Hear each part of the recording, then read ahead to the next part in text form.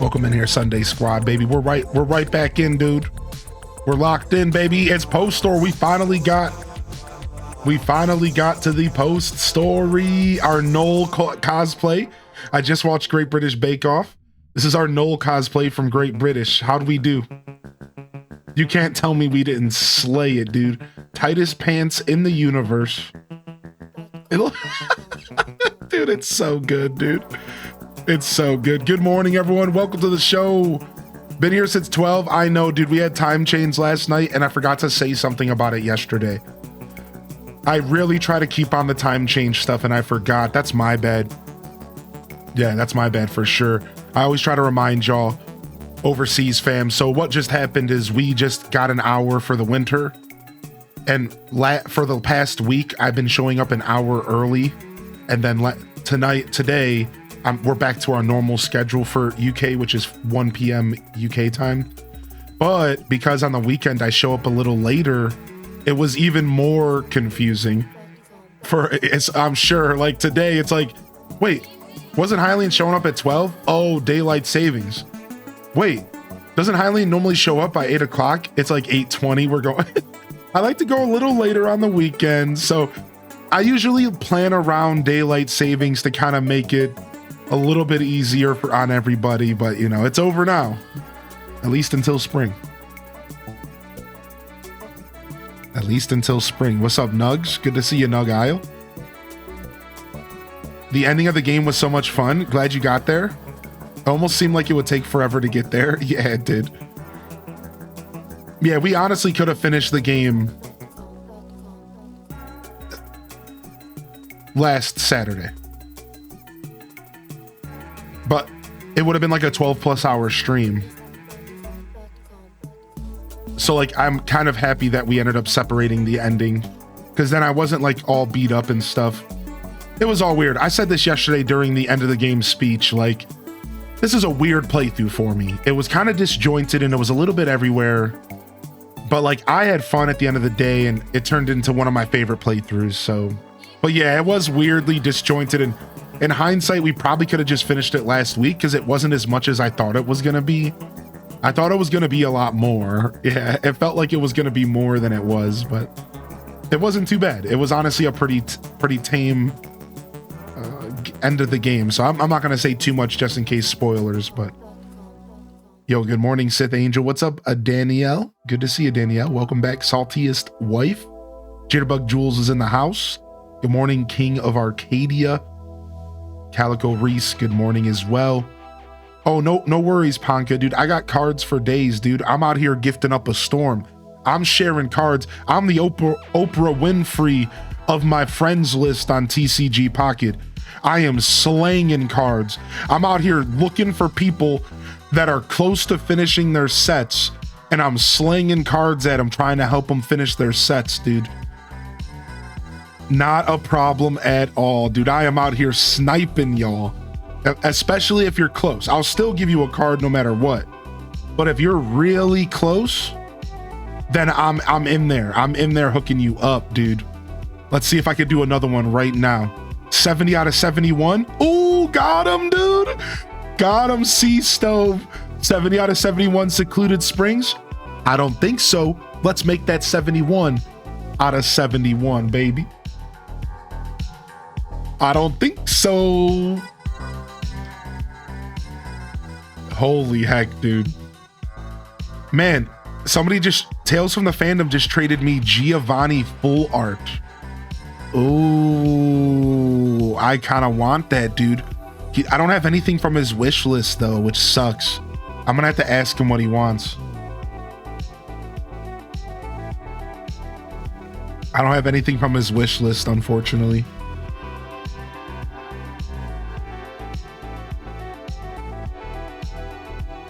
We're out here living our best Pokemon life, dude. We're out here living our best Pokemon life, dude. Yo, good morning, everyone. Welcome to the show today, baby. What's up, Andromeda? Zella Zephyra, good to see you as well.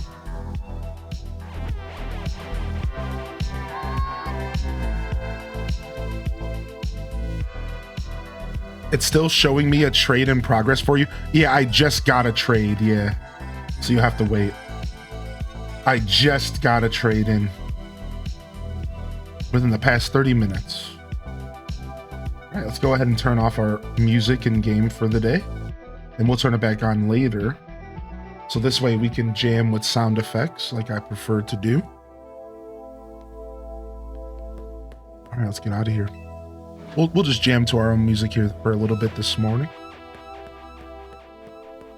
All right, so I don't have the money to do this at the moment, but we're gonna come back and we're gonna turn our Feraligatr into the beast that he deserves to be.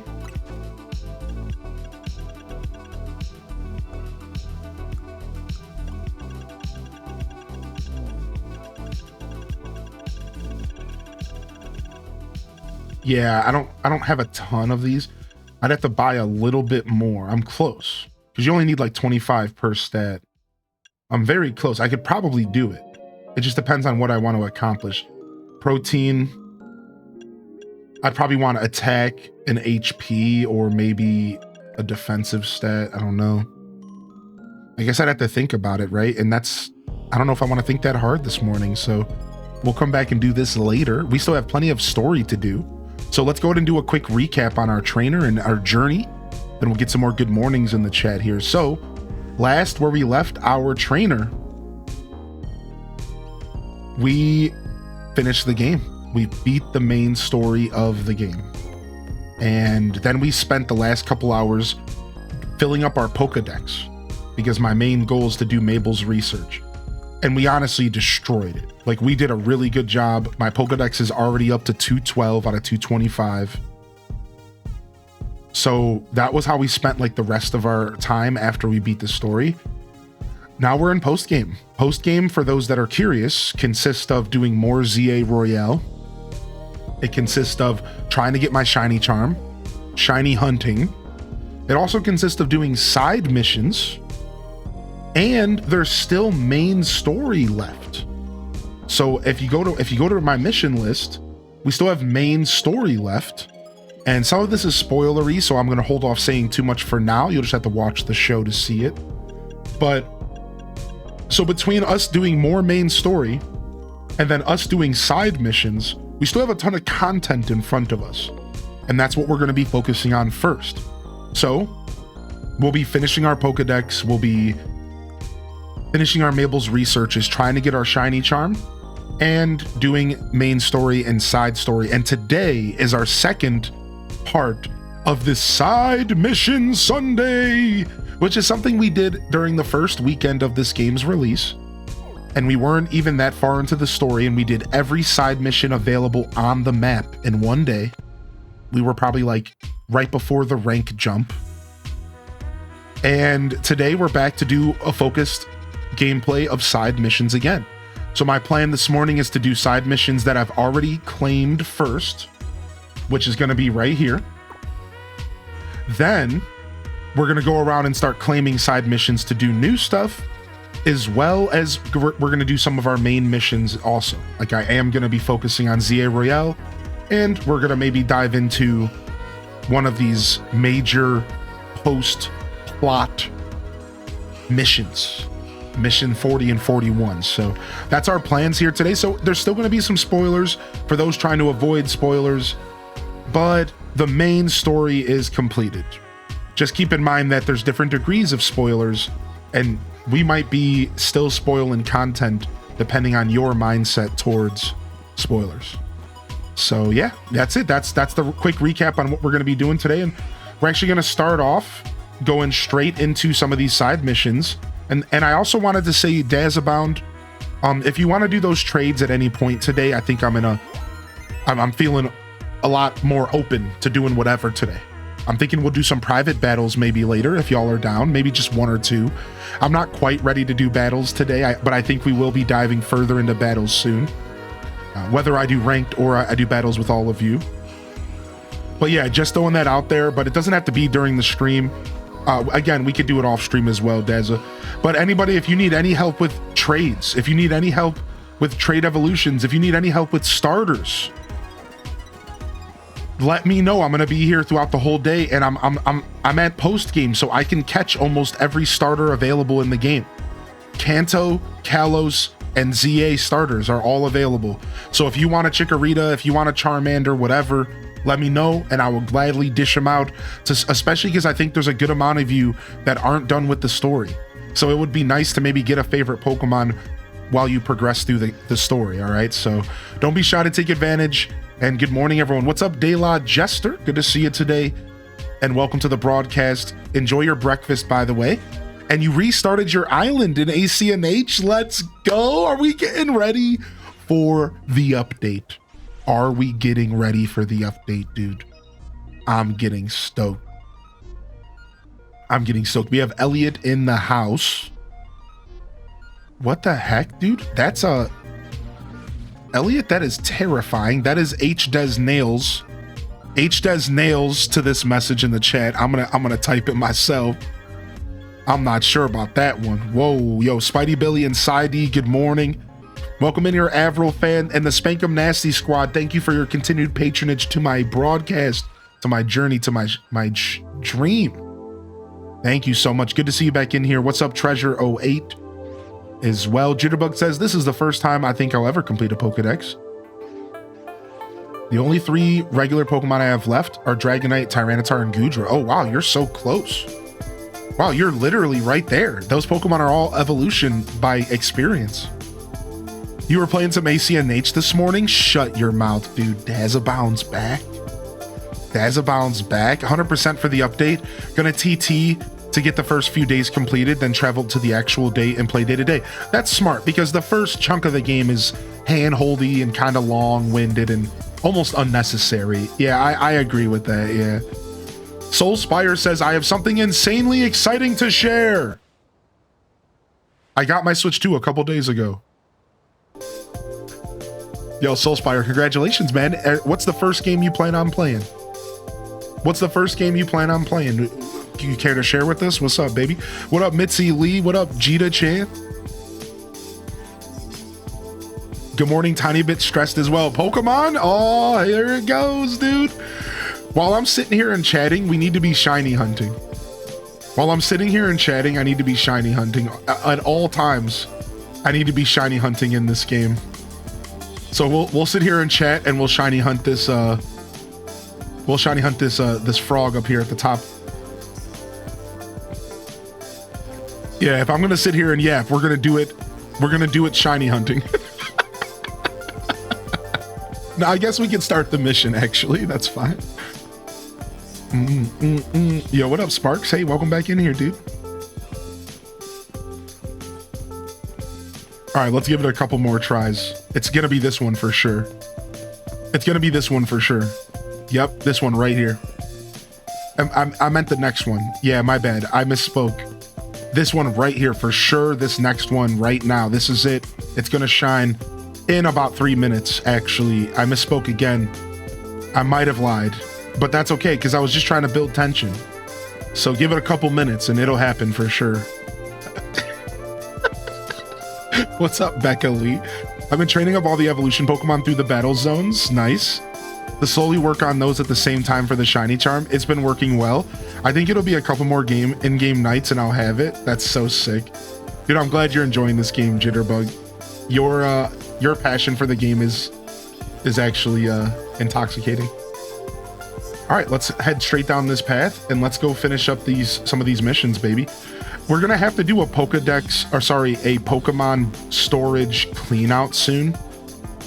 We're very clogged up in our storage right now. We're gonna have to do like some sort of clean out here soon. We might just be able to get our 32 boxes. Why don't we do that real quick?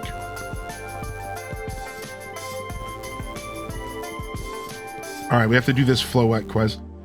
Yeah, why don't we do that really quick? We can upgrade to 32. If we just put a single Pokemon in every box, I think we can just... And we're already close to that. I think we can just get our 32 boxes literally right now.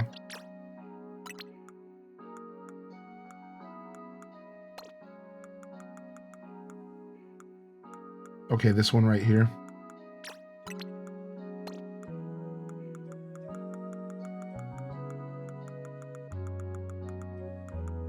Okay, and this one right here.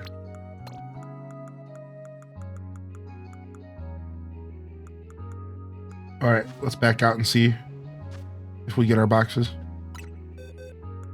Got them. All right, very nice. So then what we can do is we can actually search boxes. Sorry, open all boxes. And then we can take this box here that's supposed to be the end of the line. Hold on, I'm not used to this. So open this, boom. So this box right here, we're gonna swap with the new end of the line. And we're gonna do the same thing here. Same thing here, battle box, same thing here, same thing here, same thing here. And then let's go ahead and grab these. And select multiple, dump these back here. H-Day love, H-Day love, H-Day. All right, sick. Love. So now we don't actually have to clean our boxes. We can just ride it out until I get unlazy. Because right now I'm lazy. I'm in power saving mode. And I'm not trying to organize boxes right now. I'm good, man. Yo, Tofu Nug, good morning. And thank you, Minnie. 28 months, dude. First sub of the day coming in. Let's go, baby. Some love in the chat. If you got a free hand, don't be shy to support the supporters. All right, we have our team of Pokemon that we're leveling up. And you know what? Noodles is so close to the Dragonite. Let's go ahead and finish it. Noodles has earned it. Noodles has earned it. We have our Dragonite. I repeat, we have our Dragonite. We've been working hard on this one, so now Noodle's name doesn't really work as well, though, because it's no longer a noodle. It's a big boy. I understand that, Jitterbug. I wasn't too big on finishing Pokedexes much in the past either, until I started streaming personally. Now I understand the rush from getting the completion, so ADHD might be more friendly to it in the future. That's funny. Yeah, for me, the first Pokedex I tried to complete was Yellow way back in the day. But the truth is that it didn't like work out too well for me because of like an issue. I've told the story before. I'll save it for another day. But let's just say it was tragic. A tragic occurrence. This has to be an alpha. It is an alpha. This thing is huge. I literally can't see it on the screen. I love its tail though. Its tail is so cool while it's flying. Look how pretty this thing is. I literally can't see it though. It's alpha. It's way too big. So I tried doing Yellow. I got stopped due to a tragic event. One day I'll tell you the story. And then from there, I never tried again until Heart Gold, Soul Silver, which I did complete the Dex in Heart Gold, Soul Silver. But only those games, only Heart Gold. I didn't even do Diamond and Pearl, Platinum, just only Heart Gold was the only one I ever completed, the first Dex ever in my life. From there, I didn't complete another Dex until Sun and Moon, which was Gen 7. That was way later in my life, so.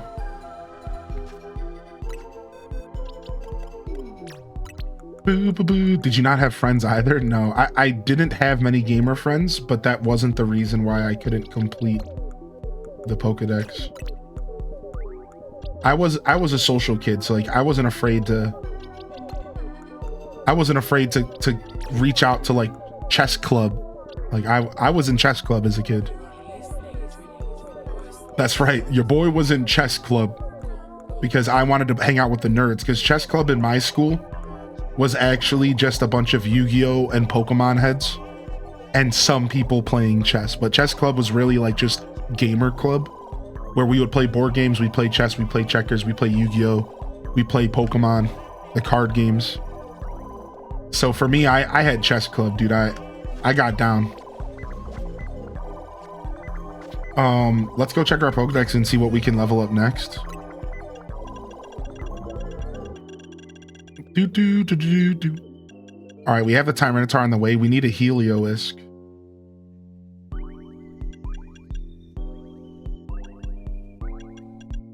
And that's literally it for now. And then whatever these two are, which I think I know what they are. So yeah, we're on the quest for those right now.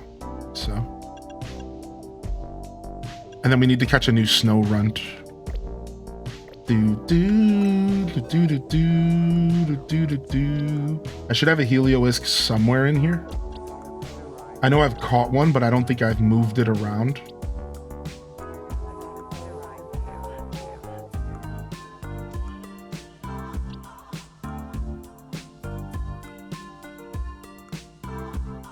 Okay, maybe I did move it and it's up here somewhere.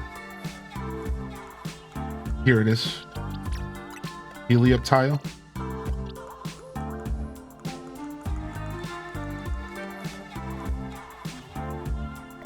All right, sick. All right, let's figure out this quest real quick. What are we doing? Used to sit in the school library and play card games. Librarians loved us because we were actually quiet. Yeah, I mean, I also went to like tournaments and stuff as a kid. Anybody else? Like, anybody have like a local card shop that they went to? I was going to a local card shop playing Pokemon and Yu-Gi-Oh tournaments and eventually Magic the Gathering in high school. Probably since I was like 8 years old. Like, since I was very young, I was going into these card shops and doing card tournaments and stuff since I was really young. So yeah, I mean, I was very much a social gamer. I found my people. I did everything I could to find my people as a kid because I didn't want to. I was the only gamer in my house, really. My brother gamed, but he was a punk. We used to go to the back room of the Wizards of the Coast store and play cards. Dude, that's so sick. They even give out gym badges. I remember them giving out gym badges. I think they did that in other places as well. No, I'd never heard of that Pokemon fan. Thank you, Dazabound. X and Y was the first game you defeated the Elite Four in. Oh, that's so special, Jitterbug. And then having this game be the one you're playing is so cool. That's so cool. All right, so that means we can go back to having 3 of our main partners in our team for now. And we'll go back to leveling up our shiny Beedrill for competitive play. Nice. All we need to do is our trades. And we're like good. We need to go catch a freaking snow runt. All right, I'm assuming this quest right here needs us to have all different color floettes in our inventory. Let's see what she wants here. You want? Oh, she wants me to fight all 5 of her floette at once. I remember this quest, and I got the quest off stream, and I was like, I gotta save this one for on stream because it's gonna be funny being attacked by 5 flowers. Now the problem is that they're gonna be so low level because this quest is real old. That's the problem with saving side missions for the end of the game. You really should be doing side missions as you play the story, because then they're actually gonna be fun. Whereas, like, unless I change my team out for some low levels, like, this is what a lot of the side quests are gonna look like. So, like, yeah, like, you might want to do these side missions while you play the story. Words can't do it justice. It's as if the 5 flower colors blended together to create a brand new colors. I must make these colors a reality. Like maybe a set of pastel colors. I can make them by mixing different colors with white. Now the people of Lumios can enjoy all sorts of hair colors thanks to you. Yeah, what about us, those of us that don't have hair? But I had to stop playing the game for a few days and fell behind in story, so I focused on that. Now I have like 70 side quests. Oh my god. That's how I feel. I have a bunch. I'm not afraid of having different party members for different level quests and stuff though. You know what game did that really well? You know what game did that really, really well? Was actually Scarlet and Violet. Scarlet and Violet did an amazing job giving me the opportunity to run 3 different teams. Y'all remember that? Like, Scarlet and Violet was so cool like that. Like, when I played that game, I had 3 different teams that I rotated the whole time. And it was so iconic. I remember being so pleased by how I played that game. And I ran 3 different teams, and I switched to that team every time I engaged with that storyline. And then, to make it even cooler, at the end of the game, when we finished all 3 storylines, we took all 18 Pokemon and we chose the best 6 to build the best team. And I honestly, I want to play more Pokemon games that way. I really hope I have the opportunity to do it again. So at the end, we had 18 Pokemon, and I was like, all right, I'm gonna choose the best 6 to build the perfect team for the Elite Four and stuff. It was so cool. It was such a neat way to play a Pokemon game. Oh my gosh. Yo, what's up, Udbert? I sure have, dude. I sure have. It's all a dream, my dude. Should I get Sword, Arceus, or ZA for my Switch 1?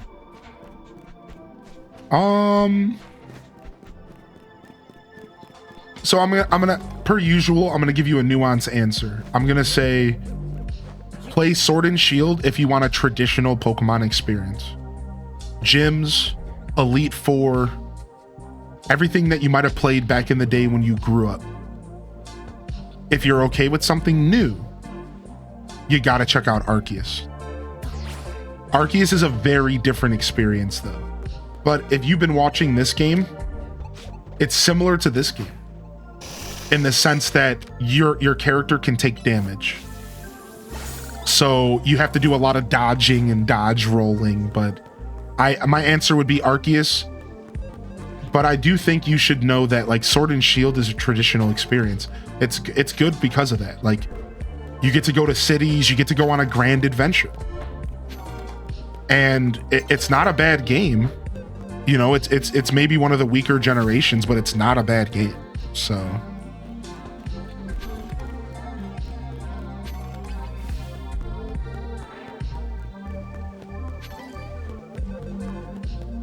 dude, Elliot, that's scary stuff, dude. Oh my gosh.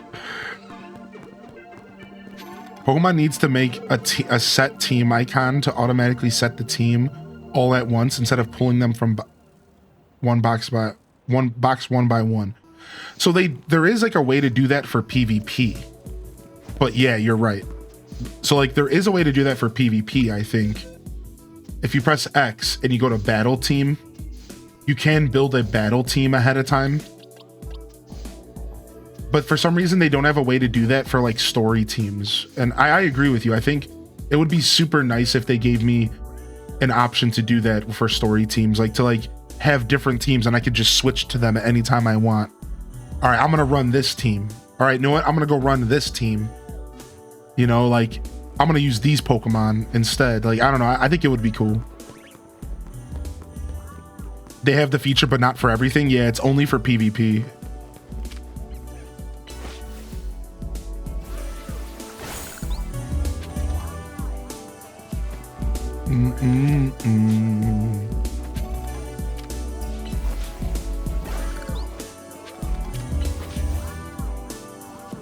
All right, let's see what this dude wants. I don't remember what this guy wants. Have you brought an extra large Go-Goat for me? Oh no, I have to go out and catch this guy an XL Go-Goat, dude. All right, where the frick can I catch Go-Goats at? All right, let's go, dude. Oh,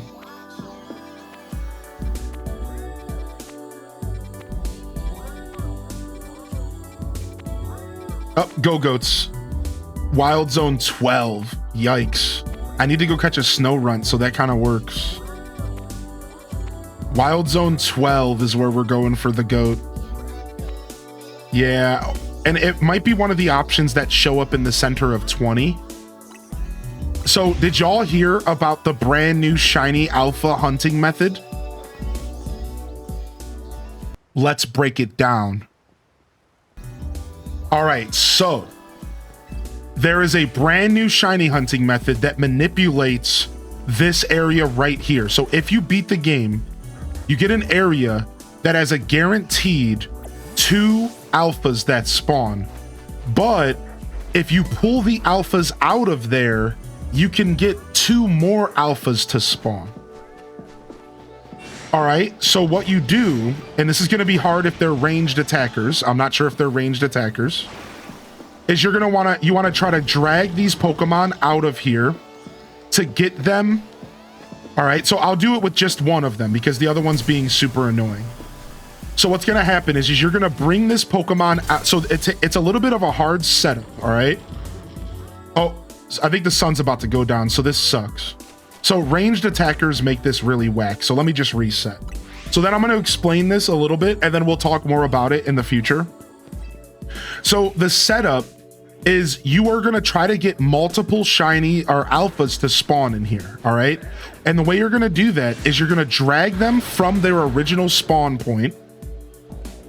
All right. You're going to drag them from their original spawn point to the point to where they despawn in the background. Right. So we're going to go as far as we have to get this lantern to despawn, I believe.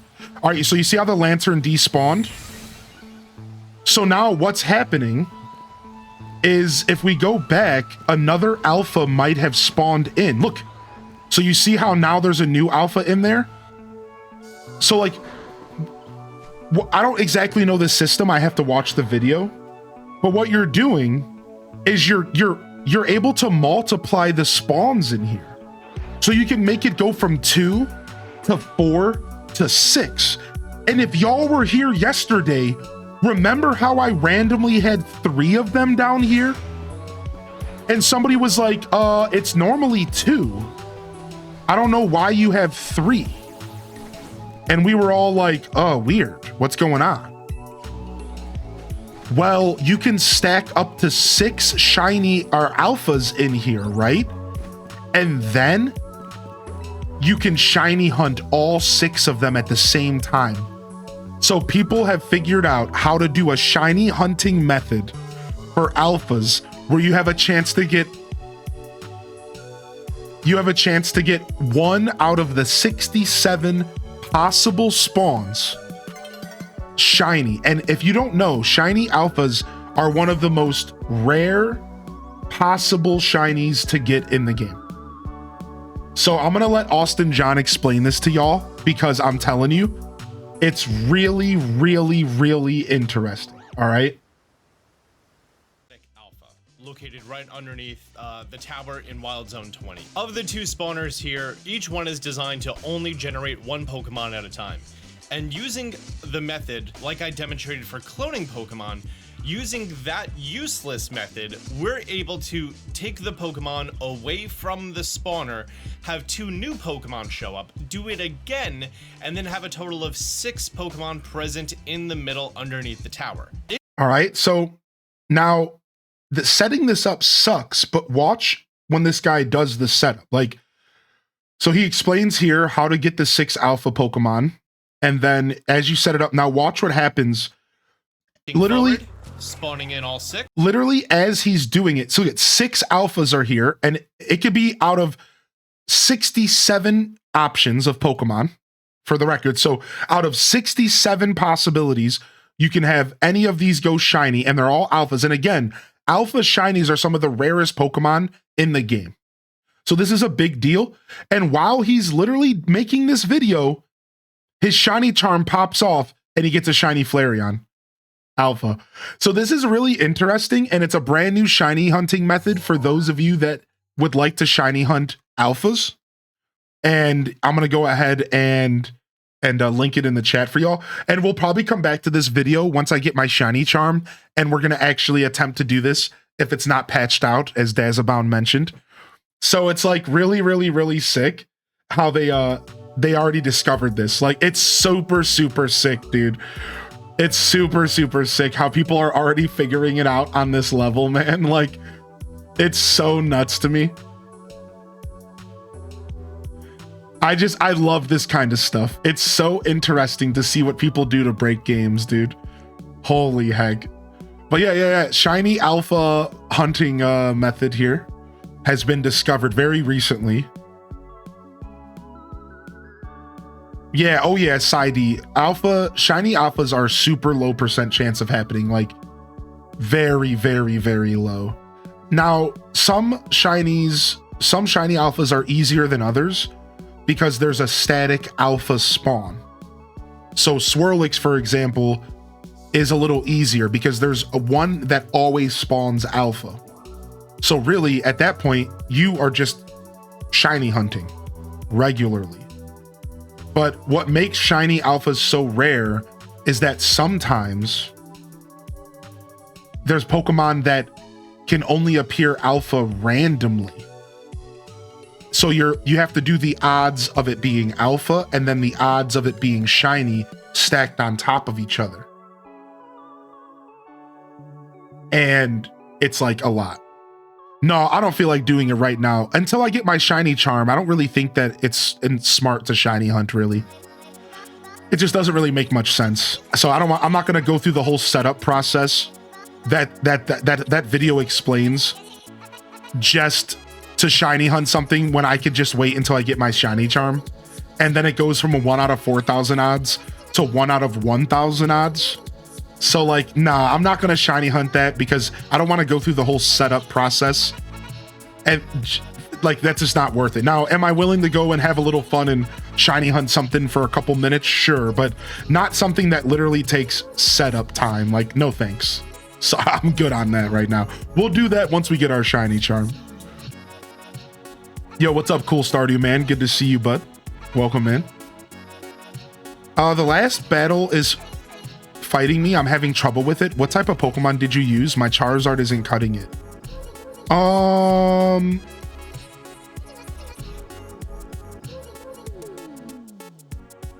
I just used my Feraligatr. I was like level 60, if that helps give you a better idea of what level I was. And it was still a little bit tough, but I actually didn't struggle too much with the final boss, so. But I think there's a potential to struggle because the Pokemon, let's just call them Pokemon. The Pokemon hit really hard. But like, let's not spoil, but let's just call it Pokemon. The Pokemon hit really hard. So positioning is really important in that fight.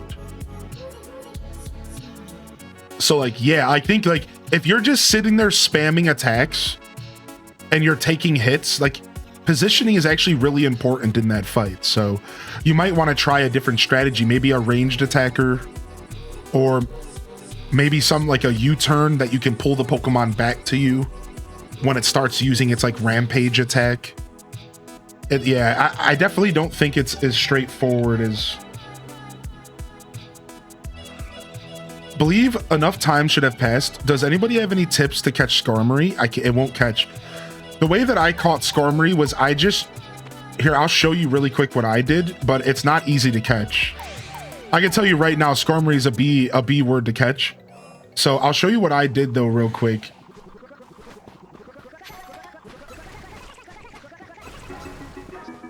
But it sucks. It's really not a fun thing to try to catch for sure. It took me, I guess what I'm trying to say is it took me a couple tries, all right?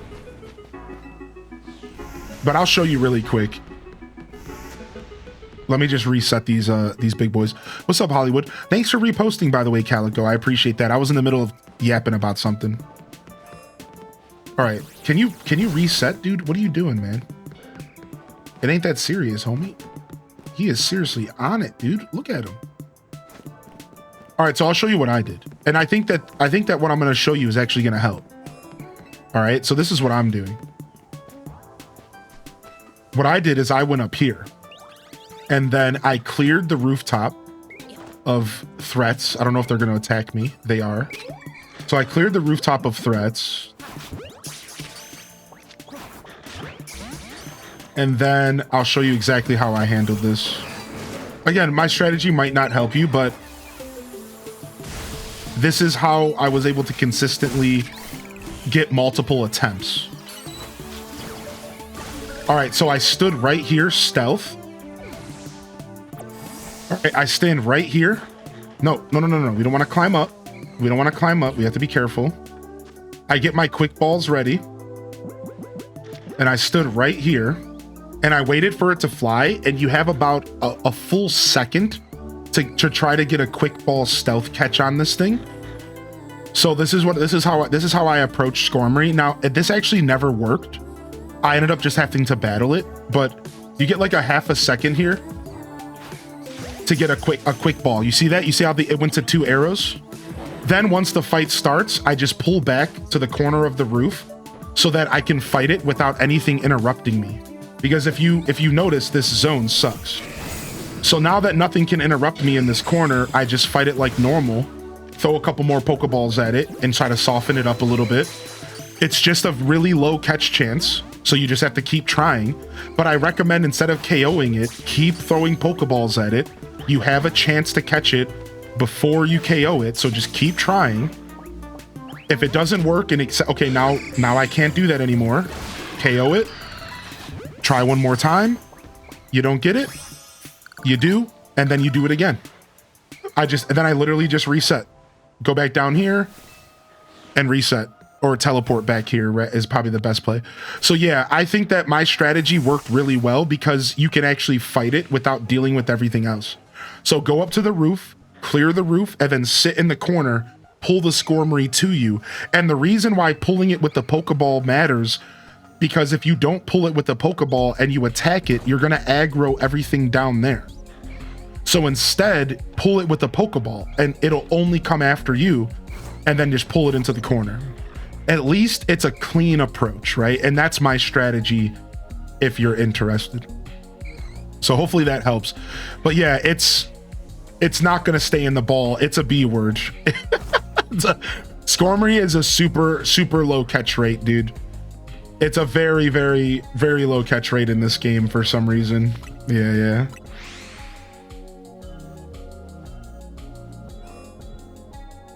Skarmory was the reason I started save scumming. That's actually so funny. All right, I don't know where the Go-Goat spawns, but it might not spawn at nighttime, so let's go ahead and go through here and see what's going on.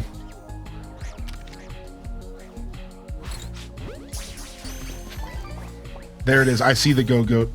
All right, we need a snow run. There's 2 Go-Goats. All right, we needed a snow runt for Glalie. All right, now we need a Go-Goat that is extra large. And it's kind of hard to tell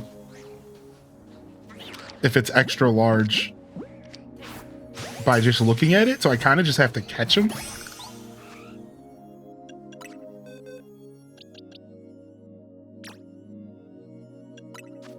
Medium.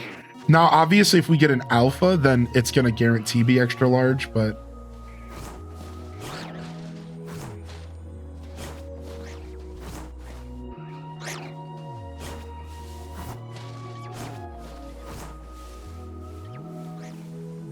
dude, look at that big boy walking around.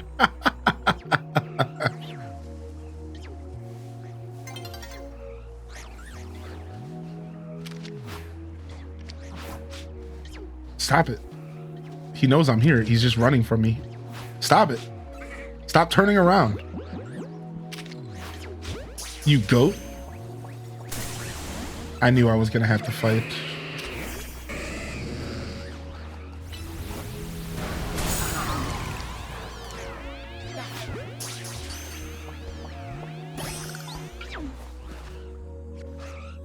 All right. Let's get out of here. We'll just reset it. Oh, we can't. We're in a battle. Okay.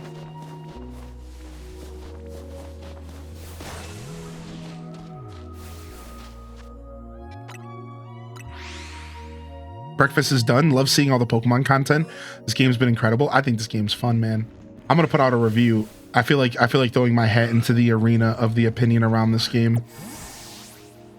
You know, I saw a super insightful video last night that really helped me formulate my opinion more. And the video was actually based off of Tears of the Kingdom. And apparently Tears of the Kingdom actually had like pretty bad reviews by a lot of the like YouTube community. It wasn't that it was bad reviews. It was that everyone had like a bittersweet experience with it apparently. Whereas like apparently the game wasn't like, it was really fun, but a lot of people had a ton of complaints about it. And the video was just about the idea that like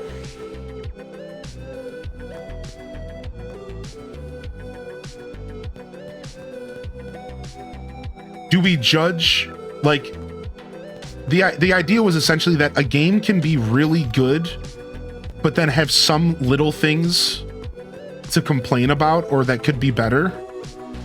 Does that make it a mid game? And it's like, it was like, it's hard to word, but like, it was really interesting. It was like, you know, there's bad games that have some good qualities.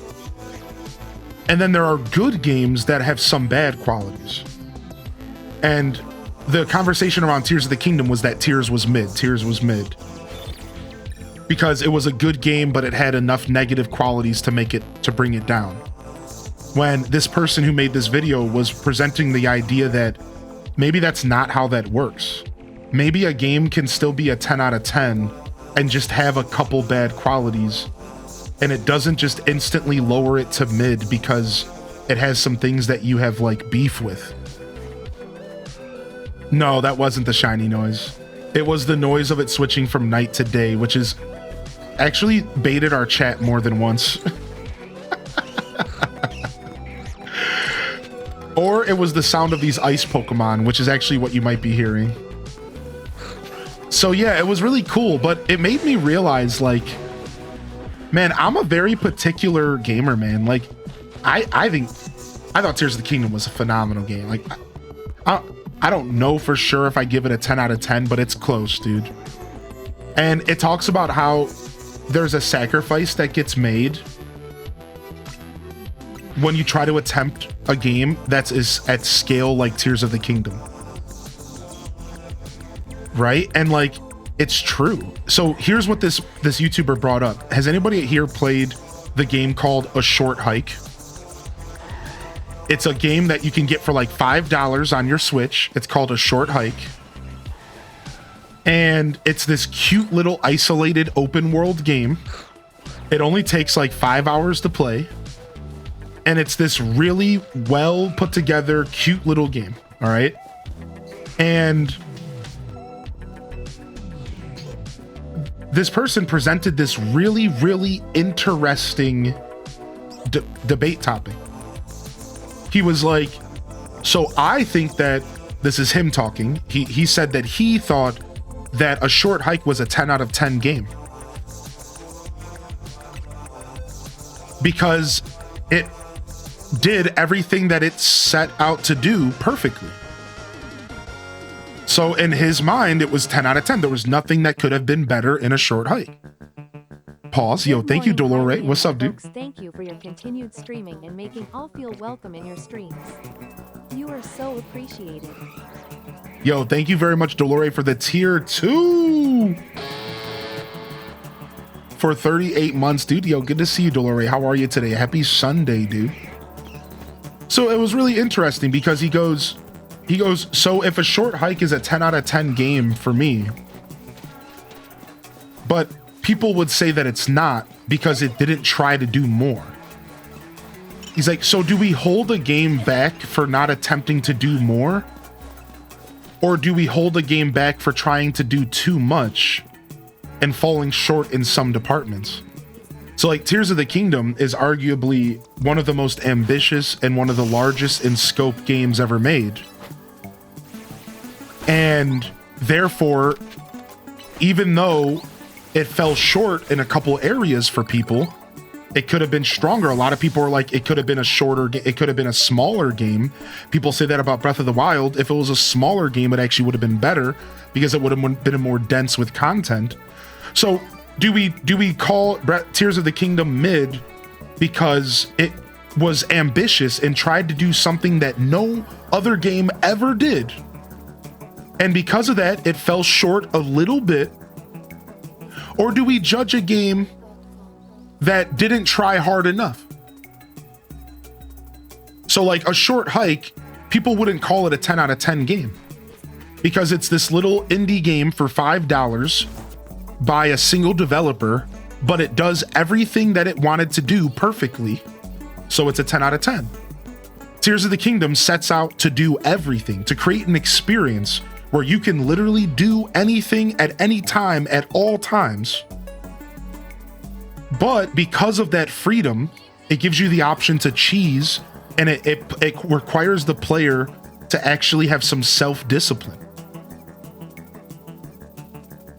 So it's like, so Tears of the Kingdom isn't a 10 out of 10 because it tried to be too ambitious and too big, but A Short Hike isn't a 10 out of 10 because it's too small and they didn't try to do enough. And it makes you realize that game reviews are absolutely bogus. It's all bullshit. It's all personal preference at the end of the day. And you can't really judge a game based off of like your own personal interaction with it. Because I might look at a game like Short Hike and be like, that's not a 10 out of 10. That game's a $5 indie dinky game. Why would that be a 10 out of 10?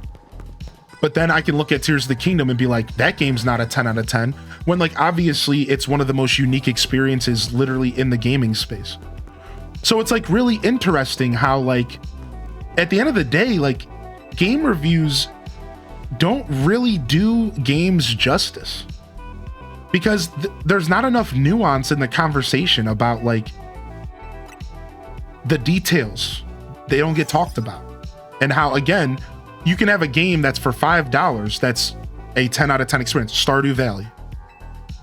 It is a perfect isolated experience. It does everything that it needs to do perfectly. Stardew is a 10 out of 10 game. I also think Tears of the Kingdom is a 10 out of 10 game. Or if not close. So it's like really interesting. This guy it really opened up my mind to a perspective that like what really makes a game perfect is different for every game.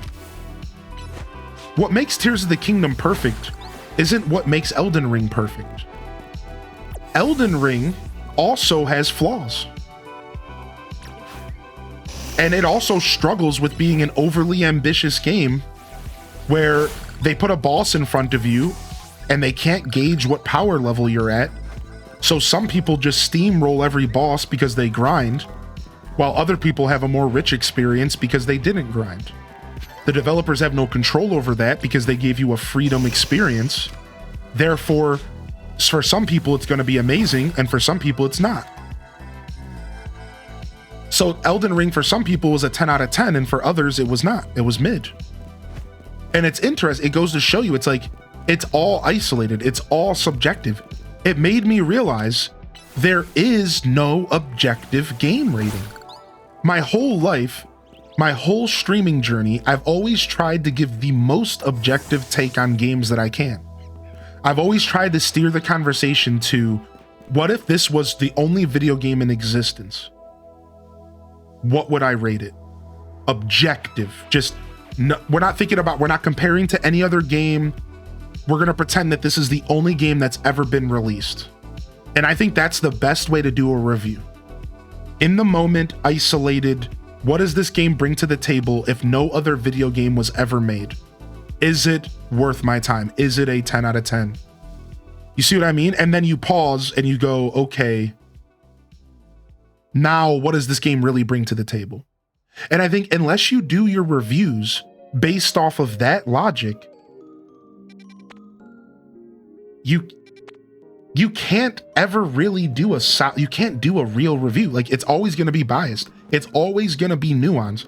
It's always going to sell the game short based off of your own interest in gaming.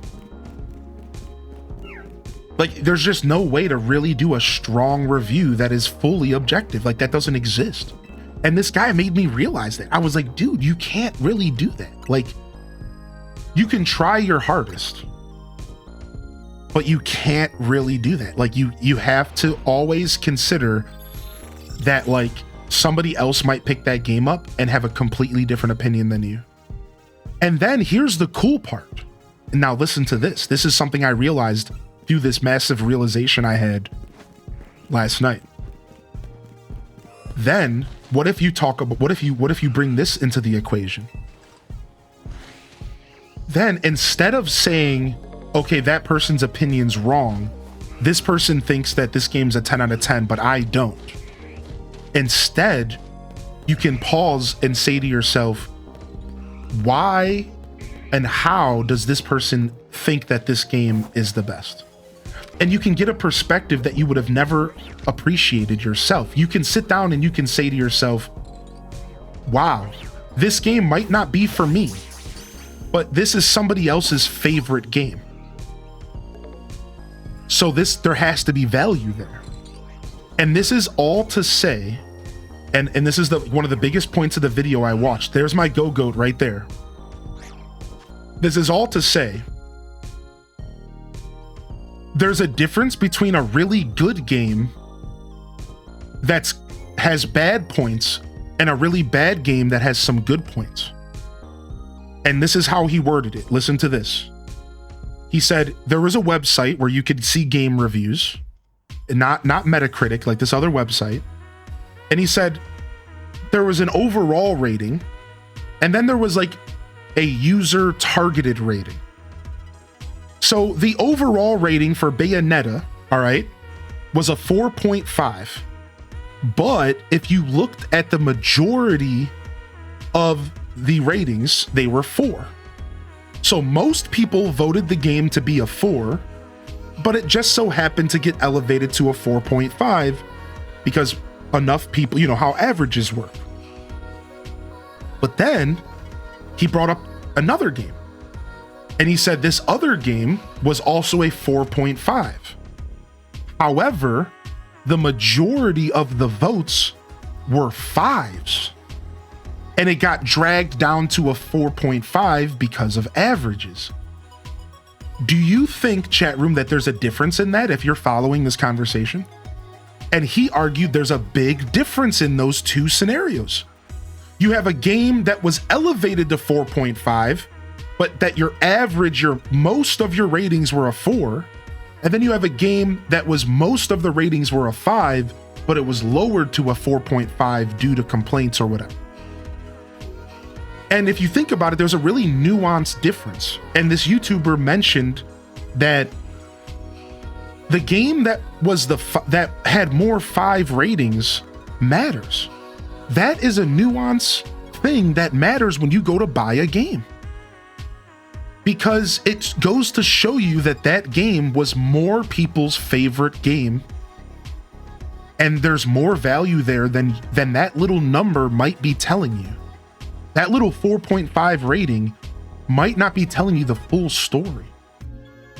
And it goes to show you, like, averages will do that. Averages will drag a game down. If you go look at Legends EA's average rating, it's not telling you the full story because there was enough people that went out of their way to give it a 0 rating just to stick it to the man.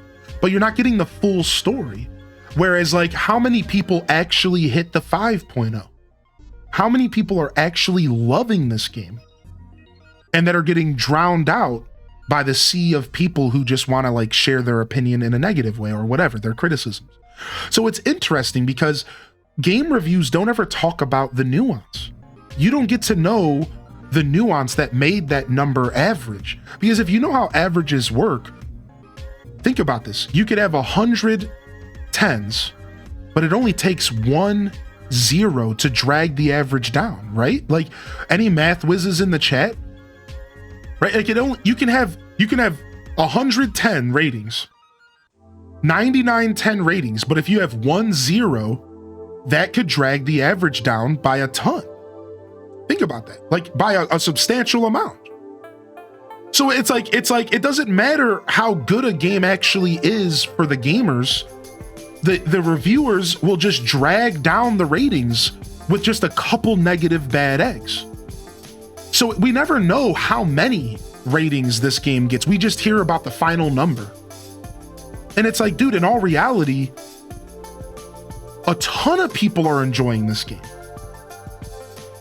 But it just doesn't look like it. And it's just really interesting. My whole perspective on game reviews seriously changed overnight. Because it made me realize, like, I should stop striving to create a review that is 100% unbiased. Because even though I do think there's value there, I do think there's value in trying to paint a picture of a game. If this was the only game that ever existed, how is it? I think there's value there. But that's not really important. I think what's more important in a game review, if you just right out the gate share your personal thoughts and you just make it completely biased, right? And you don't even attach numbers to it. I think you don't even attach numbers and you literally just say, this is how I feel about the game. These are the kinds of games I normally like. These are the kinds of games I don't like. and this is what this game does that's good, and this is what this game does that bad.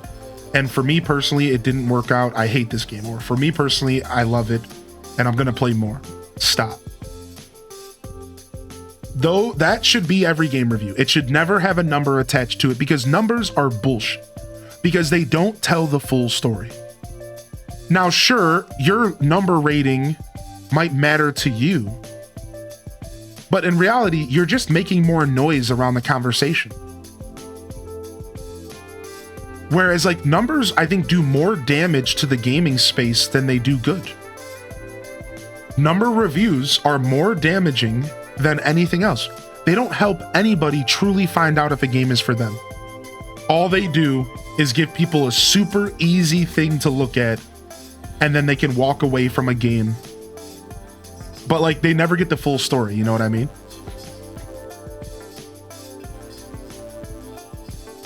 So it's like, while I respect if people want to use numbers in reviews, I think reviews should be all based off of your opinion, and you should take numbers out of it, because numbers make it feel like you are saying that this is the objective review. Like, that's what numbers say. Numbers make it sound like you were making a definitive stance. This game is a 7 out of 10. You are attaching a definitive, almost objective number, and nobody's getting any nuance. And that's not how gaming works. You can't do that. So instead, people should just be focused on sharing their thoughts about games done. Because numbers just ruin everything, dude. All right, let me catch up on chat because I missed some messages and I think some people had a question for me. What's up, Vigilante? How you doing, dude? Welcome back. Slay Manara, good to see you as well. So Slay Manara asked, what do you rate this game? I'm not sure yet. I'm still formulating my thoughts. My original rating for this game was actually lower than it is now. I can tell you that much. I can tell you that much. When I first played this game, I was giving it a lower rating than I do now. Now that I've played it and beat it, my biased, like my personal rating is higher than it was, for sure. I like this game a lot, actually. Yo, what's up? What's up, Cozy? What's up, Lindsay? Good to see you as well. Yeah. So I'm still formulating my thoughts, but I give this game a pretty high praise. I give this game a pretty high praise, right? So I'm gonna have to try to wrap my head around how I can do a review system without numbers. But you can't just replace the numbers with words, because that's the same thing. Like, how can you solidly express your opinion on a game without using a rating system? There's got to be like a super clean way to do it. I just got to wrap my head around it. Like, you can't just be like good, bad, ugly, like that's actually, that would probably be the best way to do it. And like, I think that's what this review for this game's gonna be. Is I think I'm gonna do a classic old school review process. I'm gonna say the good, the bad, the ugly. And I'm gonna tell you everything I thought was great. I'm gonna tell you the things I thought were maybe bad. And then I'm gonna tell you the things that were like, okay, this was a little bit out of hand. Like, for example, like the easy answer is like, the ugly would be like the windows. You know, the easy answer, the easy. Maybe something like that. Maybe like a good, bad, ugly rating where you just give it a review. You don't attach any numbers to it. I don't know. I do like attaching numbers to games for my own personal thing though. Like, I do kind of in my mind have like games that I consider the best games of all time. I do have a personal scale. One day we're gonna have to sit down and just like rate every game ever made that I've ever played. Thousands of games. How could I even remember what games I've played? Also, Geeky Ray, thanks for jumping into the conversation. They said part of growing up is realizing that people are allowed to like and dislike different things. Yeah, I appreciate that. Yeah, thanks for jumping in. I think that's why I like Twitch so much. It gives me the ability to actually see the game being played so I can make my own decision on it if I think I like it or not. Imagine making your own opinion on something. Imagine that.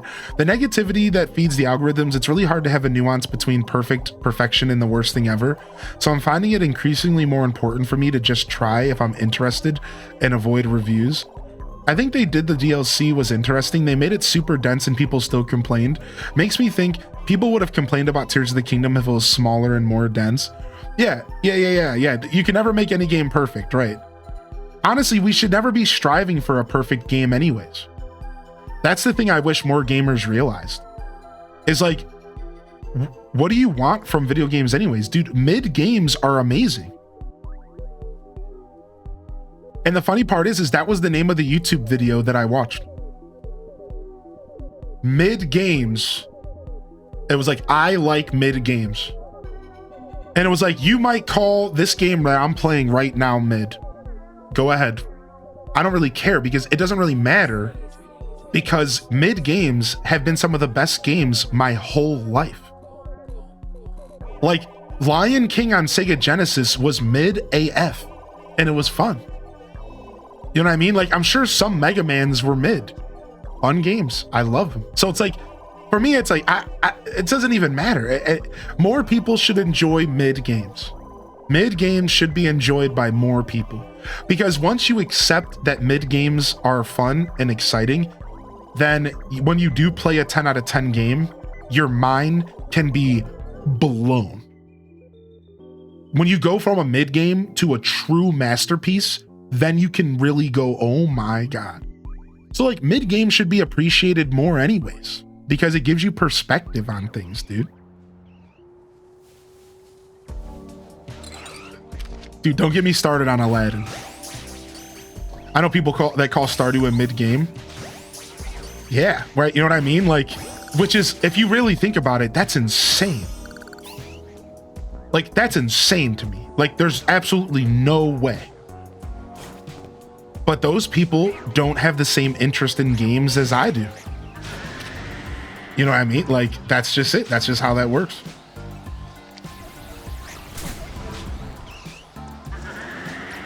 All right, I really want to catch this thing.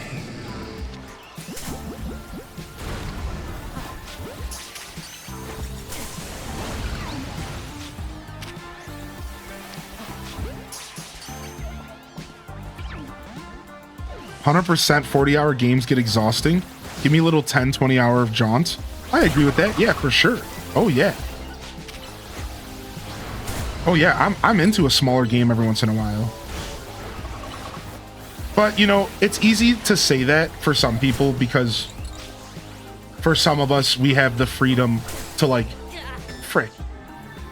So for some of us, we have the freedom to like, to buy games. You know what I mean? Like, not everyone has the freedom to like buy games. So like, that's like, honestly, that's like a big part of it as well though.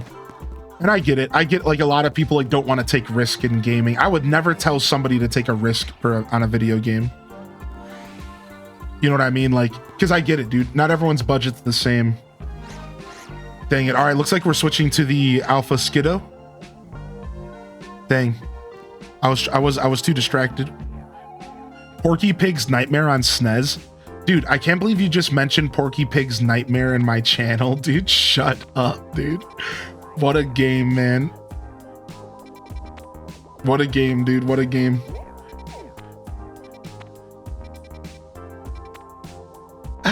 What a game, dude. What a game, dude. This place is just a little less... What the frick? What's a Steelix doing in here? Oh, because I'm on a quest. Oh, yeah, I'm on a quest. Yeah, I forgot.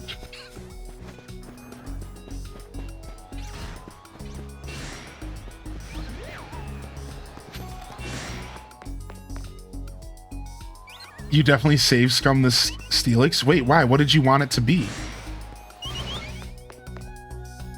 Just like a better nature or something? Oh, you had to save scum it to catch it. It was a B word to catch. It's great that demos are back. Dude, demos are super back. Yeah, dude, I agree.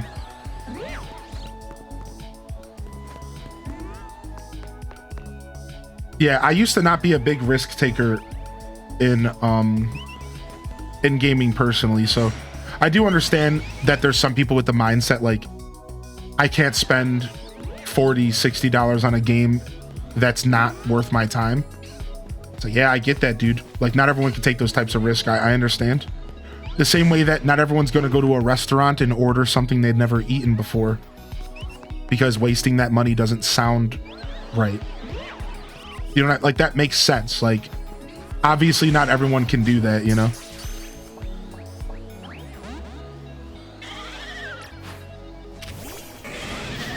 But I'm right there with you, though. I like smaller games. I like taking risk on smaller games if I can.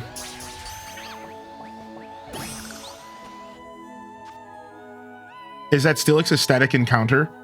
It is a static encounter for the specific quest that I'm on right now, but I don't know if it's shiny locked or anything. I would assume it is. I'm gonna say I assume it is shiny locked, just because like it's a part of a quest. Also, thank you for the compliment on my bead drill, Elysiana. Was that you, Elysiana? Sorry, Elysiana. Good morning to you. You joined. It's funny because we were talking about how you like watching Twitch because it lets you watch gameplay so that you can decide if you want to play a game for yourself. Meanwhile, I sat there with the menu up for 5 minutes, not doing any gameplay. I just found that to be ironic. I was like, meanwhile, I just spent 5 full minutes not playing the game, but you know what? Welcome to Twitch.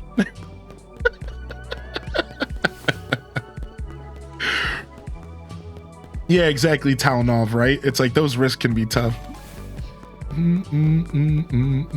Yo, good to see you, Mike, sometimes, by the way. Yeah, thanks for everyone who jumped into the conversation. I just like talking about games, as you all know. If you're new out there, welcome to the show. I just like talking about games as much as I like playing them. Yo, Flower Child came in with 17, dude. How you doing? What's up, man? All right, I need to sneak up with dragon type moves real quick.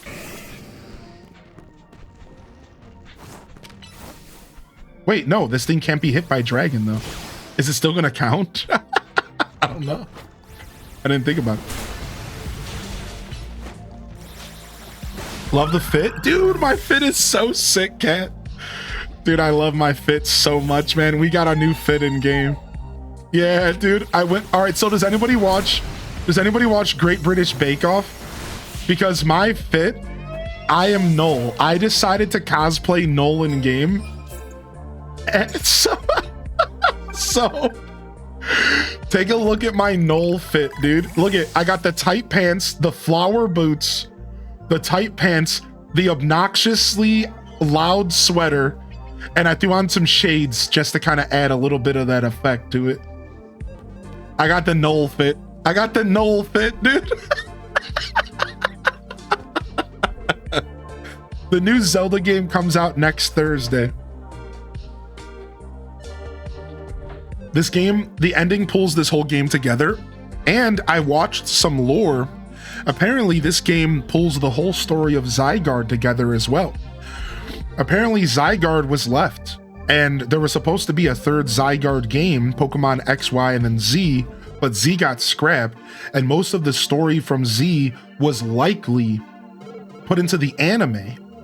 So then the anime for X and Y had a little bit more of Zygarde's story, but it was messy and disjointed. And then now this game finally wraps up the story of Zygarde and really gives them like a nice cleanup. So if you're like a super deep Pokemon lore fan, apparently this game actually does so much justice for the story of X and Y and Zygarde, and like they finally wrap up the story behind the characters, which is really cool. Like, I'm not deep enough into the lore to like really know that, like, I'm not sure, but it's not, but I you know, I did just beat this game and it did feel like it wrapped things up pretty nicely. Dude, I love old Greg. You need to take a photo at the cafe with this outfit. Yeah, for sure.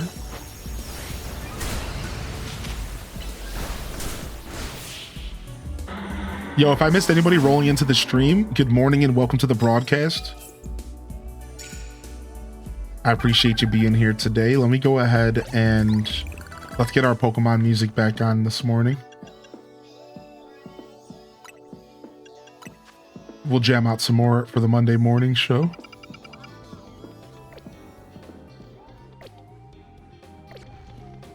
All right, nice. Yeah, let me quickly catch up on chat. Yeah, a new Hyrule Warriors game. Yeah. So not a traditional Zelda, unfortunately. Bam, bam, bam, bam. Yeah, Kai Bells. I 100% agree. Yeah. Every once in a while, taking a risk on an indie game is important. But like Geeky Ray said, dude, listen, the demo era is back. So demos are really making a return. As someone who played more farming games than I can care to recall, have a lot of them been the same game but a little to the left? Yes. Have I enjoyed them anyways? Yes. Groundbreaking isn't the only form of fun. Wow. Yeah, a game doesn't have to be groundbreaking to be fun. Exactly, to be phenomenal.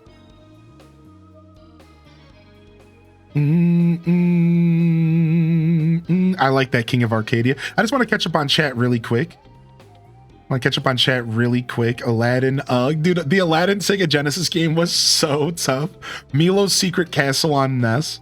Dude, I love hearing about your favorite mid games from the olden era, chat. Mickey Mania, dude, that's so cool, dude. What a fun conversation.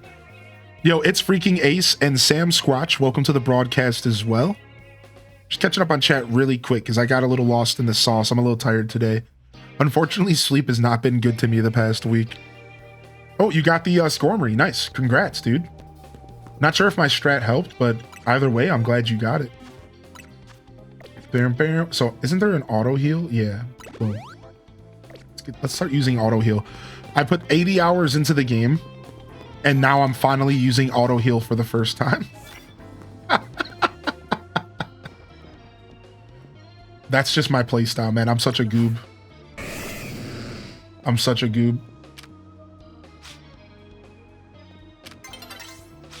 All right, hold on. I'm trying to... No, don't come over here. Plus. Got him. Nice. Got the plus attack and got the drag. This guy did not see me. What a goon, man. Dun, dun. Dude, Sunset Riders is my jam, dude. Dude, shut up, Gameaholic. Bury me with my money. Dude, Sunset Riders. I still have to make that a sound bit for my stream. Bury me with my money. Dude, yes, dude. Dude, I've beat Sunset Riders. I've actually beat Sunset Riders. I've actually beat that game. What? He went mega? What?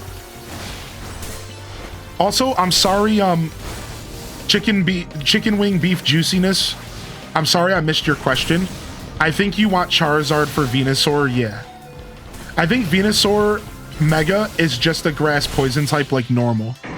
So flying attacks, ice attacks, fire attacks. Charizard seems like a good lineup. Bury me with my money. Dude, you did nice, dude. You made me so happy. Take a sub on the house. What's up, ASAP? Anyone want to help me trade my Scythers so I can evolve it? Yeah, dude, sure. If you want to put a code in the chat. If you want to...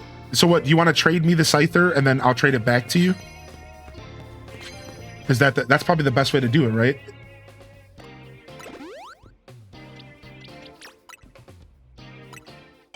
I'll trade it. You trade me the Scyther, I'll trade it back to you. I don't mind.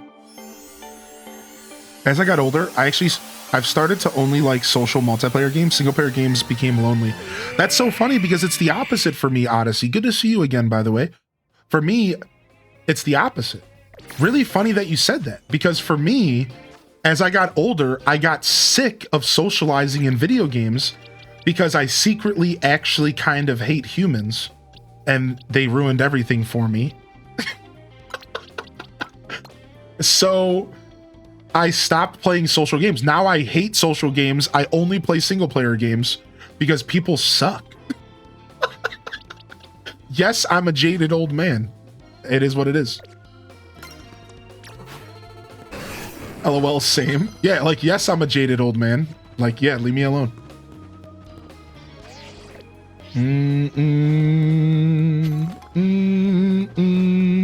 Are you sure you're not an Aquarius? I'm close. You see, I'm on the cusp. So I'm a Capricorn, boneheaded sea goat, who's born on January 18th. So I'm actually on the cusp. And guess what? Calico, both of my parents are Aquariuses. So not only am I on the cusp, I'm a cusp baby, both of my parents are Aquariuses. So you better believe that I'm a Capricorn with Aquarius tendencies. You better believe, dude. Yeah, 2 Aquarius parents. We can be friends with anyone, but we hate everyone. I play multiplayer with a muted microphone. Yeah, no, it's not all bad. You know, I'm actually a very grounded individual. When I'm not talking smack, I'm very grounded. So like, the truth is like, multiplayer games can be really fun. Like, we do Mario Party with the community. We do Mario Kart. I like a lot of multiplayer games with all of you, but I don't play team-based games anymore.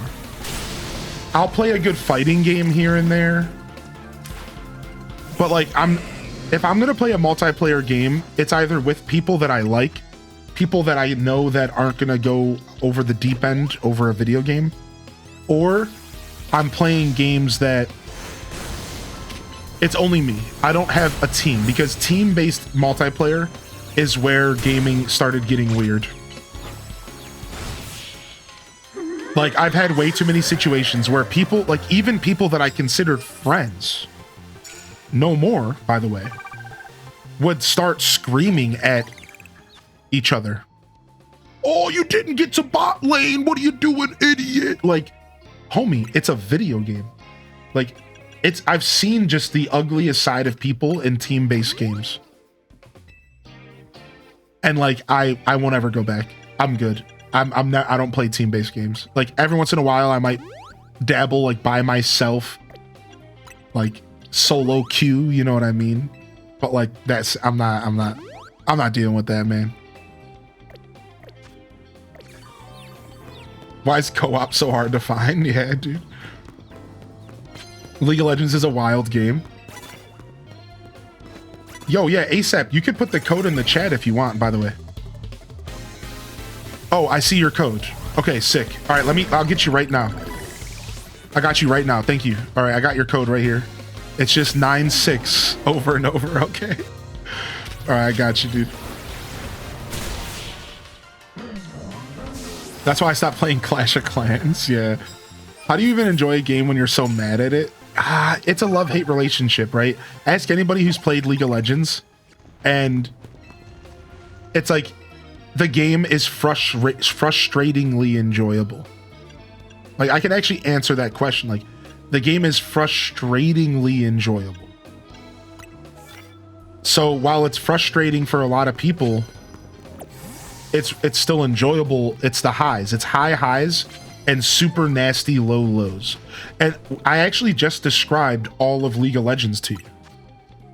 That is how team-based games work. They have high highs. So winning makes you feel really good, but then there's really low lows. And some people don't handle the low lows well. Instead, they end up lashing out. And that's where they cross the line. It's okay for a video game to frustrate you. It's not okay to lash out. You know what I mean? Like, that's where the problem is, dude. So Smash Brothers is the kind of game that I like to play multiplayer, because it's just me versus one person, no team, no one yelling at me, no one being toxic. But yeah, I played League of Legends for 8 years, so like, I'm pretty deep into that universe. I don't play anymore. I quit. Yo, what's up, Sophie Luhu? And what's up, Neeks? Dude, how you doing, Neeks? I was thinking about you the other day, man. How you been? And what's up, Bubba Chew? Good to see you today. You have 3,000 hours in War Thunder. Yeah, I think about League of Legends all the time. I just told you all of that. And the funny part is I actually think about it all the time. Oh, okay, so you didn't give it a, hold on, I'm gonna give it a metal coat real quick. All right, rejoin the trade ASAP, because you had to give it a metal coat for it to evolve, but I got you. I have an extra one laying in my box. So I got you on the hookup, homie. Don't even worry about it. They only cost a couple bucks. Boom. All right, rejoin the trade, homie, and I'll hook you up with this scyther, with this scissor. Bam, bam, bam, bam, bam, bam. Yeah, it's only a measly 5K. Yeah, you can buy them from a shop. Yeah, but it's post game. The shop doesn't sell them until post game, unfortunately. At least I'm pretty sure, because it wasn't there until post game for me. So.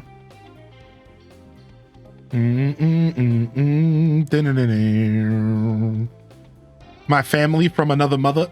I used to say that to my homie. My brother from a different mother. Glad to hear you're doing better, whatever's going on. I'm glad you're feeling better. Yeah, no problem, E-Talker. Thanks for sticking with me all these years, buddy. 5 years is insane, man. You got 2 metal coats during the game. Oh, I think you can get them from side missions as well for free. Yeah. What's up, Timmy 2-Ply? Yo, is that T2P in the house? Timmy 2-Ply in the building? Yo. ASAP, glad to help you out, man. Thanks for tuning in today. You're welcome to hang out and relax with us. We do have a Discord area as well, a Pokemon area in Discord, Pokemon Center channel, Shiny shares, Pokemon Go. We have a trade section for people to trade, TCG Pocket. So if you're a Pokemon nerd like us, you're welcome to join our little community here, dude. No pressure, of course. Like, no worries. Just happy to help out a fellow Pokemon nerd. What's up, Bioshock Dragon, by the way? All right, we need to land hits with a Mega Evolved Pokemon. How do I get that, dude? I want to get that. You see that TM over there? What? Bam, bam, bam. Oh, it's almost nighttime. Or it's almost morning. We can get one more battle.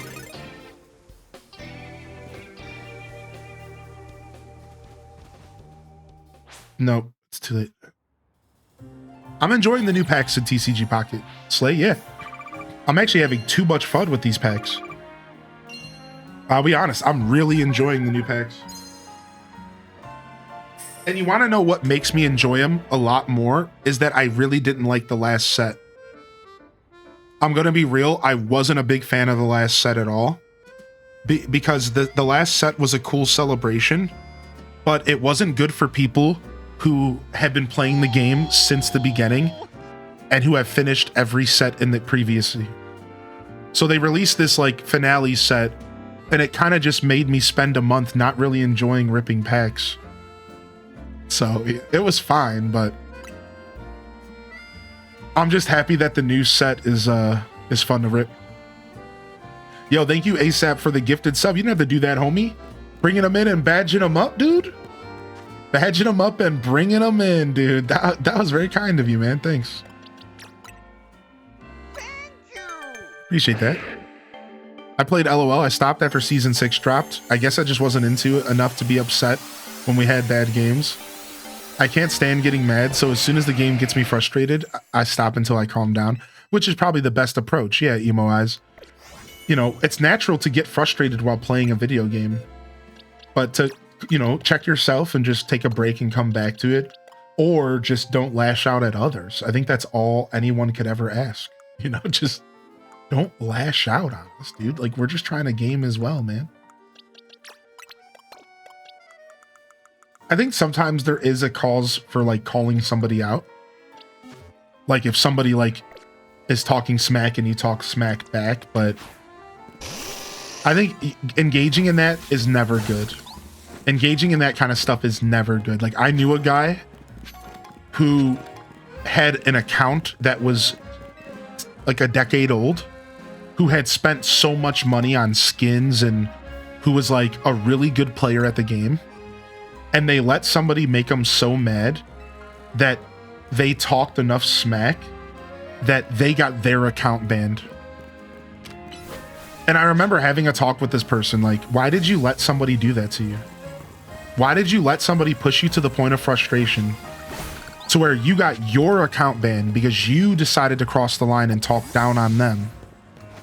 And you lost 10 years of money. You spent hundreds of dollars, hundreds of hours of gameplay and rewards and status. And like, why would you do that? Like, why would you ever do that? It's like, you're playing the wrong game. Like, stop playing the game. Like, if it's really doing that to you, stop playing. Take a break. What are you doing? Like, why would you ever let somebody put you in that position where that now you look like the bad guy? Now you're the scumbag. Like, it's just not healthy, man. Like, it's like, yeah, like ego. Like, what are you doing, dude? Like, it's just, don't do that. Don't let anybody ever do that to you. And it's hard, man. People will push your buttons on the internet, you know? People will push your buttons on the internet, man. It's hard. I get it, you know? Believe me, I stream for a living and I've gotten taken out of my element before. I've never really went in on anybody, but I've definitely had a regret trolling somebody here and there, you know? I'll never forget the guy who showed up and donated me money to talk smack to me on Twitch. And then I baited him to donate me like $50 more so he could keep talking smack. I just like baited him. I was just like, oh yeah, dude, thanks for the donation, man. And like, I just kept baiting him. And he ended up donating like a $50 total just so he could like talk down on me. And he was saying like really nasty stuff to me, like real nasty. And we just like let it happen because we were just baiting him into donating more money. And like, I still to this day, like, yeah, like, I really shouldn't have, like, you know what I mean? Like, really, that's just not how you handle that stuff. You just move on, you know? Yeah, I've done a little bit of online play Majinx. I'm going to do more on stream. And also some private battles with the community as well, yeah. Worth? Yeah, it was kind of worth, I'm not going to lie, dude. I want PvP to be 1v1, 2v2. Yeah, I think they should have more options. I agree with that statement. I think there should be more options for PvP. The 4v4 stuff is fun, don't get me wrong. But it would be cool if they gave us a couple options to mix it up here, you know what I mean?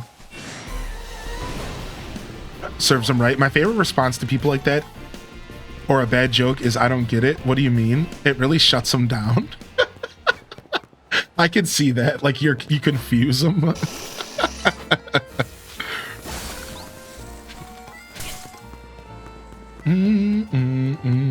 right, let's go ahead and grab this goat and evolve him. Did everyone sleep in a little this morning? Yeah, on accident because the times changed. Yeah. I didn't even remember that it was happening overnight. You know what I mean? So I woke up and I was like, wait a second. All of my clocks in my house are wrong. You know, the stuff that you have to change, like my stove and stuff. I don't have a smart stove, all right? Sorry, dude. I don't have a smart stove.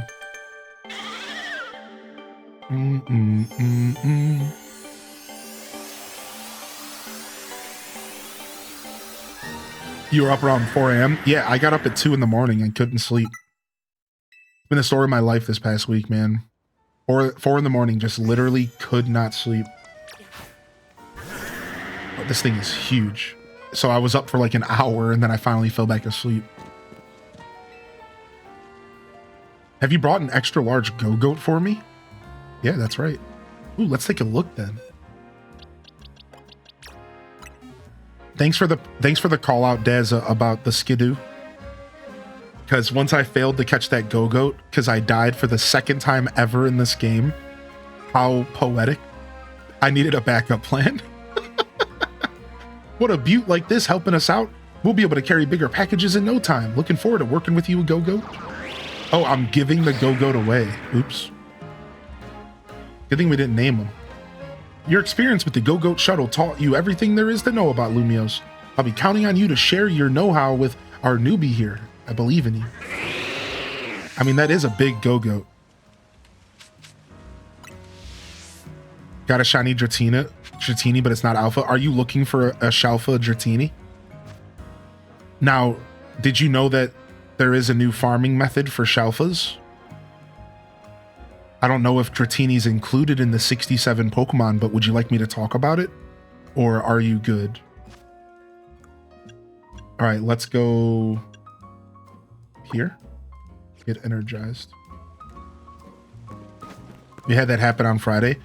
It's not included, but Dragonite is. And you want the full family. Okay, cool. I just wanted to make sure you were hit. That's all. Because it's a pretty new thing, I think. The Shiny Alpha thing is pretty new.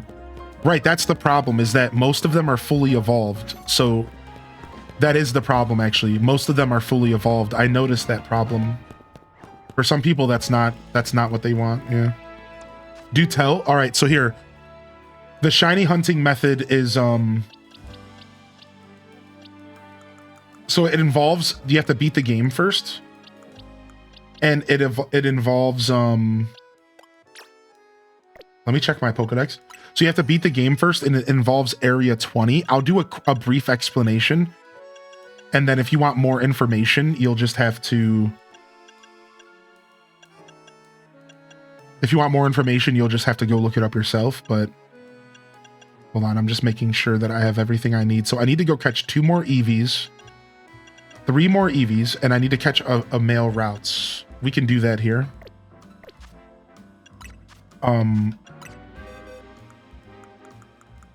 So yeah, I'll explain it here in just a sec. Let me just grab my Pokemon here.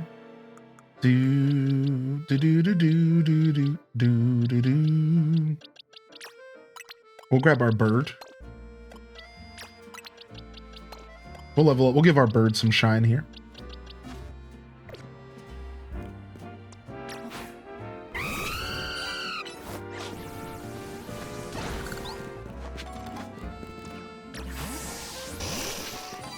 All right. What? Oh, it was the sound of... Wait, hold on a second. I think I might have heard the shiny sound. Maybe not. Oh, no, it was because I pulled out my bee drill. Okay, anyways. No shiny. So here's the method. All right. Here you go. You ready? So this method is super sick, but I don't fully understand it, but there's a video that will explain it to you. So I'm just going to give you the explanation. All right, so here it is. This is the explanation for the new shiny alpha hunting method. So first off, it all involves Area 20. This is Area 20, and the way Area 20 works is that 2 alphas can spawn in the center of Area 20 at any given time. So, and there's 67 total Pokemon that can spawn here. All right. So 2 Pokemon can spawn here at any time that are going to be alphas, and it's 1 out of 67 total opportunities or options. So now what this exploit does is it takes advantage of this like spawn method. All right, you just got a 2-star Whimsicott. Get out of here, Cozy.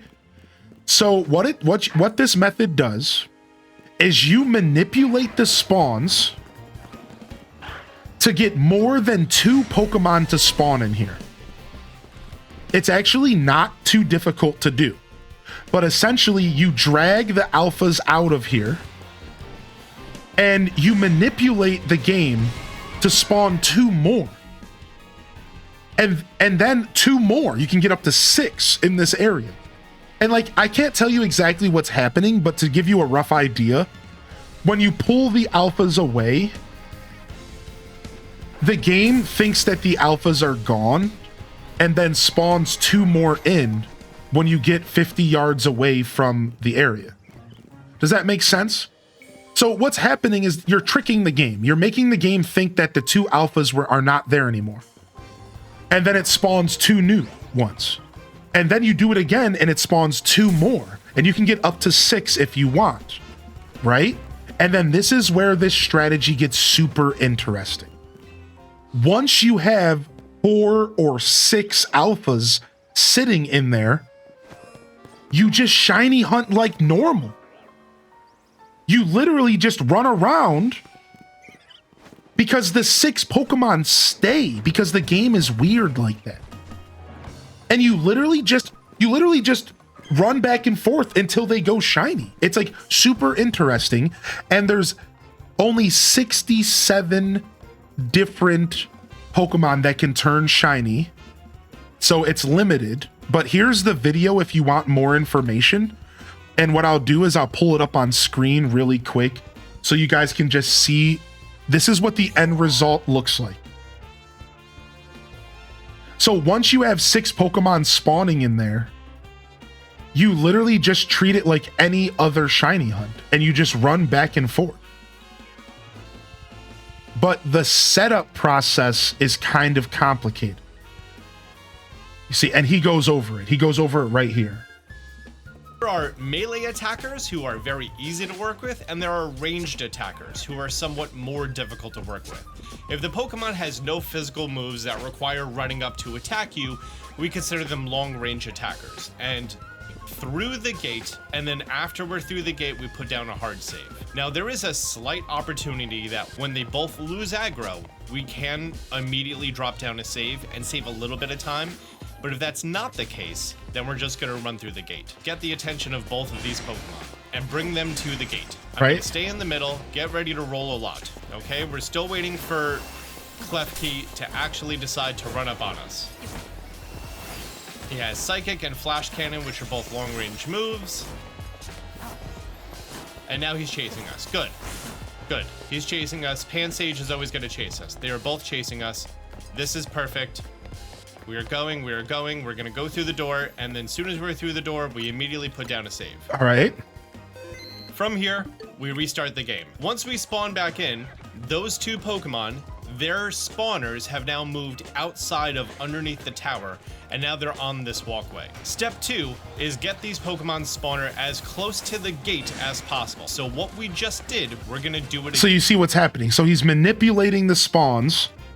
And then you get to the point to where you have 6 Pokemon below, and you can shiny hunt 6 alphas at any time.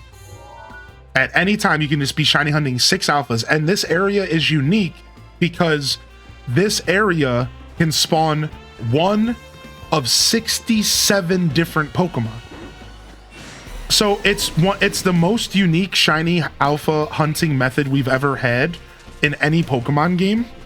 Because it's not just 1 Pokemon, it's any of 1 out of 67. So it allows you to kind of cheese the game and get yourself a ton of shiny alphas, which normally shiny alphas, if you don't know, are kind of hard to hunt. They're not the easiest. Sometimes they can be okay, but a lot of times they can be pretty rough. So this is just giving players access to 67 different shiny alphas. And you could really go hard and hunt them using this exploit if you want. You know what I mean? Like, you know, some people are predicting it's going to get patched out because it's a little bit too aggressive and it really breaks the game. You know, who knows what they're going to do.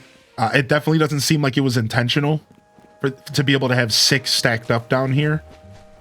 So it would make sense if they do end up gutting this feature. But yeah, there you go. So this a new shiny hunting method for area 20 that's specifically for alphas, which is not a bad not bad at all. Like, it's actually pretty interesting. So I'm not gonna do it. I might try it on stream. I know Lude Fame asked earlier for me to try it out a little bit, so I think just for funsies we will try it out on stream once I get my shiny charm. But I don't have any intentions of doing much of it either. All right, let's see what's going on here. Just in case, my Pokemon better get healthy here. How close are you to the shiny charm? Pretty far away because the battles are the hard thing. So pretty far away. Technically, I'm pretty far from the shiny charm at the moment, but I'm getting there. Trying to get alpha evolutions. That might be a good place to do it, Elysiana, because I think all the evolutions can spawn in there. I've seen Leafeon, Flareon, Glaceon myself. So like it might be a good place to do it.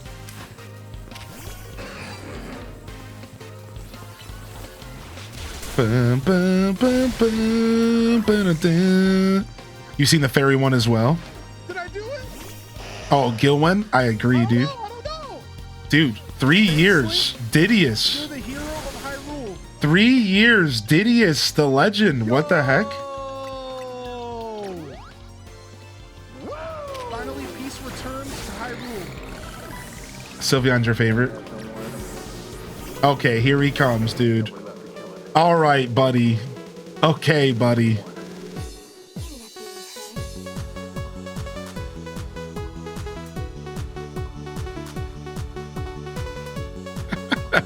Thank you for the $25 donation, dude.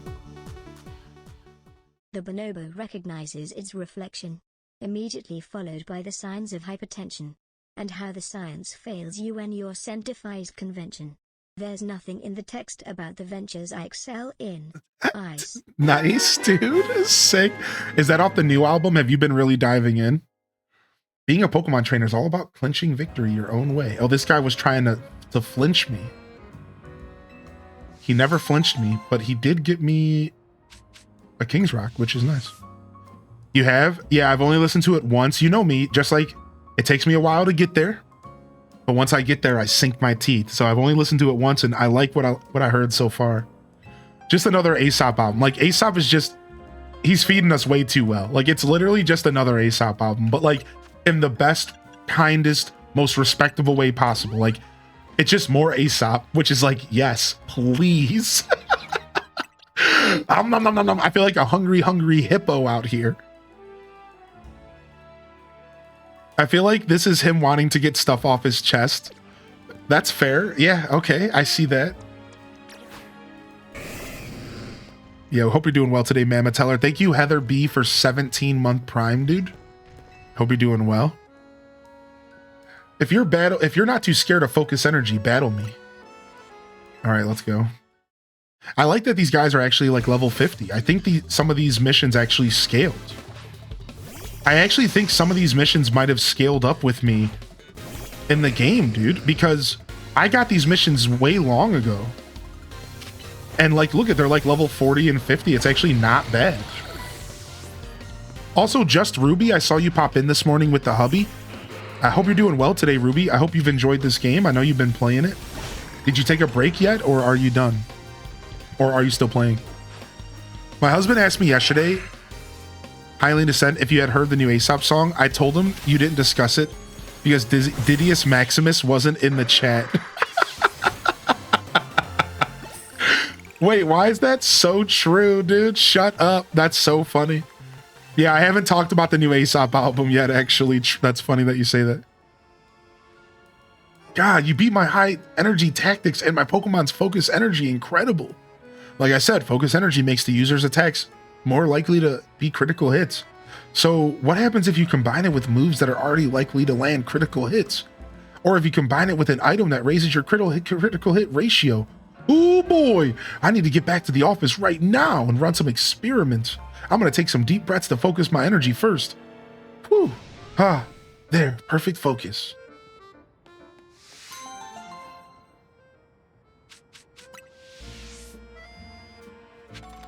Nice. Slade. Ooh, we got the scope lens. Yes, dude. Got the scope lens, scope in my lens. All right. Now we have to do this quest to catch a Maw. Let's go down there first. I need to figure out how to get on this building real quick, because there's a TM that I'm missing. Ooh, is this where the routes are? Yes. Yes, dude. This is exactly where I need to be.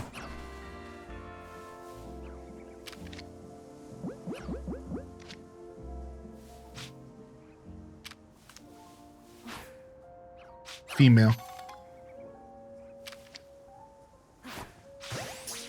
I've only gotten one reward match so far, and I'm working towards my next right now. I'm halfway there. We're working towards our next right now, baby.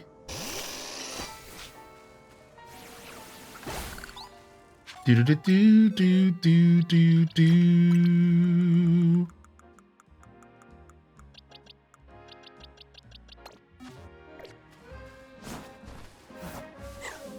Dang it, dude. Mail routes must just be a low chance, huh?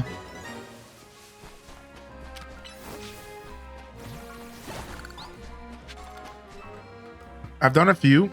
The game is still telling me to do more. Yeah, keep going, dude. You better not stop. Yo, what's up, Yeti King? Katrina, good to see you as well. Good morning, man.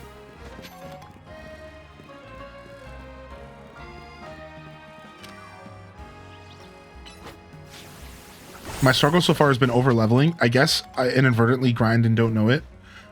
You know, that's why I started rotating my team out when I was doing. So the way that I kind of battled over leveling, I still struggled as well, is that I changed my team out anytime I wasn't doing story content. So anytime I wasn't doing anything related to the main story, I had a separate team, a second team. And like that helped me solve like over leveling with my main team. But I'm going to be real with you. In the end, I still felt like I was like a little bit over what leveled, but the last section of the game, it doesn't matter. Like, how do I word this without spoiling? Don't overthink over leveling too much, because the way this game is set up, it like doesn't really matter. The final encounters of the game are still going to be fun no matter what. So keep that in mind. But yeah, like some of the final like trainer battles where it's like 6 trainers versus 6 Pokemon versus 6 Pokemon, like yeah, like over leveling is a problem for sure. It's easy to do, it's tough. But like just let it be known that the last encounters of the game are still fun no matter if you're over leveled or not. Like the finale of the game is designed in a way that it's just fun no matter what. It's just all really interesting. It's like high octane. You're kind of like, it's, I don't know. It's just really cool. It's like a traditional RPG boss. That's like the way that I worded it during it. It's like a traditional RPG boss. It's not like very Pokemon-y. You're not going to be fighting a bunch of trainers going to the Elite Four. Okay, does that like that's a good way to word? Like, it ain't like that. It's like an RPG, and it's very different. So you're gonna actually want to be a little over leveled. It's weird. It's weird. Yeah, and again, I'm just trying to avoid spoilers, but like, it's different than any Pokemon game I've ever played as far as a finale, except for Arceus. It's pretty close to Arceus in some ways.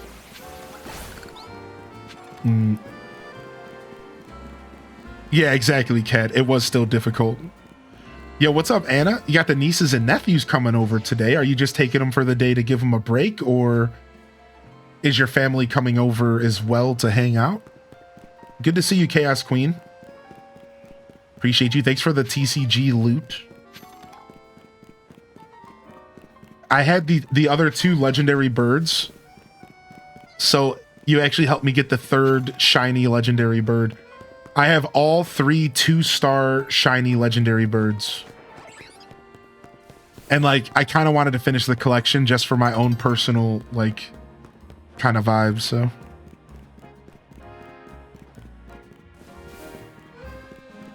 Sister's coming too, gonna watch the final NASCAR race of the season. Oh, nice. I don't watch a ton of NASCAR myself, but I'm not opposed to watching it here and there. Like if it's on, I'll take a peek. I'll take a peek-see. All right, where's this mall? Oh, they're up there.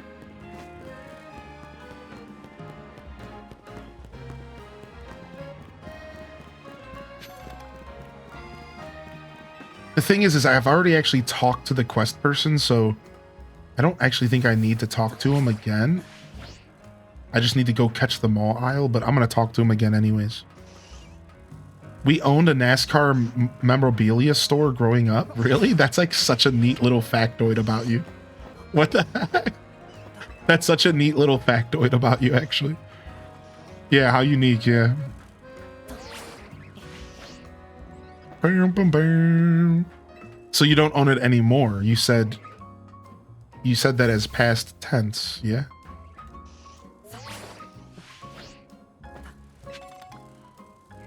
Boom, boom, boom, boom, boom, boom, boom. Your mom watches every week. She runs a race pool. That's cool.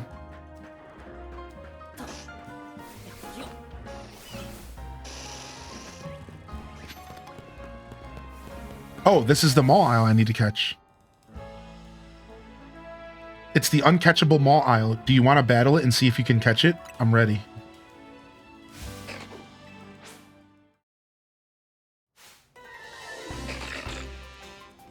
But Didius Maximus, I will tell you this.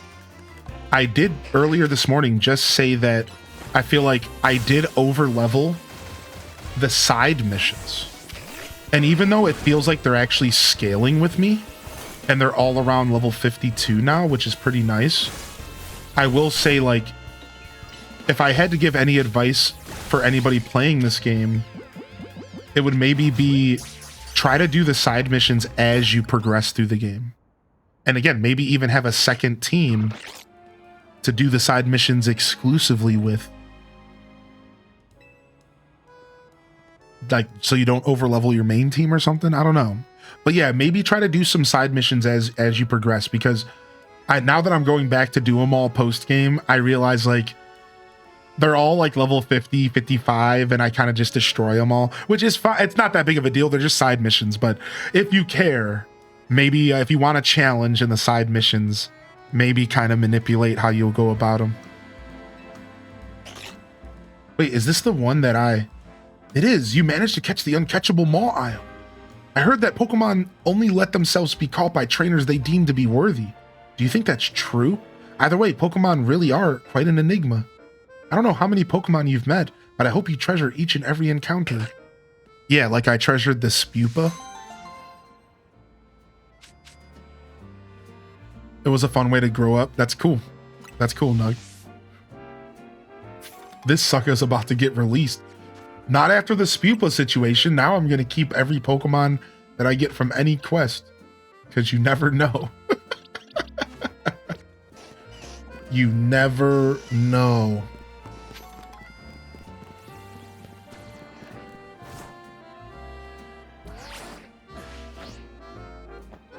All right, nice. Yeah, Bookworm. It feels like that's the play. Let it pour, let it pour. All right, let's head back up that way. Some side mission Sunday, baby. We're doing all the side missions I accepted that I didn't do because I would play off stream. And then we're going to start doing new side missions after that.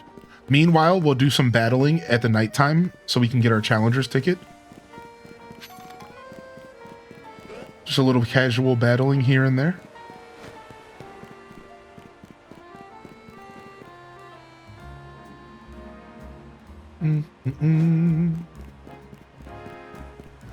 I overleveled a little on purpose. Yeah, at some point. So at one point, somebody spoiled for me that the last encounter was going to go a certain way, like the end of the game. And while they didn't spoil any details, they still said enough to actually put me on edge a little bit.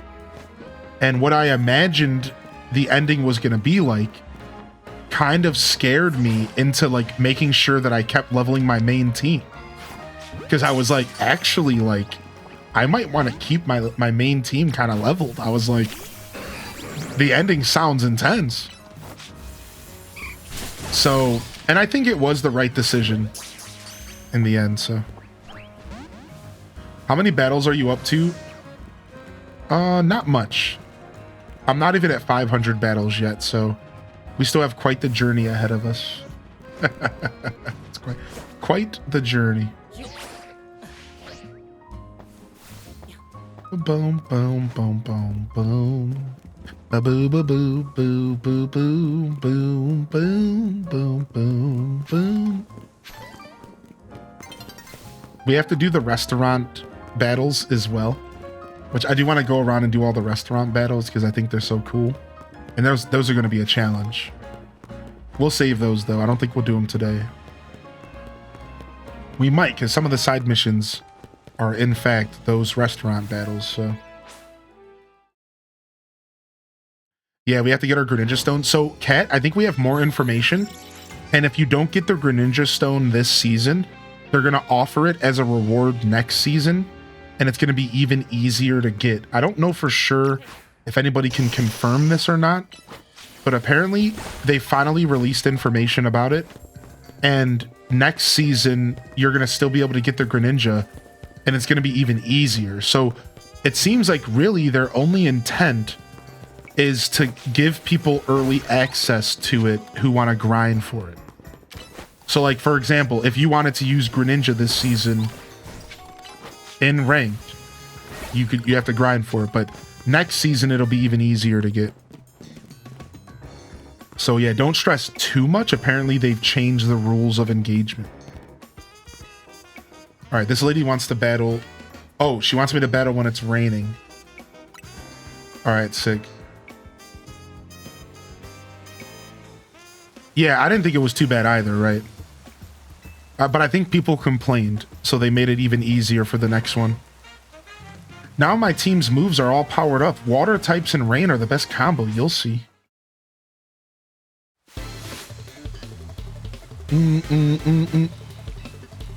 Aw, yo, Chaos Queen, that's cute. Yeah, that sucks a little bit. Now you're kind of like stuck waiting. Yeah.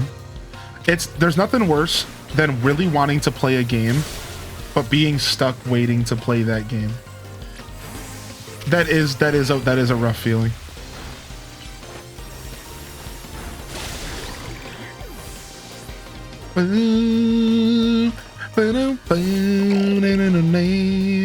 I'm sure they're gonna give dope rewards if you get higher ranks, Gameaholic.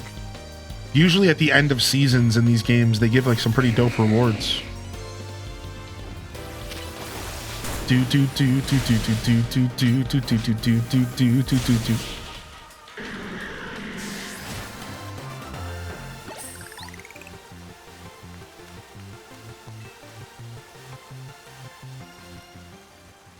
Wow, I couldn't even win, even though the rain gave my water type team an advantage. I bet you noticed all my Pokemon know water type moves, right? Well, water type moves become more powerful in the rain. That's why I thought I could win. You know what else? Fire type moves become weaker in the rain. Makes sense, really. Rain makes things wet. Wet things are tough to burn. You know what? She just activated the rain for me. You know what that means? Wait, no, it stopped. Dang it. All right, no Goomies. Dang it, stop. All right, our Pokemon are getting a little too high level. And yeah, we can do some trades. Sure. All right, we are gonna actually commit to just changing out our Pokemon entirely. We'll keep Cheeto. And then let's decide some other Pokemon that we want to evolve and level up. Stuff that we might even use for like teams, stuff that we're just interested in. So let's mess around a little bit. Like let's use...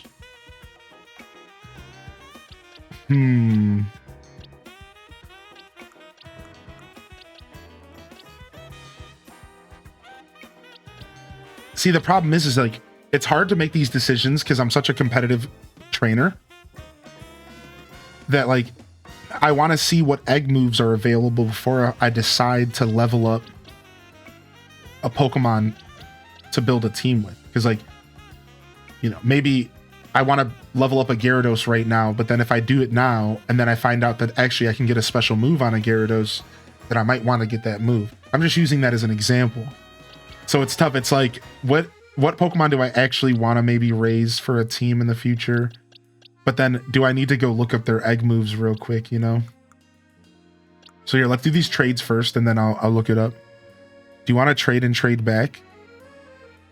I'm happy to not bother keeping the OT. Yeah, sure. I don't care about OT stuff. All right, where's this Onyx at? Let's grab this Onyx.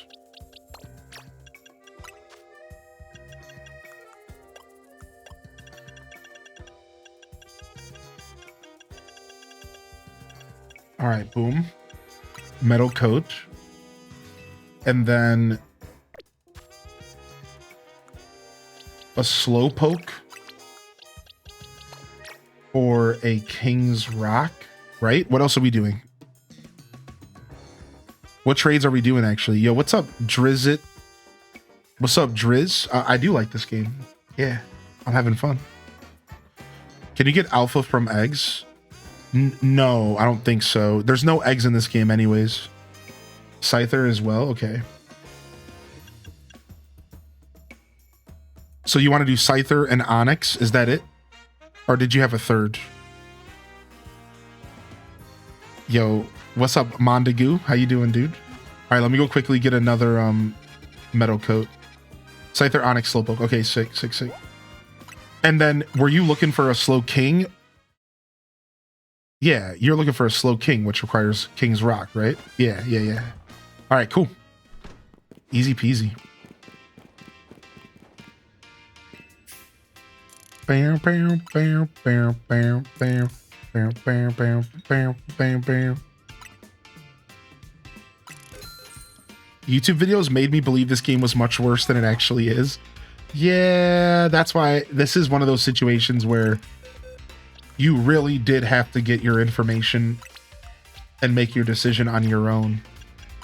You know what I mean? Like, yeah, unfortunately, like, this game was like a really good example of like the future of the internet. Like, is that weird to say? Like, I swear, like, this game's release was such a good example of what we're going to be dealing with for the rest of existence on the internet, which is a bunch of misinformation, rage bait nonsense. And like, you're really going to have to navigate all that stuff because it's just nasty. Yeah, like, we're just going to have to navigate it. Like, that's just the future. That's just what's happening. People trying to pay the bills by adding to the outrage. You know what I mean? Instead of putting out content that is unique, they just have to put out another video that says Pokemon's bad. You know what I mean? Like, you're not adding anything unique to the conversation. You're literally just regurgitating what the other guys said. And then there's 10 videos, and then 20, then 30, then 40, then 50. And before you know it, it's like, what? We only really needed one of those people to say that. The opinion's out there. Try doing something else. Try having another conversation, you know? Say something different. I'm actually enjoying this game. Yeah, me too. What do you mean the future of the internet? We're already here? Yeah, I mean, you're right, Petals and Pixels. Yeah, you really are, yeah. We're here. It's here. It's happening.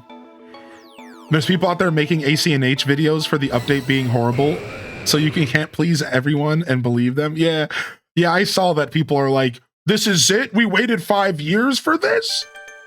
Animal Crossing down with the man. I'm like, okay, y'all, you ain't gonna rage bait Animal Crossers. That's the thing. It's not gonna work. It's not working at all. The Animal Crossing community is mad hype. And there's only a very, very small amount of people out there that are gonna even remotely play into it. You can't rage bait Animal Crossing. I promise you. Animal Crossers are so excited, dude. We are locked in right now. So people can try, but it's not even gonna work, dude. It's not gonna work at all. Ooh, Gameaholic, good luck, dude. That's sick. I'm not a diehard traditional Pokemon guy. I never played Arceus. You having a good time with this game? Yeah, I think this game mixes up the formula and makes it approachable by a wide, like a different audience, you know, an adjacent audience that includes some regular Pokemon fans, but then also includes people who are maybe interested in like a unique kind of experience, you know. Mad hype for ACNH.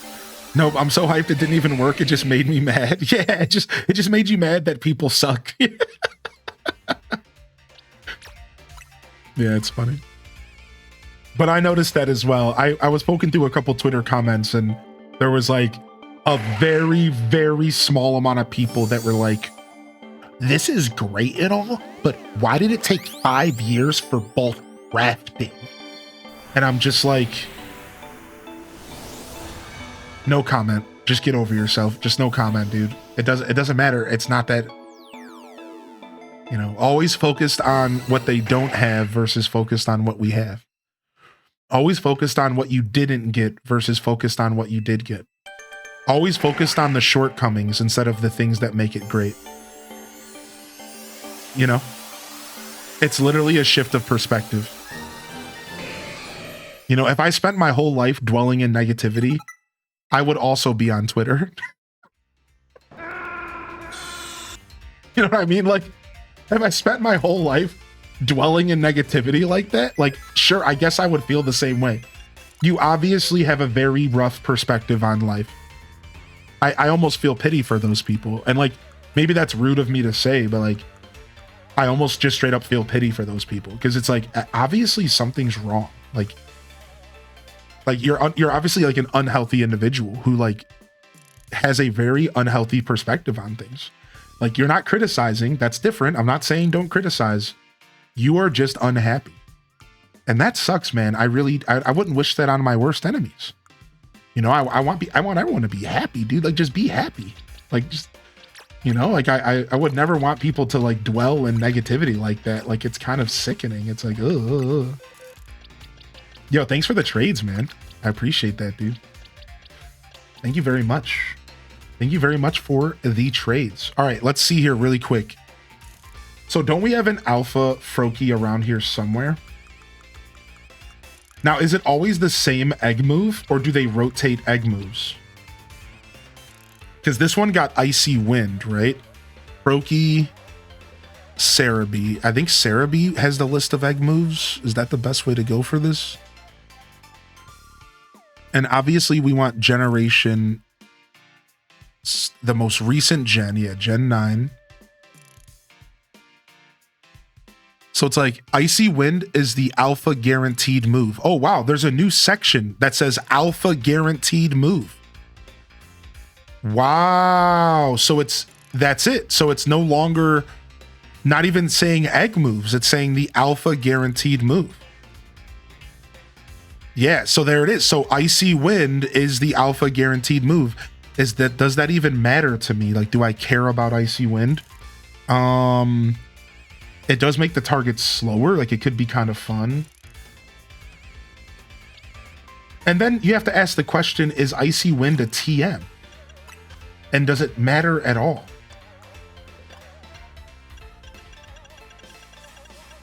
Right? It doesn't look like Icy Wind's a TM for... Yeah, so maybe Froakie just can't learn it?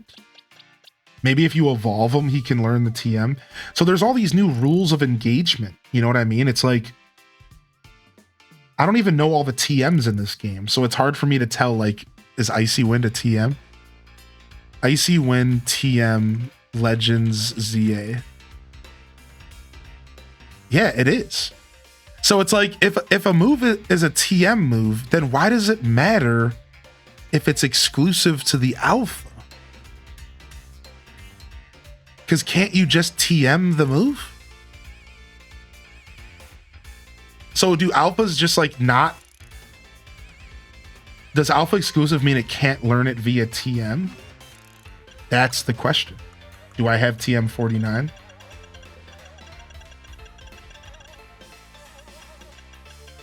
I don't have 49, so I can't test this here. That's the problem here. I can't test this one specifically.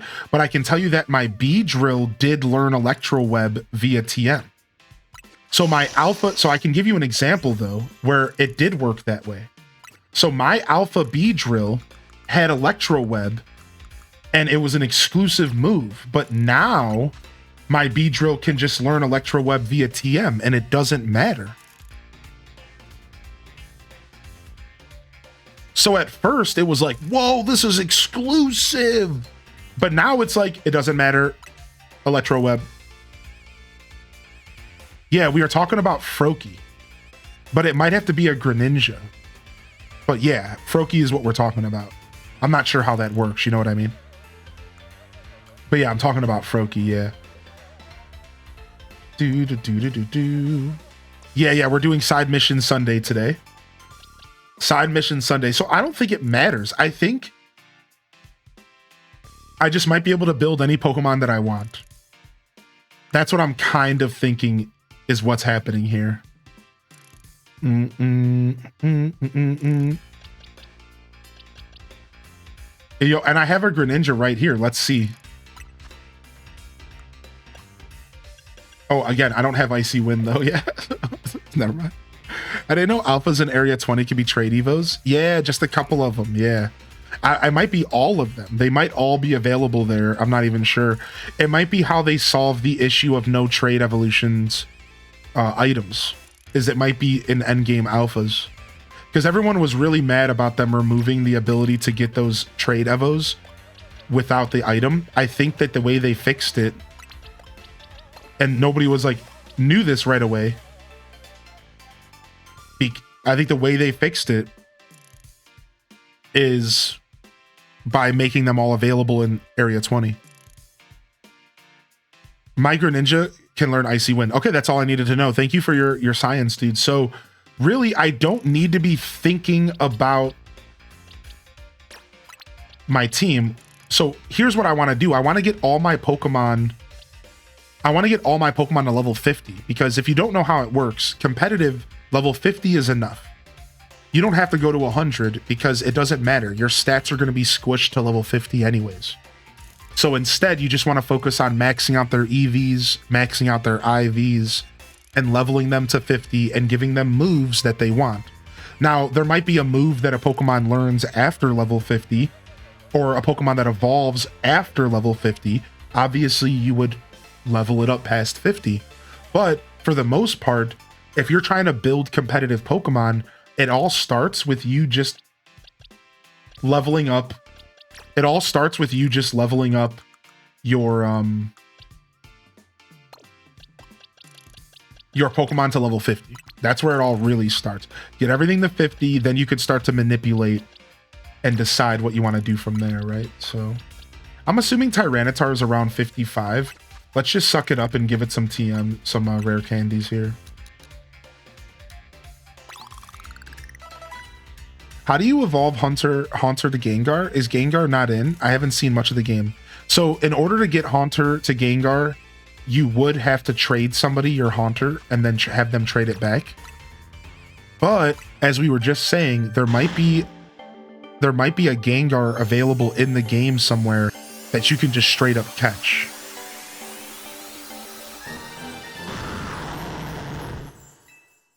Because that's what we just realized is like, there's a Steelix that spawns in Area 20. There's a Machamp that spawns in Area 20. So we're all just realizing right now that all of the trade evolutions are available in the game without trading. We just didn't realize it because we had to get to the end of the game. I've seen Scyther there as well. So it's funny because they're actually all available. We just didn't know. Yeah, Alakazam as well. Yeah, so kind of nice, actually. If you think about it, that is kind of nice. So even though it sucks that they still brought the trade evolutions back for kind of no reason, I think they somewhat redeemed themselves. You know what I mean? Like there was a little bit of a redemption there.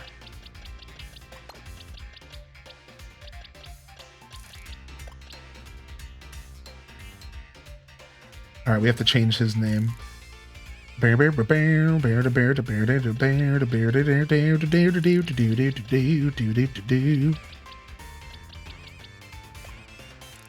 right. Yeah, I'm trying to wrap my head around what my next goal is with my teams, with my Pokemon. I want to level up Pokemon that I might use in competitive. And it makes me realize like maybe actually what I want to do is straight up just level up every Pokemon that has a mega evolution first.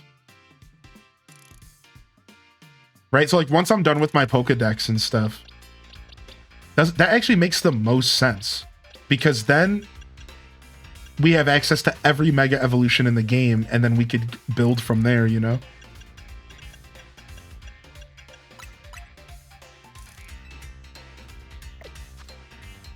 Yeah, so that I think that's actually what we're going to do. I think we're going to spend the time to level up every mega evolution and then go from there. All right, we're close, dude. Our Pokedex is really close. Look at this. 220 out of 225. Look at that, dude. All right, we have to level up the pig. I didn't even realize. We have to get a Glade, and we have 3 Eevees to get. We have 3 Eevees to get here. So, dude, we're actually so close. We could actually finish the Pokedex today. Where's that pig I caught?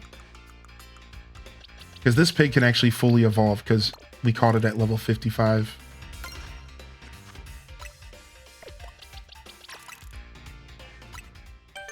Yo, thank you, Sister Honey, for helping out. It's good to see you today.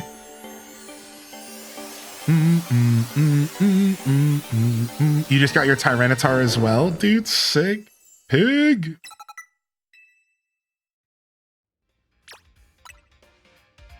You only need the trade evos as well.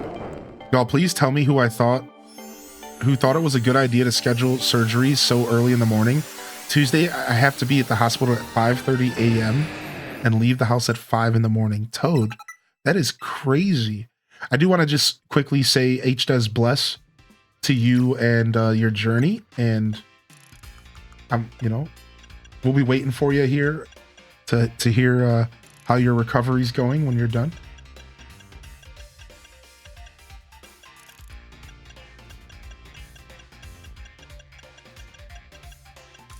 All right, boom. Nice. We got our pig. Do do do do. Do do do do do do do do do do do do do do. All right, we got our pig, and then now, like I said, we just need to catch a routes. We need to evolve this snow runt to a Galele. I told myself I wouldn't use candies, but like I'm so excited that like I'm gonna use candies. I'm saving these for team building, but whatever. We have so much battling to do, I think it'll be fine. You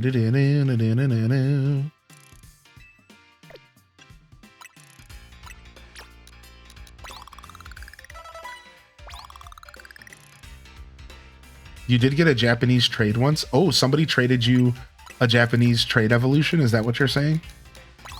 That's cool.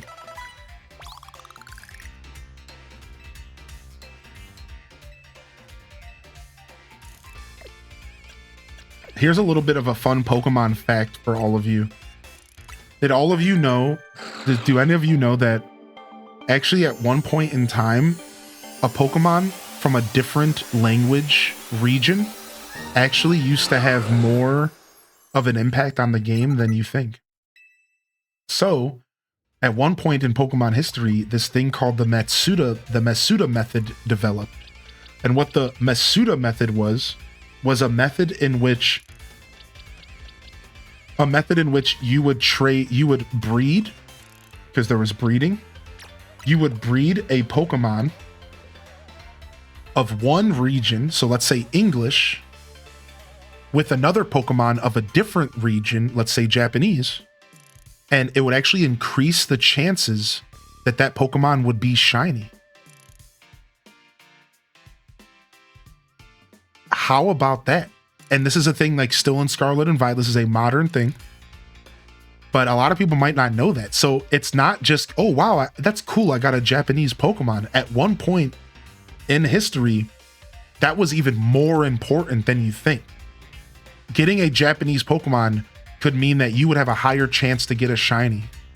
And what people would do is, if you didn't know, Ditto is breedable with any Pokemon in the game. Let's not talk about the details. Pokemon's a weird universe. So what people would do is they would get a Japanese Ditto, and it would increase the chance for you to get a shiny Pokemon. Now, you could even take it a step further, because if you got a shiny of a Pokemon, all of its individual value stats were higher. I think 5 of them would be maxed. So if you got a shiny Japanese or whatever, just a Ditto that was different from your game's language. So if you were Italian, it had to be English. If you were English, it had to be German. But if you could get a foreign Ditto that was shiny, you could be breeding almost the best Pokemon in the game without much work after they were bred. And they would have a higher chance to be shiny. So what people started doing is they would hack, of course, right? They would hack shiny Japanese Dittos into the game. And then they would distribute them to players so that you had the perfect Pokemon to breed with.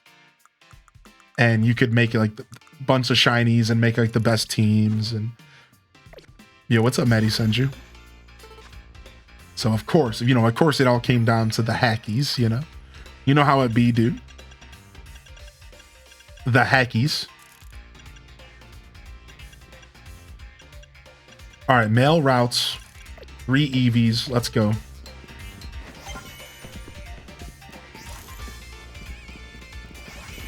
Bam, bam, bam, bam, bam, bam, bam, bam, bam, bam.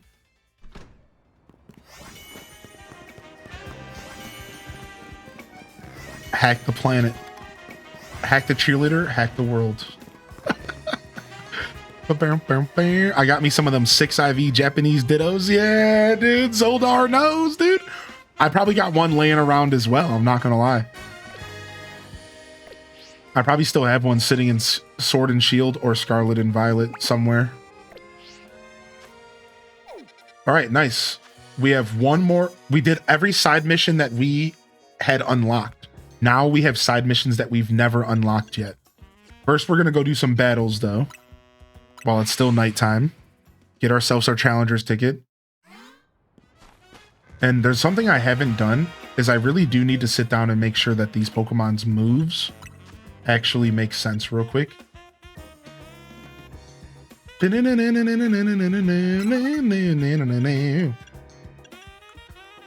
Ooh, Flip Turn is so sick because it comes back to you.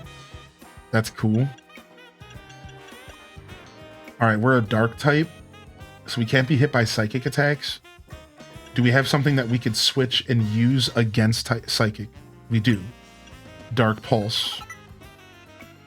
All right, perfect. And then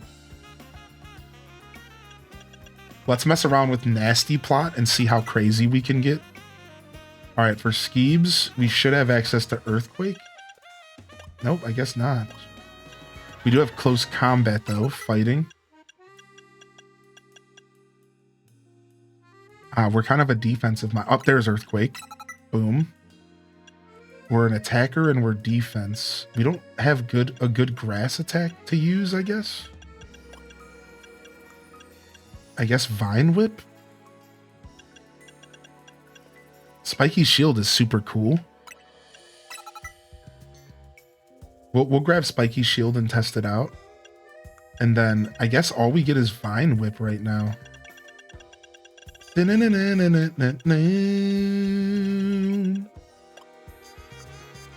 Let's grab Vine Whip. Oh, I mean, we have Bullet Seed, which is okay, actually. It's physical. I didn't even think of that. It's not a bad attack. Got 2 shiny Dittos. All right. Lil L Jr. Zalia is a psychic fire type. We're going to give it Calm Mind for funsies.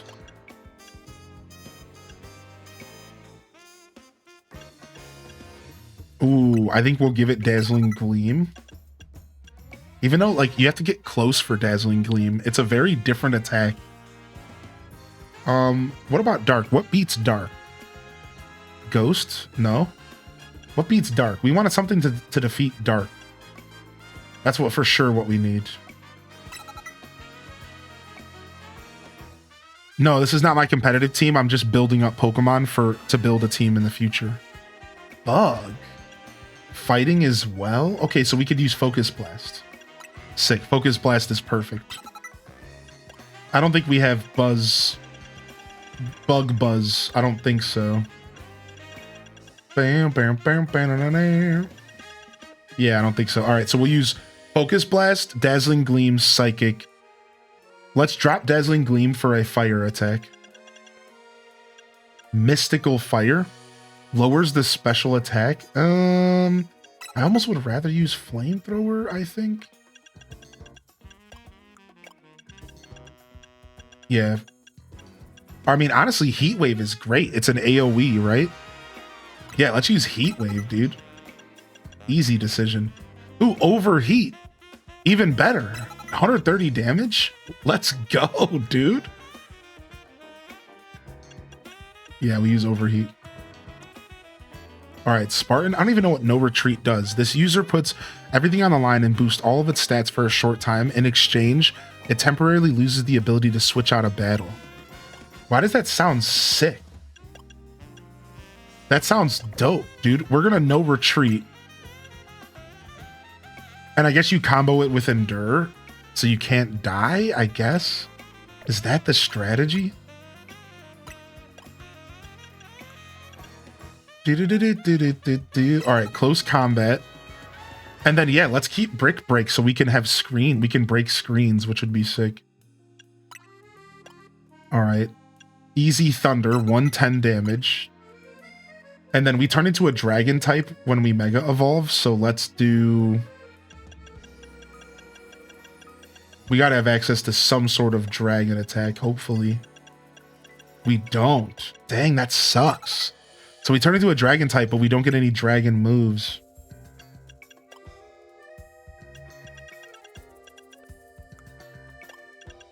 Except for outrage. But outrage is physical? All right, we'll take flash cannon.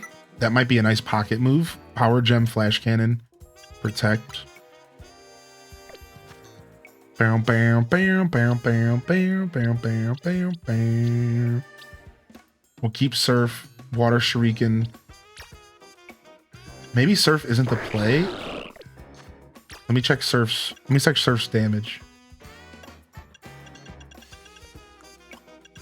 Because maybe hydro pump's better. Surf is 90, but it's a wide area.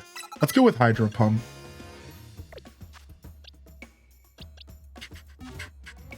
Do do do do do do do do do do. What is that? A bug?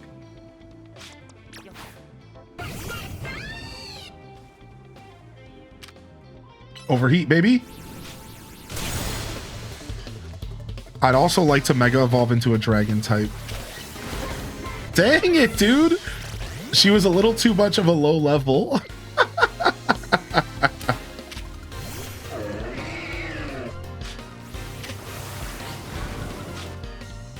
Down, down, down, down. We're going in here with some lobies, dude. We're about to get beat up. All right, good job.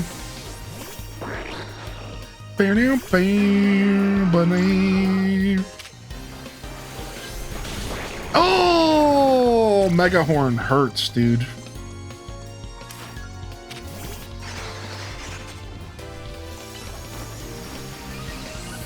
Dang it, I endured for nothing.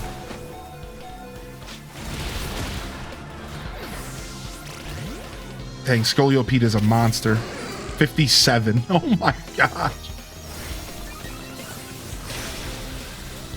Dude, Power Gem hurts though. But dang, Power Gem's wind up is 3 years. Sheesh, dude. Power Gem takes forever to catch. It's like, what the heck is up with that move? Yeah, Kirby. Kirby for Ampharos.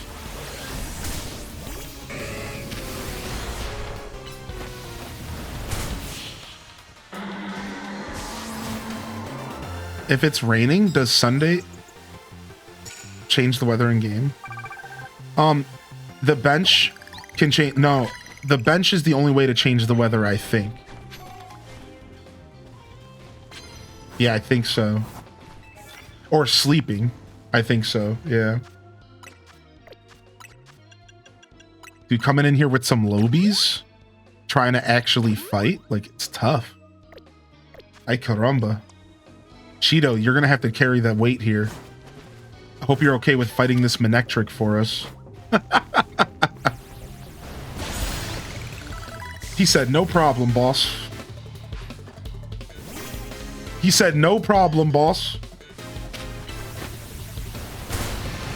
Parish song. Wow. Oh, Sunny Day. Yeah. I don't know. I don't even know if Sunny Day's in the game or Rain Dance is in the game. I was wondering how that works, actually. God bless Cheeto. How does Parish Song work? I think Parish Song might be based off of the user's actions, if I had to guess. But that's still out to the jury for me personally. I'm not sure.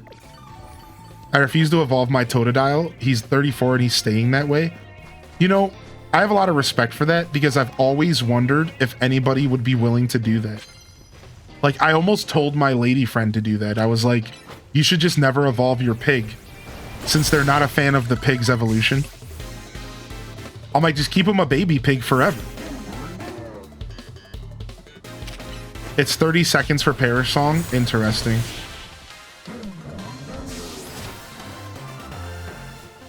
$30 is a long time. You know what I mean? Like, that's almost like too long. That's a long time. Battles barely last 30 seconds sometimes. Wow, I got Parish Songed. What? Somebody said that when the battle ends, Parish Song goes away. That's not true, I don't think. Because I went into another battle right after, and my Pokemon just died to Parish Song.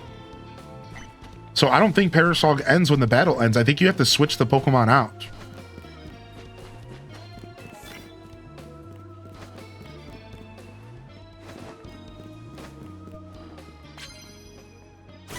You could just switch to? Yeah, I'm not sure. I swear my Pokemon just died to Parish Song. I swear. I'm not sure though, dude. I guess it could have been something else. Maybe he was poisoned. Bam, bam, bam, bam.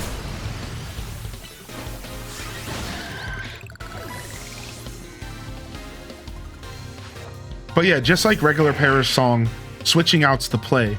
But now, what if somebody used something to stop you from switching out? What if somebody used an ability to stop you from switching out? Right? Then you're screwed.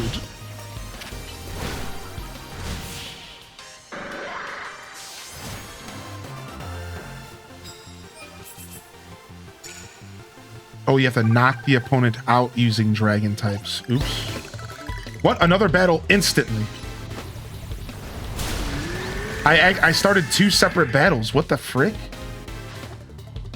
What? Another... Yeah, Infestation, Parish Song.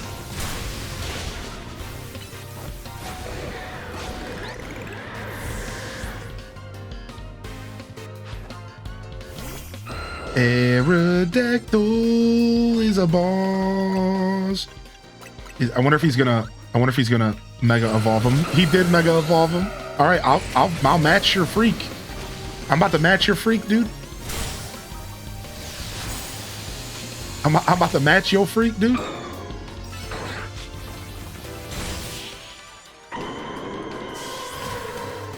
Just fight everyone at once. It was like a weird glitch. Like, I snuck up on a Pokemon and attacked them. Did y'all notice the glitch? I snuck up on a Pokemon and attacked them with Earthquake, but the Earthquake hit this lady's Pokemon and engaged the battle with this lady first. It was mega weird. It was like, so even though I attacked this guy, the Earthquake hit her Pokemon first, started a battle with her, so as soon as that battle ended, I started a battle with this guy. It was real weird.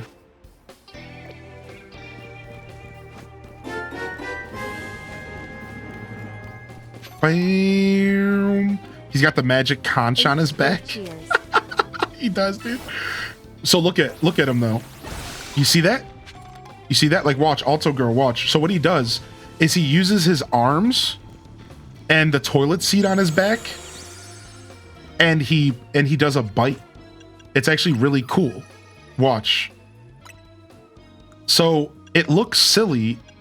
I've actually grown to love his Mega Evolution because it looks silly, right?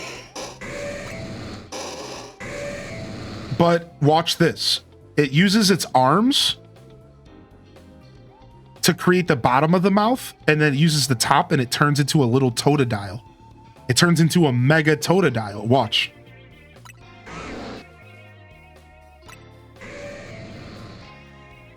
So its mega evolution is actually a totodile.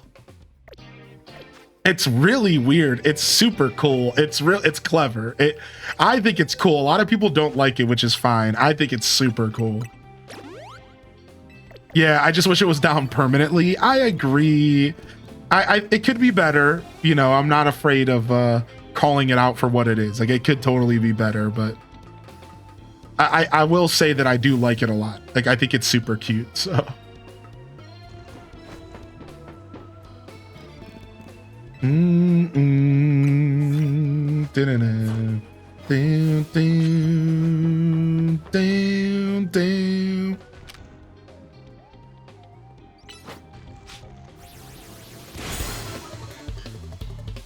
bam, bam, bam. Bam, bam, bam, bam. Bam, bam. I've grown to love it. At first I was iffy on it. Dude, thank you, Baxter, for the 7 months, man. How you doing, Baxter? Boo,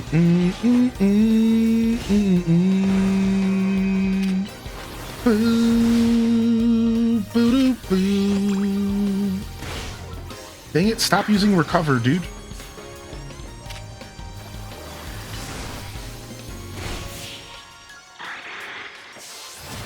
I chose Squirtle. Squirtle's my favorite Pokemon.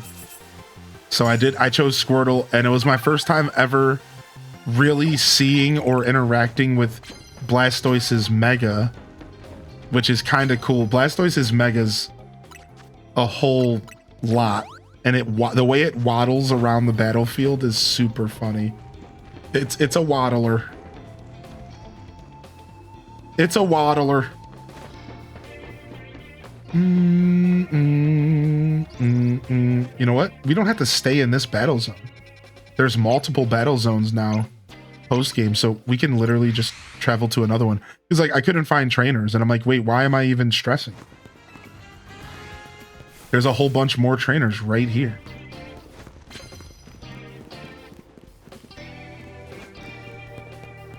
Whoa, that's a Charizard.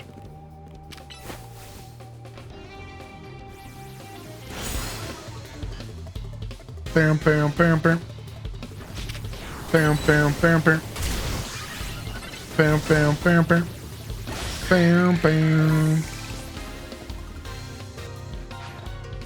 Ooh, a D-Knight.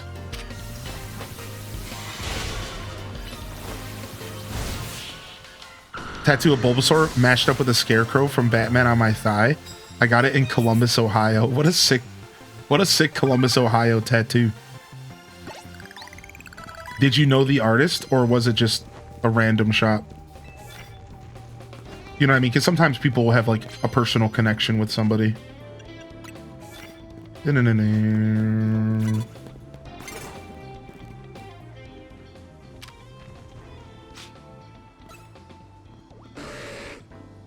I can't get over here because this freaking Mega Stone won't let me target her Pokemon. The Mega Stone won't let me target her Pokemon, dude. It's in the way. This makes me so mad. Okay.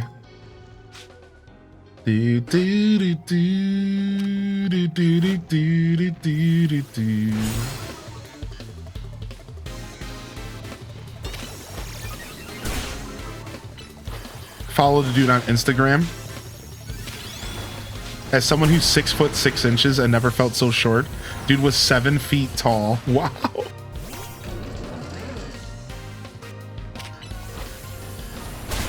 I've heard Zap Cannon is actually a really good move in the game, but it has a long wind up. Has anybody messed around with Zap Cannon?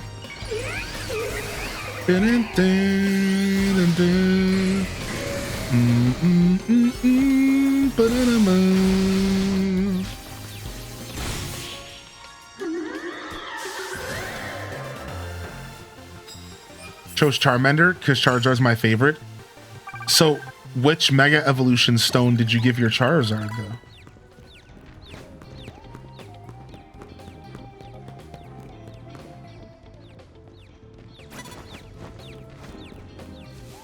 Right? Like, that's the question. X? Ooh. Is there a difference, or is it the same, just a different look? Is it like a different typing? I don't know if there's a difference at all.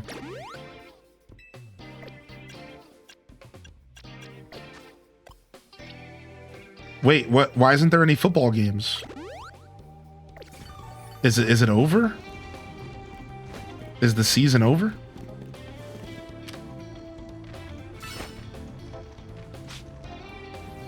Y is fire, X. Wait, what? X sucks and Y is better. Wait, what? So Y is a fire type, flying type, and X is a fire dragon. Oh. So one's dragon, one's flying. So one keeps his normal typing and one goes dragon. That's interesting, huh? The Eagles don't play this week. Did they get knocked out of the tournament, or are they playing on Thursday? All right, we need to get one more win to get our times.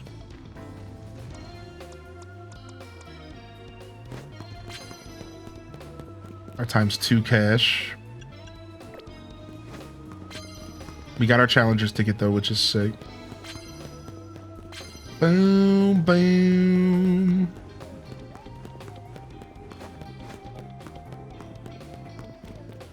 Oh yeah, I forgot. Sometimes they can just straight up have an off week. Yeah, sometimes they just straight up don't have a game for the week, and it's like a little like perk. Right. Now I remember. Now the sports ball's coming back to me. Now the sports ball's coming back.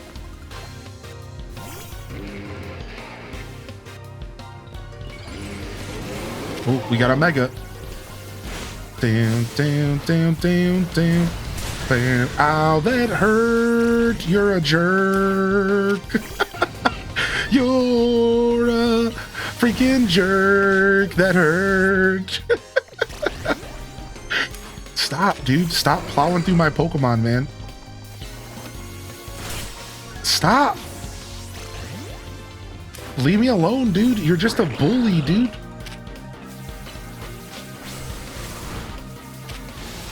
Ow, please. I didn't do anything to deserve this.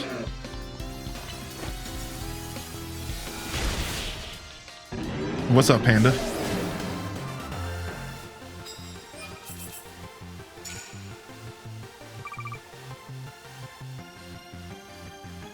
Working on my Rivendell Legos? Dude, no way. Enjoy, man.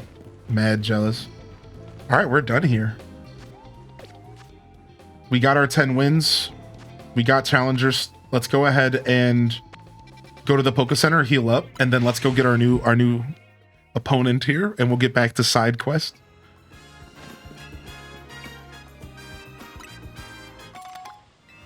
Dun-dun-dun-dun-dun-dun.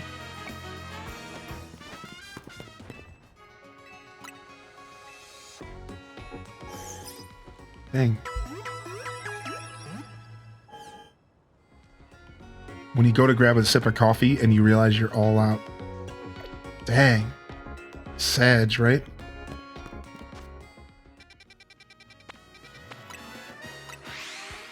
Did you enjoy the extra hour of sleep we got? Yeah, dude. I really needed it actually because I had a rough night of sleep.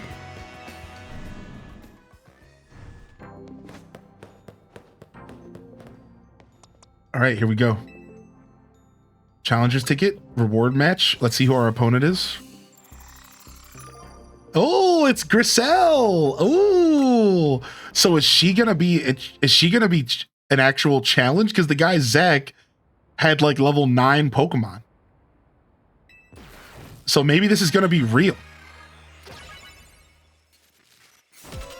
Maybe this is, and I don't have a good team at all. So this is about to be brutal.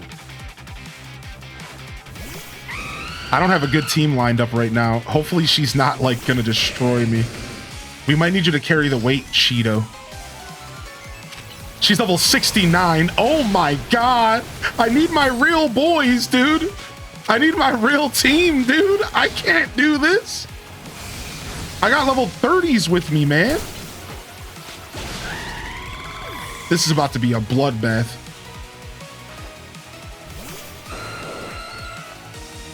Cheeto will clutch level 70. Oh, so the matches can be real, and the first one was just the stupid Zach dude.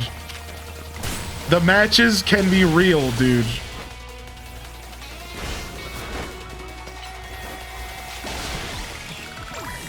All right, Cheeto, I need you to step up, buddy.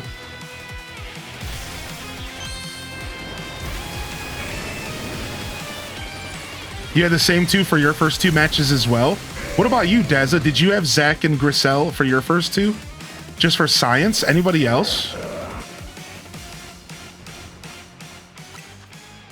You think so? Ah, so maybe the first couple battles are scripted. Somebody said it might be random later. That's why I'm asking, because like somebody said it might be random later, and like after a while your opponents are randomized. So that's why I'm kind of curious. The first 15 or so are probably set, because that makes sense, because there's still a quest. That makes sense, Heather B, because like yeah, because remember, we still have an active quest telling us to do the ZA. So I'm thinking once you're done with the quest, then it'll be random. Random 18 and random reject will show up to battle you in real life, in flesh. I'll buy the plane ticket. What's up, 8B? The random reject DLC added. Dude, you did this whole fancy thing to get one shot by liquidation. You hate when you're right. You hate when you're right, dude. You went through this whole thing to get one shot by liquidation. For Alligator did run the game here. All right, what was our reward? Fastball. Wow, wait, fastballs weren't in the game. Wait, were they? I don't know. Maybe they were, and I just ignored them. Dude, getting 3 Challengers tickets in one night's kind of a cool feat that you did. That means you had to have gotten at least like 5 to 10 battles for each ticket. So you almost did like 30 tickets in one night. 30 battles in one night. That's pretty nice. That's good. The apricorn balls are quite rare. Yeah, some of them are purchasable, but that's the first fastball I've gotten all game. Wow. Nice. The 20k point rewards help a ton.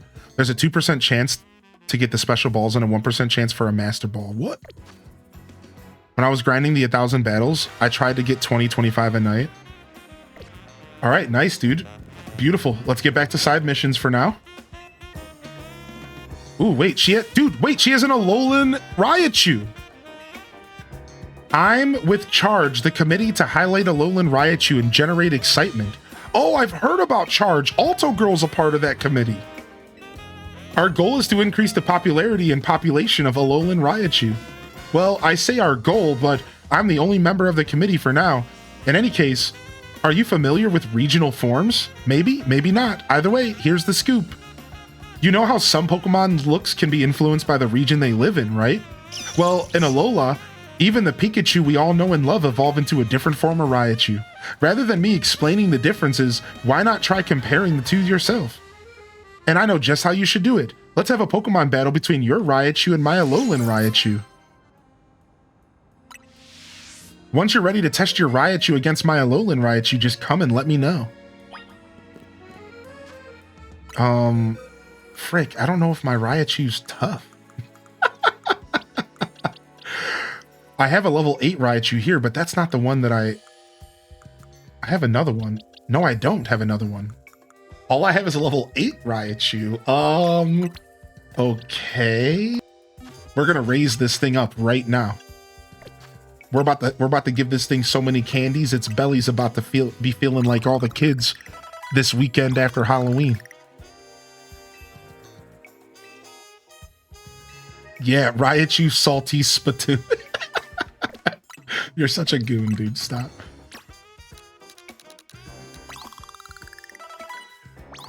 There is a place where you can buy the Thunderstone if you would like. Feel free to, if you want some knowledge.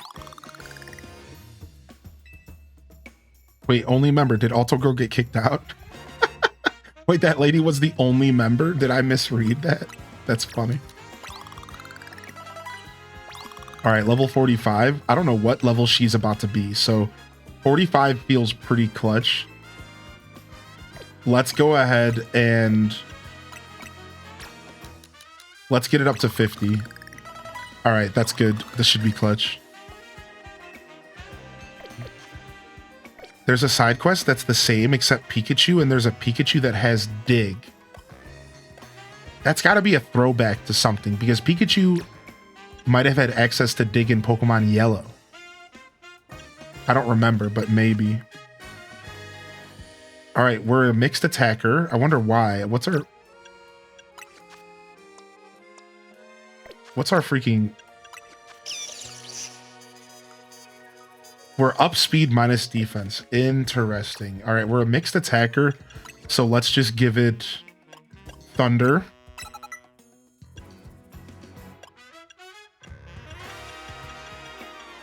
Honestly, Nuzzle with the guaranteed paralyze is actually pretty cool. We could do screens as well. And then we have Iron Tail. Iron Tail actually might be clutch.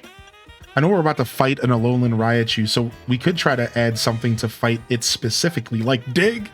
Here's Dig, dude. We got it. We got Dig. I think Alolan Raichu's still electric, right? I don't think it changes. So, Alto Girl, are you a fan of Alolan Raichu, or do you think it's dumb? Oh, and we could teach it Surf. Dude, that's so sick. We can give it Surf, dude. I love surfing Pikachu references. It makes me so happy. It makes me so happy, dude. Let's give it Hyper Beam. Let's go nuts. All right, sick. What's up, Ohine? How you doing today? Welcome in.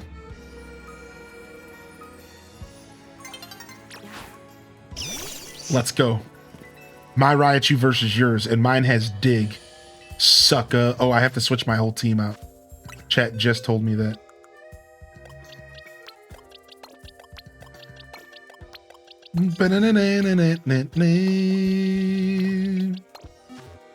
What's up, Pastel Pink Garden? Thanks for the follows coming in. Cowabunga, dude. Thank you for the subscription over on YouTube, as well as the likes. Liking is a free way to support the channel, so if you're enjoying the show on YouTube, don't be shy to hit that like button. And thank you to the individual who subscribed to the YouTube channel. It is a free way to support the show. Thank you, man. Thank you so much, Crimson. We are live on YouTube simultaneously. That's crazy, Alto Girl. That's nuts. I have two different Surfing Pikachu cards. The OG and the 35th anniversary. Same with flying.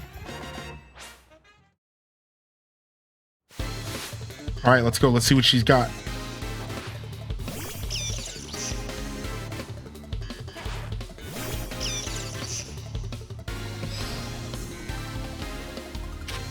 Oh, level 64 is crazy scary.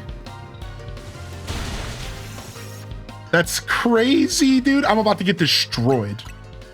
This is not good. Hyper Beam, go for it. No. Oh my God. Level 65?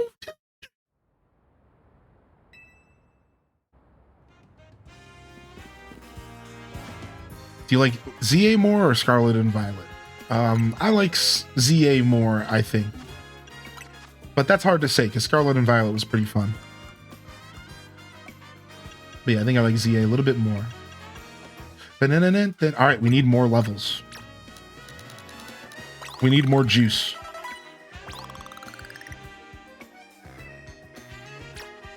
We need more juice. We're juicing.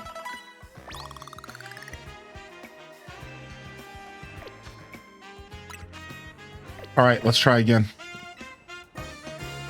Lag was bad. Yeah, sure. Scarlet and Violet didn't perform the best. If performance is your game, this game performs really well.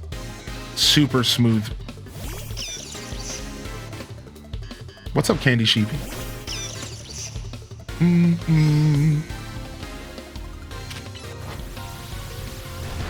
Dude, dig takes forever. You gotta dig faster than that, buddy. You gotta dig faster than that.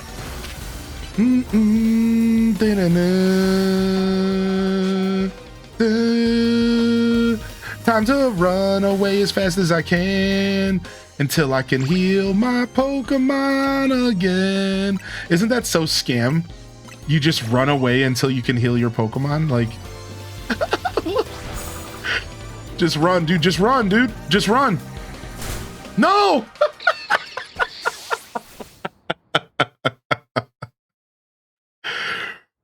All right, sick. All right, we got 2-0'd right now. Let's go back to the box again. Let's get more candies. All right, we need 3 rare candies now. This is the toughest battle of my life. All right, here we go. Level 60. All right, let's go. Dig isn't cutting it. We're gonna switch our moves again. Dig is not cutting it. Dig's gotta go. I thought it would be useful. It's not working out. So, what is Alolan Raichu, a psychic type? I don't remember. Let's look it up real quick.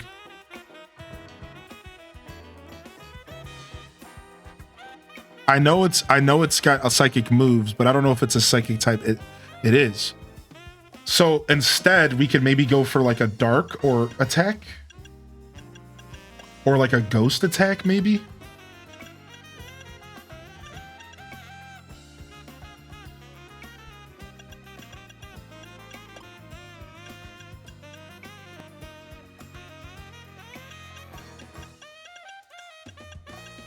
Dang, we got nothing like that.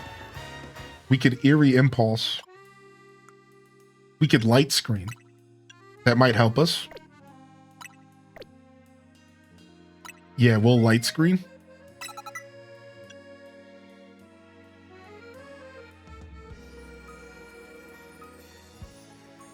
Maybe having Protect is actually the play, so we can avoid those big hits.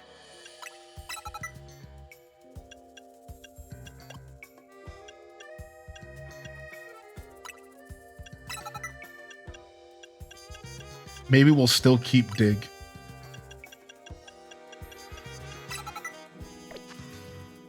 All right, let's go.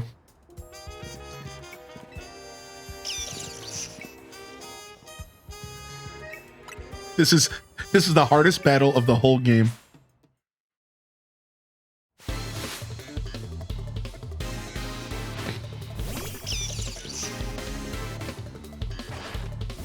What's up, Oodle Doodle?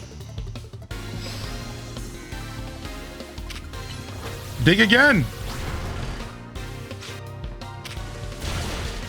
Protect. Light Screen. All right, Light Screen set up. Heal.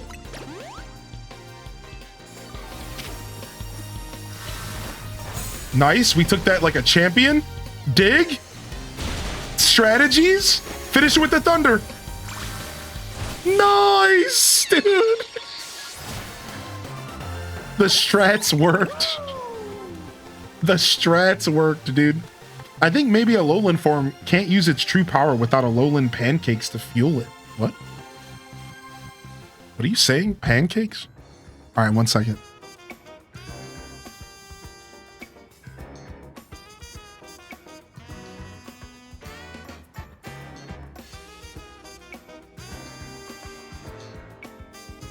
Why do Alolan pancakes sound good? I know, right? I could go for some pancakes. The committee to highlight Alolan Raichu and generate excitement, or also known as charge, has one last thing to offer. Let's trade your Raichu for my Alolan Raichu. What do you say? Wait, the Raichu that I just took the time to raise, you just want to take it from me? Sure. You can have it. Dope. Sure. She kicks Rock Lady. No, dude. I'll do it. Why not? This is kind of funny. If you have a second Raichu, you could trade that one instead.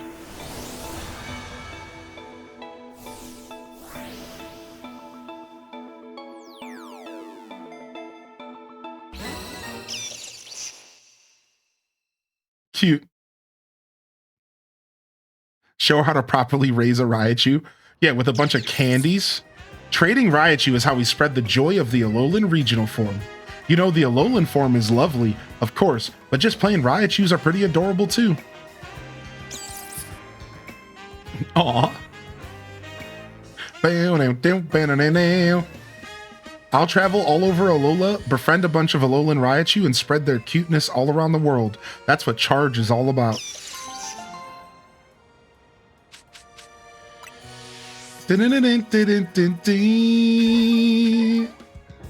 Cute. Hello. Alolan Raichu is adorable.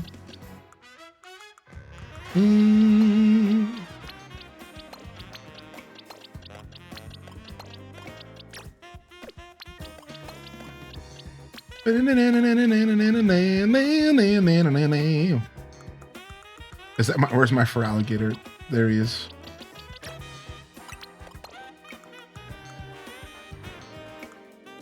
All right, we obviously have to name this one after Alto Girl.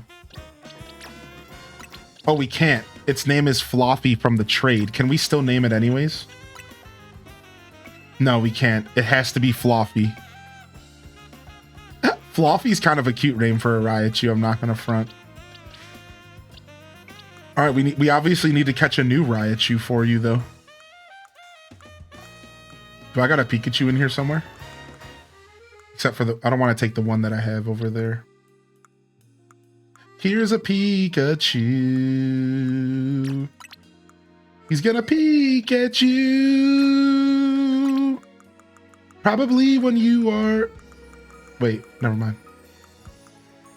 Pikachu would never. Taking a poo. Dude, that's where I was going with this. And I'm so happy that you finished that for me. Because I was literally going exactly there. And I'm so glad you finished that for me, dude. All right, Alto Girl, the Pikachu. Now, it wouldn't be an official Alto Girl Pikachu if we didn't evolve it to a Raichu. Now we're locked in. What's up, Sim? How you doing, dude?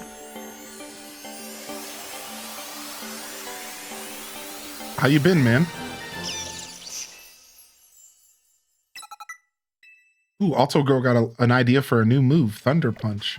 Whoa, Alto Girl, keep that out of the chat, please. You can't just be Thunder Punching all over the place. Wow, Alto Girl got the idea for a new move. Bam, bam, bam, bam. All right, nice. Dope mission. Bam, bam, bam, bam, bam, bam, bam. All right, let's go in here. Restaurant yeah.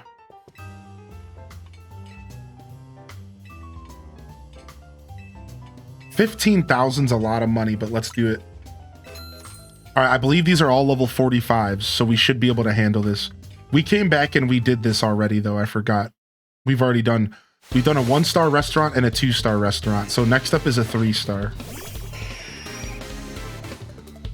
Yeah, we're still pulling names. I haven't done a big naming session. We could do that later today, maybe. Yeah, we're still pulling names for sure. Oh, I don't know why I used close combat. That's not smart.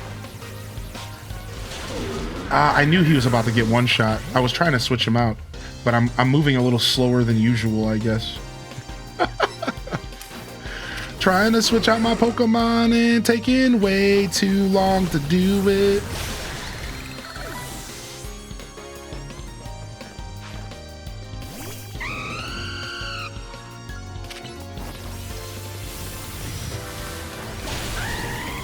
Nice. Good thunder.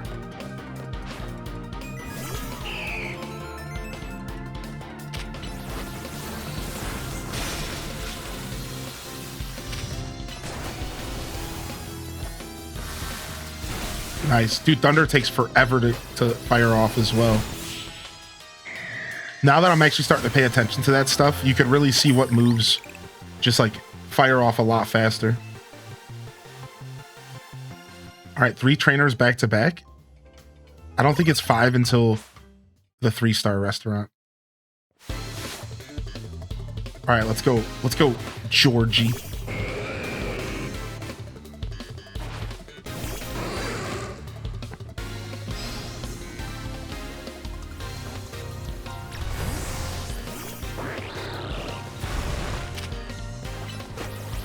I think Water Shuriken is a super fast move.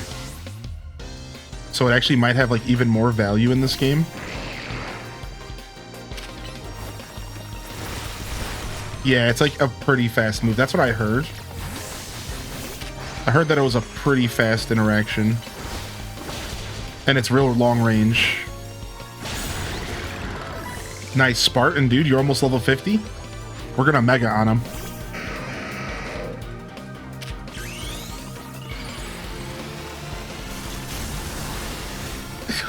Look at that, dude. The Spartan Knight.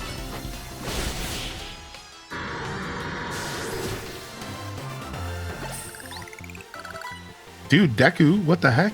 Nice, thanks for the follow, dude. All right, last but not least, a fighting type. A fighting trainer. Oh, not even. They were just dressed the part. Well, this is good though, because we have a psychic type ready to go. That's also fire. Oh, Shadow Ball hurts. You had to walk straight into the electric or the poison spikes, didn't you? You had to walk straight into the poison spikes.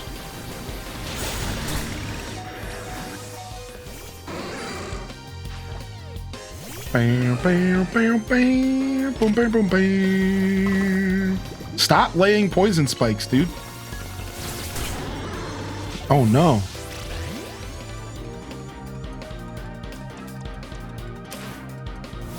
Back with sandwiches and hash browns.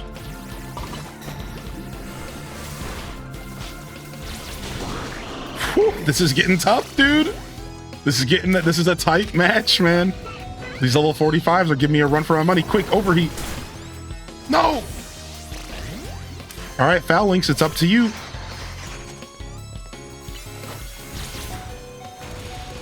Almost. Brick break. Nice.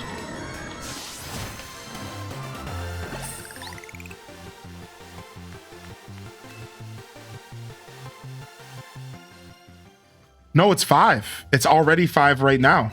Oh, frick. This is brutal. I'm telling you, these restaurant battles are some of the most challenging battles in the game. Because you have to fight multiple trainers back to back with no healing options whatsoever. It's actually crazy. So we still have our Feraligatr ready to go, though, to wrap this up. But we have to be super careful.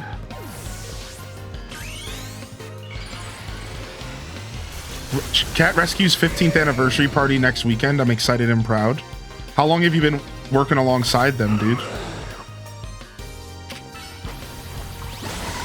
Bam, bam, bam, bam. The 3-star restaurant's 10 back to back. No way, 10? I better agree with my whole team. Aren't they pretty high levels as well, dude? Alfie, aren't they like level 55s or 60s? Because it keeps ranking. Yeah, they keep going up in level as well, which makes it crazy. Yeah, high 60s. I gotta bring my real team, dude. Dude, the guy that has the beard that I wish I had. In-game. He can't touch my real life beard. But he does have a nice stash.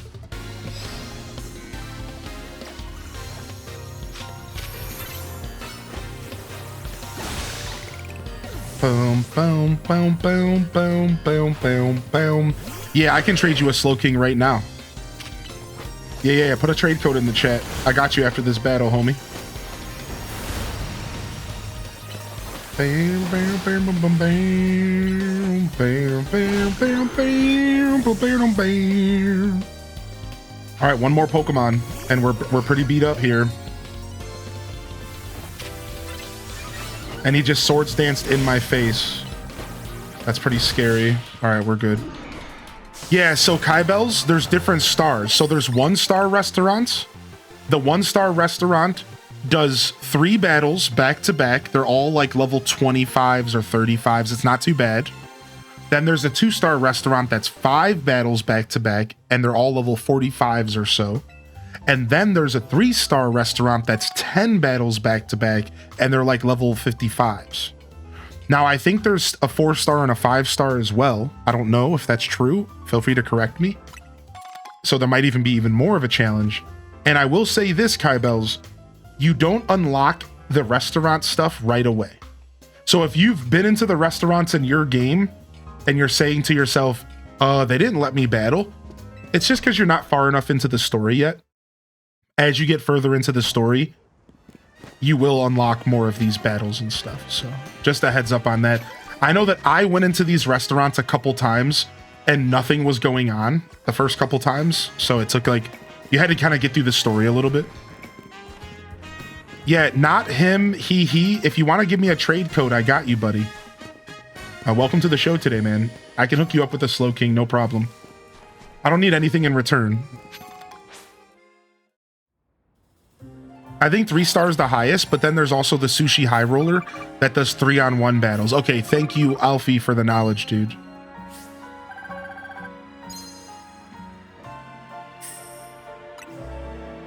Nice. Boom, boom, boom, boom, boom, boom, boom, boom. All right, you got a code? All right, sick. I just got to quickly give one of these slow pokes a King's Rock for you. 1 sec. I got a bunch of slow pokes around here somewhere. There he is. Ba-boom, ba-boom, boom, boom, boom, ba-boom.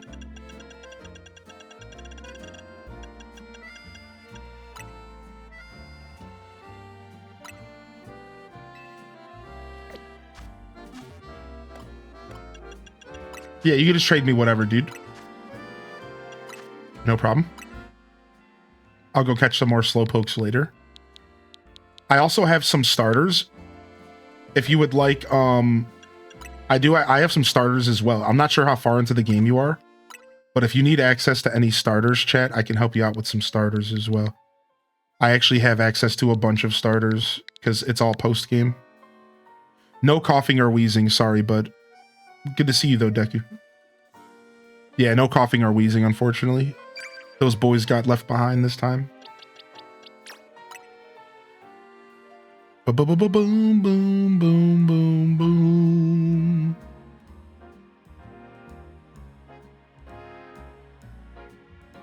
Wait, hold on a second. You're trading me a shiny. You don't need to trade me a shiny, dude. Are you okay? I just want to make sure you know you clicked on the shiny. Do you know that you're trading a shiny? You know, I want to. All right, are you sure? Thank you, man. You definitely don't have to, as long as it's not your only one. Thanks, man. I don't have that one yet. You have a bunch of them? Sick. Nice. I don't have a shiny Lit Leo in this game yet. Nice, dude. Nice. Sick. We'll add him to the party. A shiny blessing. Nice. I'm on chapter 25. I think I may go in and try. Honestly, haven't really visited the restaurants. It's just at night, like the battle zones. No, not even at night. You can go in at any point in the day for the restaurants. Yeah, I can tell you where the level 1 is. The level 1 restaurant is. It's called Lena, I believe. What does shiny mean? So shiny is just a color variant, and it makes it special because every Pokemon in the game has a color variation that's called shiny. So for example, like I can show you Right, so like this is the regular version of this bird. And here's the shiny version. Sometimes it's very subtle. Sometimes it's very subtle. Sometimes it's more drastic. So this one is normally yellow, but the shiny makes it pink. All it is a shiny, all it is a color variation. Nothing more. It's just a rare, fun little thing that you can collect. Are all the battles at the same place? Nope. So here, I'll open up the map. So Restaurant Lena is right over here. This restaurant right here is the 1 star. If you're looking, and this is also where you can farm Dratini, by the way. So this is where the 1 star restaurant is. It's Restaurant Lena. And then the 2 star restaurant that I was just at is called Restaurant Leye. And that's right across the street from Quizartico. So this is the 1 star over here. Lena. Leye is the 2 star.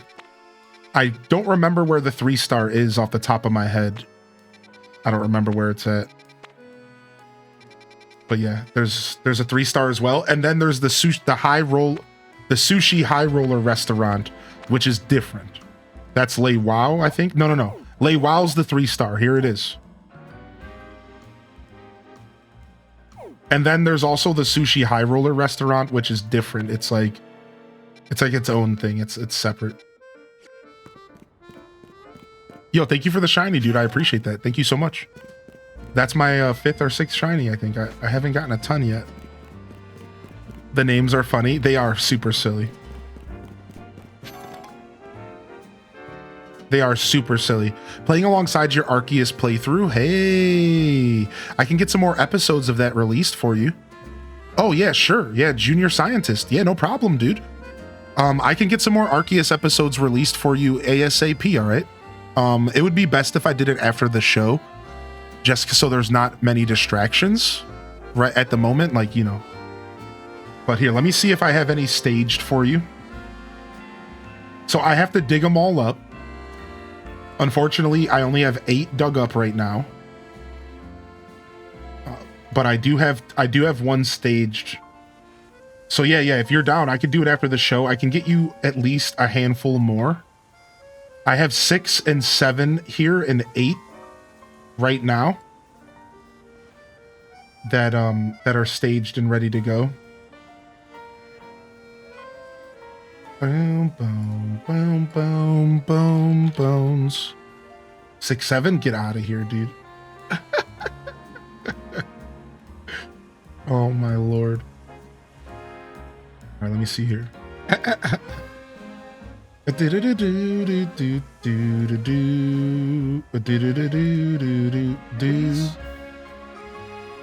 All right, we don't have a date, unfortunately. That's fine. Turn those 2 things off. Turn that off.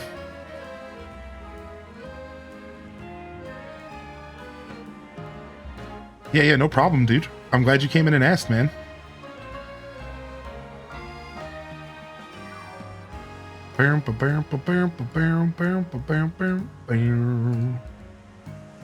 Yeah, I'm glad you asked. Super fun to play with the playlist. No rush. Okay, cool. No rush. Nice. Very nice. Choose a specific video. Episode 7.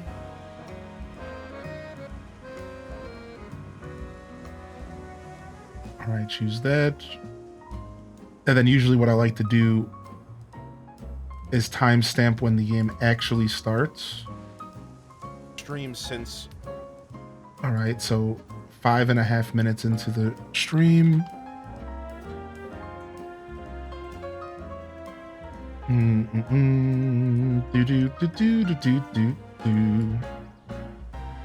right, sick. Yeah, we'll get you we'll get these episodes released. I'll try to get at least a handful more. I honestly have like 30 episodes of Arceus. So that's all I wanted to say real quick was it's gonna take a little while, but I honestly have like 30 episodes of Arceus, if not more, to release. So you have plenty of Arceus content to come. Sounds like you might have finished the first 5 episodes, so I'm gonna go ahead and release the 6th episode right now. if you would prefer to watch that, maybe you're avoiding spoilers. And I'm not gonna send it to the subscribers feed. I'm just gonna straight shadow drop it. But yeah, here you go. Here's a link for the 6th episode. Oh, about blank. That's not a link. Here's a link. Yeah, right here. If you are interested in watching that instead, go for it. And then I'll get episode 7 and 8 later, and then hopefully I'll even try to get more for you. That's not a problem at all. I love it when people come and ask about my old content. It actually makes me super happy. So I know that seemed like I did a lot, but that was nothing compared to how happy it makes me that people are willing to go and enjoy my content after years after it releases. It means the world to me, dude. And for anybody out there, if you're interested, check out my YouTube right here and give it some love if you're interested. All right. I have a lot of content that if it's not there, it'll probably be there later. So keep that in mind. If there's a game that you're wondering if I have access to releasing, just come and ask in the live chat. Hey, have you played this game? Can you give us this playthrough? And I'll get all that stuff released. All right. So it doesn't hurt to ask around here. In fact, it lets me know that people are interested. It lets me know what people want from me. All right. So I can't express it enough. Thank you, man. That's super cool. And back to the show, everyone. Back to the broadcast here. But yeah, there's episode 6, just to kind of get you something out there, just to throw you a bone. And then we'll get the rest after the show today. I'll do some more for y'all. Thank you again, Junior Scientist, for popping in today. I hope you have a wonderful day. I hope you enjoy my show over on YouTube. And take a sub on the house. So hopefully we see you around again. Take a sub on the house, dude. All right, what is this? Zach Bussy, what is this?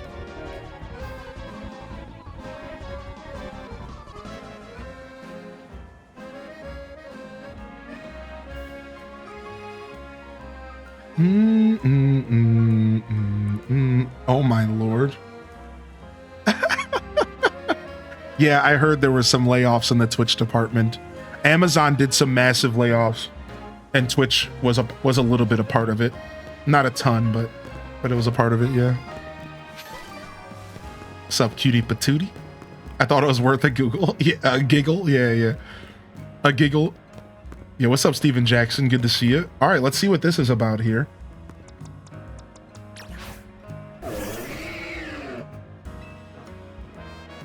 I want to be an artistic in all things, even Pokemon battles. What makes those in battle truly shine is their beauty, their strength, and how ephemeral they are. Do you know what you don't know what I mean? Dude, oh my lord. Psycho Hose Beast! You'll find out if you battle me. My Android actively autocorrected giggle to Google. I am sus.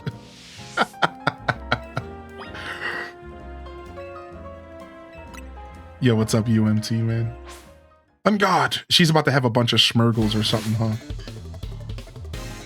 Those aren't even in this game, so never mind.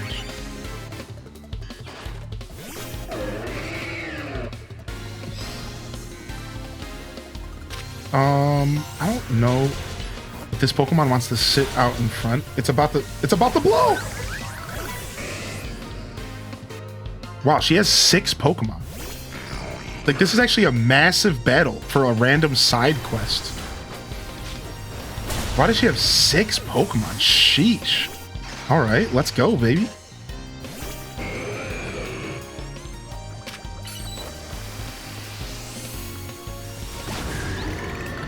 Dude, wait. She has a theme. Everything's self-destructing. Wait, she has a theme, dude. Now I understand the face she made. She's constipated.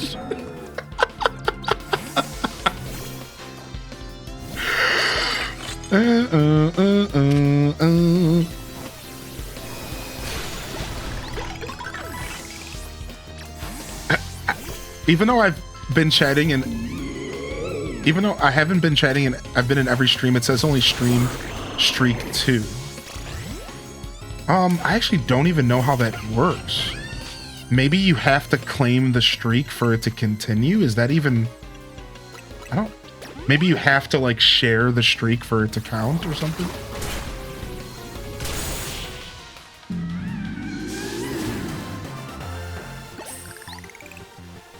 Yours has been broken as well, random?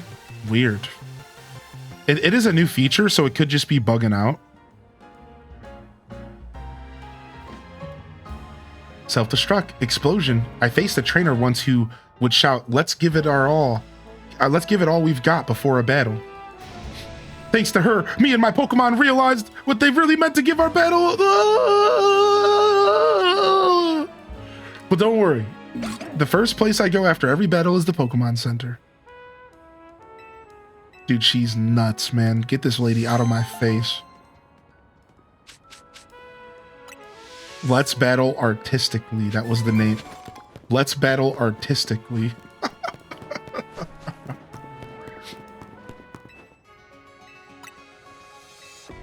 Speaking of Pokemon Center. Oh, you're going to the 3-star? Dude, good luck. Yeah, what's up, Ali Mall? All right, so we got our foul links to level 50 like I wanted for now. Bam, bam, bam, bam, bam, bam, bam, bam. Let's keep leveling up our Beedrill for now. I'd like to have a shiny Beedrill to work with, maybe. I mean, I do have my regular Beedrill, but it's alpha and massive. Bam, bam. Or Pokemon Groundhog Day right there. Get blown up, revived, blow up again. Well, whichever viewer, you can opt out of the streaks. I had one that was over 330, and one day it was just gone. Hadn't missed the creator's stream. Didn't realize until I got a pop-up for 11 streams. Yeah, that's annoying. Yeah, I guess I just try to remind people, like, don't overthink it too much, because the streaks really are just meant to be fun, but that could really suck for sure. I understand. My Pikachu's the strongest in the world. Pika! Want to know why he's so strong? It's because he's holding a light ball. A light ball makes a Pikachu's attack and special attack even stronger. That's why I'm confident my Pikachu is the strongest in the whole world. If you have a Pikachu, you think you could battle mine to prove I'll prove you wrong in battle. This dude's about to have a level 50 Pikachu, dude. This dude's about to have a level 50 Pikachu up in this piece. Frick, dude. I'm not ready. I'm not ready for this Pika mayhem, dude. I'm not ready for this Pika mayhem. All right, Tay-Tay, you're about to get a glow up.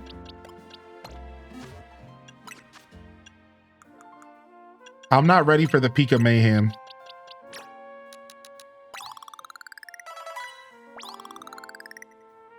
After my first battle, 3 of my Pokemon are poisoned, dude. Oh no, that's not a good way to start. It might be smart to run Safeguard for that competition. This is the kid everyone's saying is based off of Ash Ketchum. Really? I guess that's kind of an interesting take. I guess I can kind of see it.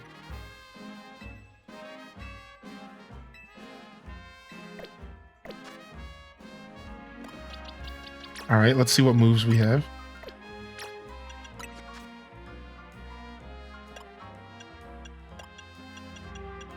Under. I mean, we are fighting another Pikachu, so we're going for Dig again. We're gonna go for Protect again. We're gonna do the exact strategy we did. We're gonna do the exact strategy that we did. Except, what else is Electric weak against? Does Electric only have one weakness? Does Electric only have one weakness? What the frick, man? Electric's crazy. It literally Rage Tay-Tay after gaining 40 plus levels in under a minute. Tay-Tay after gaining 40 plus levels in under a minute. H-Des Rage. Oh, that's cool, Gameaholic. What's up, Jesse A. Race? Thank you, Lady Scientist, for 35 months, man. Thanks for the support, dude. Appreciate that, homie. Thank you again, Didius, today as well. And thank you, Heather B. and Baxter, buddy. All right, here we go. This is the team. This is the Pokemon. We're going in.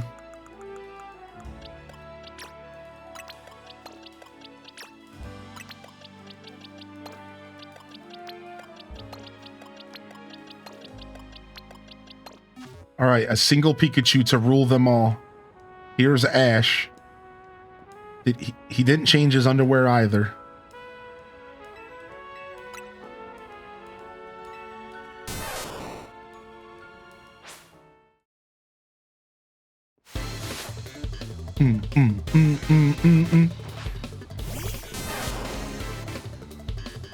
This kid's got skids for show.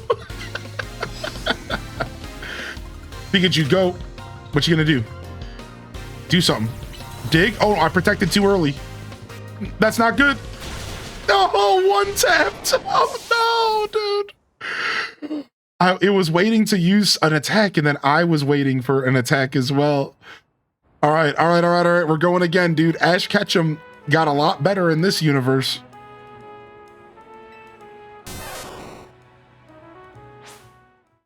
Ooh, nice, ASAP. You made the same mistake. All right, let's go, Pikachu. Dig attack, you dirtbag. Good morning, fam.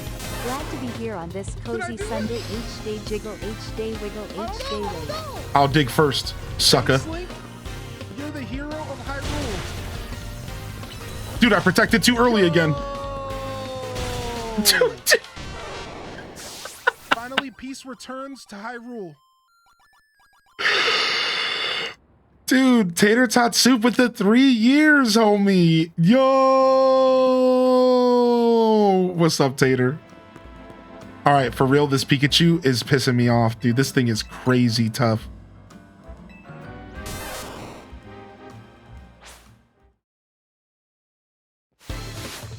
All right, let's go.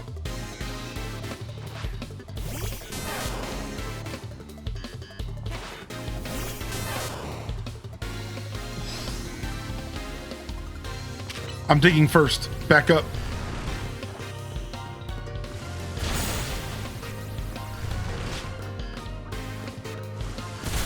Dude, you can't protect the dig once it's... because you can't target. Wait, hold on a second.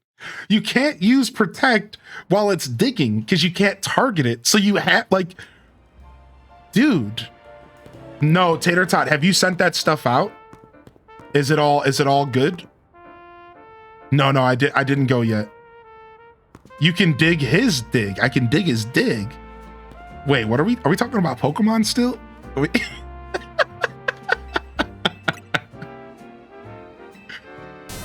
All right, I can dig his dig. All right, let me try.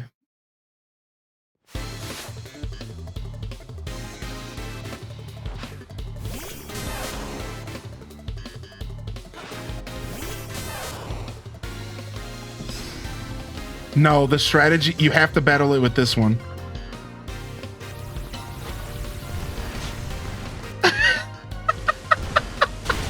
Double dig, son!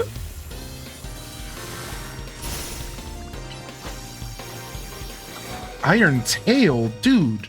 I was not expecting a physical move. I would have put reflect. Dig! Yes, I got it!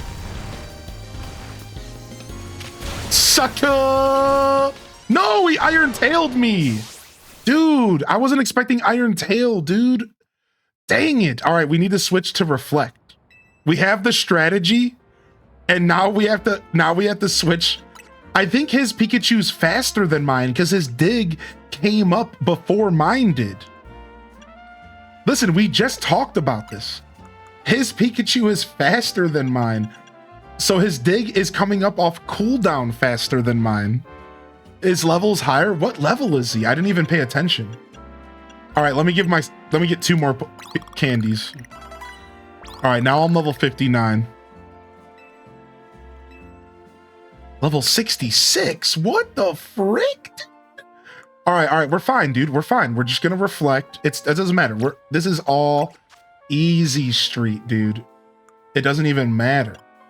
All right, we'll give ourselves reflect, and we can reflect when it's protecting, and we'll be good. We could also just do endure. This is so dumb. Let's drop Thunder for Iron Tail as well. We'll play their game. 67? Wait, you're just joking. No, I'm just kidding. All right, here we go. Dude, isn't HDES Leave so good?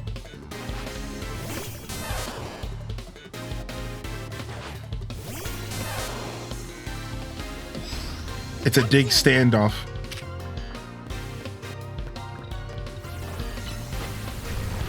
It's a dig standoff.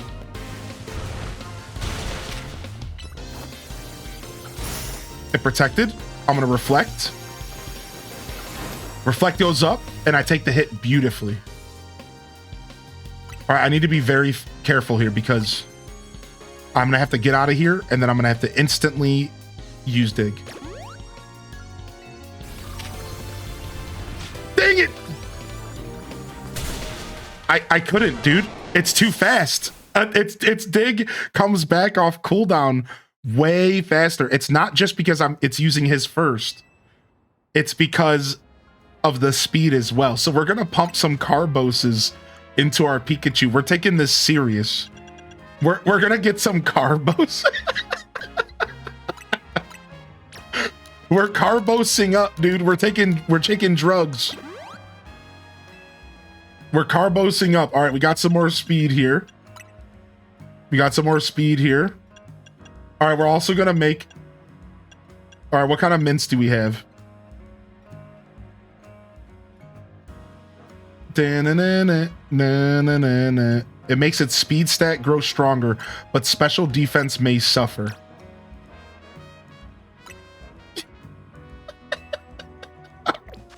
All right. We're locked in, dude. All right, here we go. Carbos gives it a higher speed stat, yeah. This mock battle is wild. Yeah, it's crazy, dude.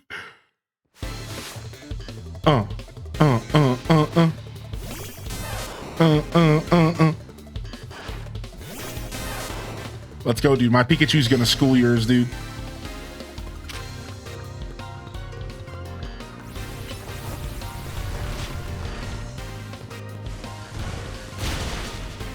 All right, throwing Reflect up right away.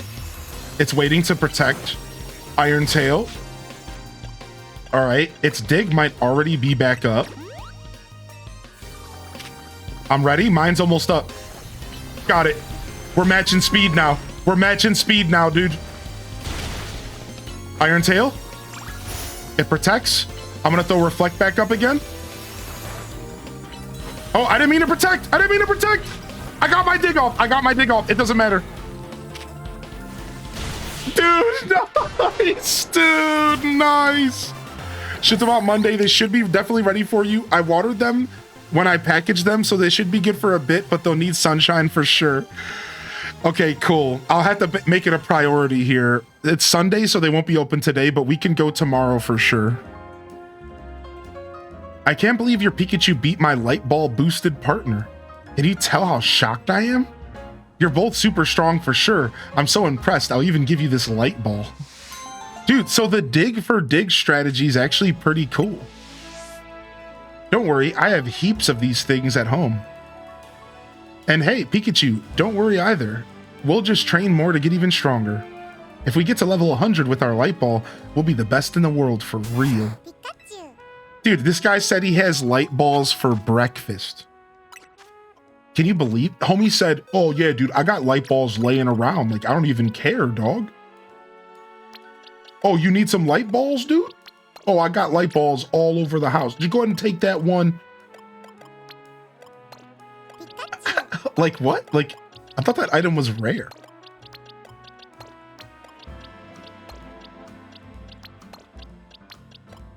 Oof. What? Not like the chat. No. Chat. This is you, chat. You're doing this. You're bringing this pain into the chat room. You're doing this, chat room. This is you.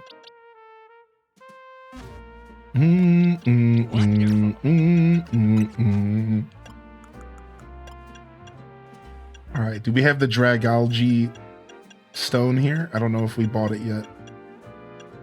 I think he has one, though.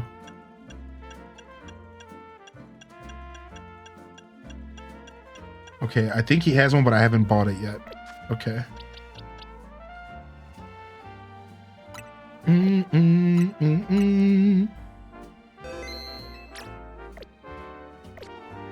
I'm on 10, 2 Pokemon left. Dude, Gamaholics, get in it.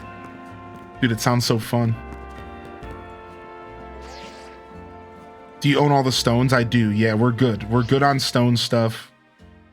We need to farm some peach, some Eevees, now that you reminded me. But we're here for Side Mission Sunday, and we're stomping through all the side missions in game. And it's been fun so far, and we've done a little bit of side content, a little bit of battling as well.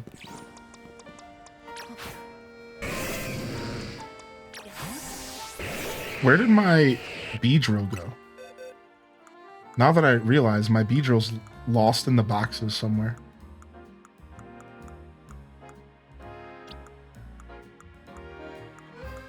Oh, you know what? I know where it is, I think.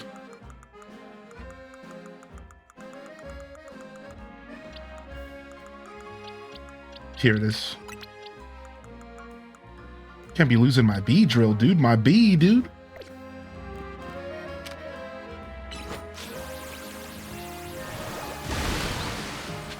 I didn't realize I was this tired. I closed my eyes and the stream suddenly 2 hours longer than before. Dude, those moments are crazy. You just time traveled. You straight up just time traveled. I finished the story 2 days ago at 104 hours with side missions. Still working on a few side missions and research data. Nice, Steven Jackson. I didn't know you were playing this game. Sick. He's a ball buster.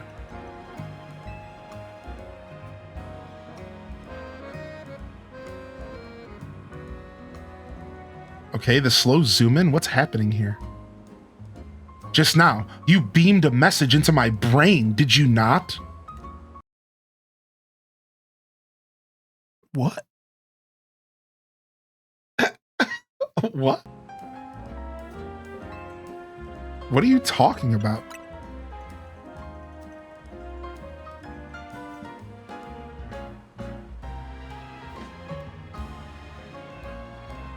There's no need for pretense, my friend.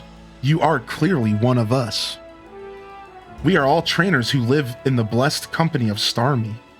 Please join our next gathering.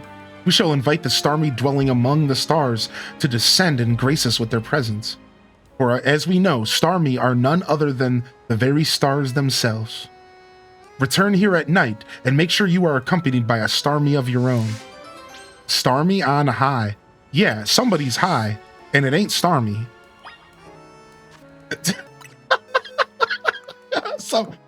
Someone's high, and it ain't Starmie. I'll tell you that much. I can point them out if you want me to, but I'll point them out if you want me to, dog. But it ain't Starmie. All right.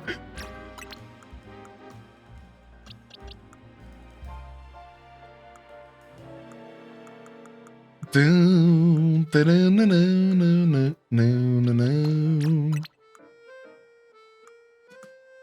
thought I had a Starmie. I do. Okay, I was about to say, I thought I had a Starmie that already was leveled and had the stone equipped. Here it is, Enchilada. Enchilada, my boy here. Enchilada the Starmie.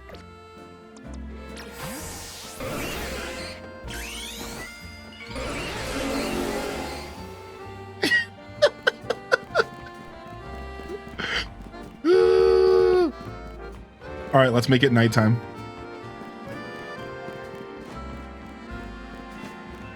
This thing is slow. You would think this thing is fast, but it's actually mad slow. Look at it. It's creepy. The way it moves is creepy. Like the way it moves is like it wants to come give you a hug to death. That's like the vibe, dude. I'm coming for you. Yo, just come here. Just come over here real quick. Just let me give you a hug. Like at first I didn't agree with people that this Pokemon was scary, but now that I really think about it, it's like, this thing is creepy, dude.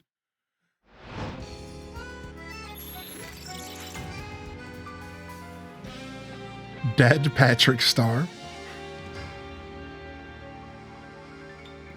Yeah, for real, Gameaholic. The fight with Mega Starmie was super silly. All right, she was over there, yeah.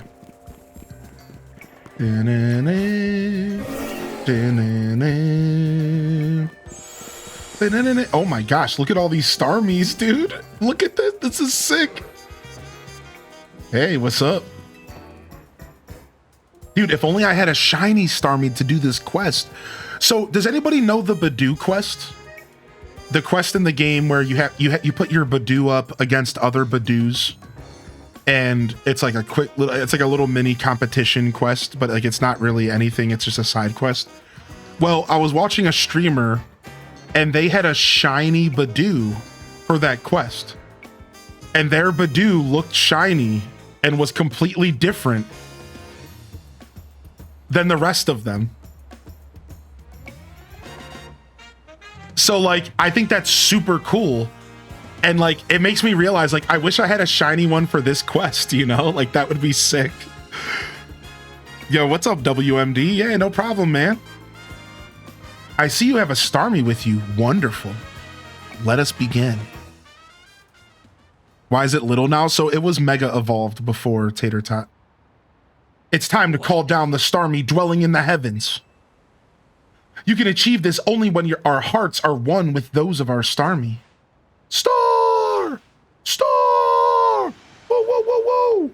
Please join our invocation. I have 5 options. Star! Star! Star! Star! I don't know. I can't think of any more voices. It's like when you're choosing a character's voice in a video game. Ah! Oh. Oh. And it's like you're just clicking the button to hear what they sound like. Store! Louder, everyone, again! Store!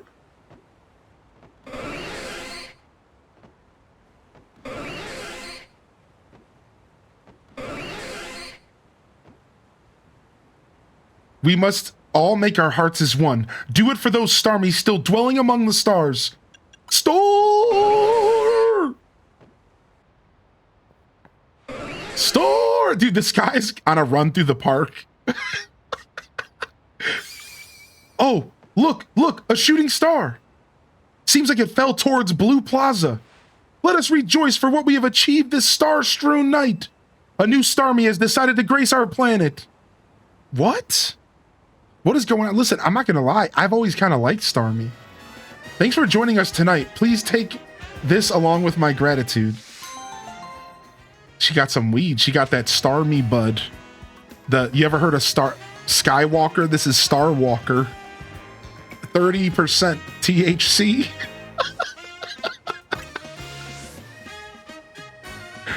We shall see you again in a year's time.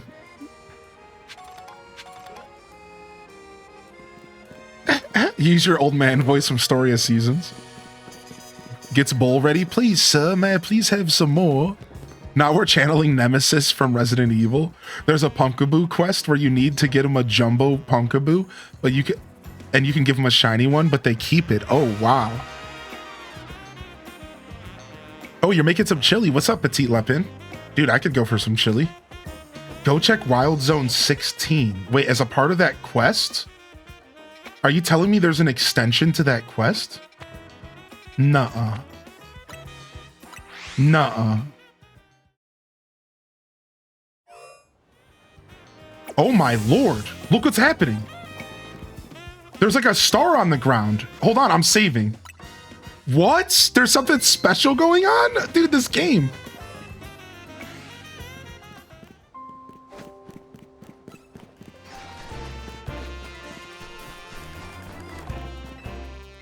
It looks like there's something on the ground where the shooting star fell. You obtained a moonstone. That's so cute, dude. Aw, this game is cool, man. I really, really like this game, dude. I'm not gonna lie, man. This game is charming. It's so fun, dude. It's so fun. That's so cool. I didn't think I thought the quest was over. You know what I mean? Like they didn't have to go that extra step. That was super silly of them. Like that's actually super cute.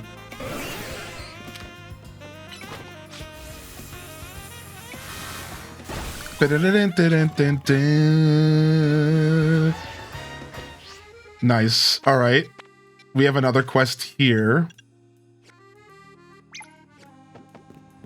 More side missions. Let's go, dude. The Starmie side mission got me amped. That was fun. Uh-oh. It's the goons. Here we go. Well, if it ain't that kid from Team MZ, you got a bit of a reputation in the Rush Syndicate. I hear you're pretty strong. Battle me, will you? Will yous? Battle me, will yous? Don't have to be right now. I can wait till you're good and ready. Steadfast as steel. Interesting. She's from NY, not France. Yeah. Then buckle up. My will is as hard as steel, you hear? Oh, wee wee. Is that French enough for you?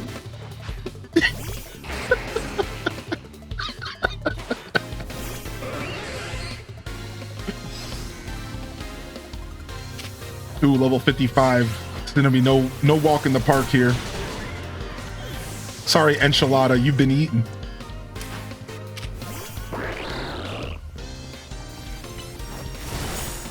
Dude, Drill Run hits way too hard, dude. Holy heck, is Drill Run crazy. Excadrill is a really powerful Pokemon in the game's meta right now. But, like, technically, you're better off just running Garchomp if you want to really be a min-maxer. But Excadrill's a really good choice because he just hits so hard, dude. It's crazy. You combine that with Drill Run, and it's just like...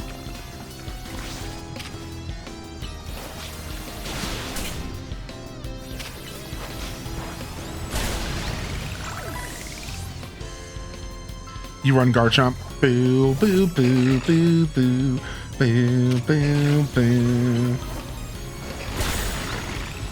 Sorry I had to be that way.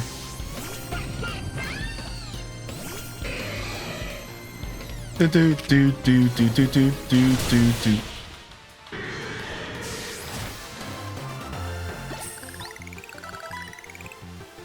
Some things can only be learned through battle. Now I know what a real Steely trainer looks like.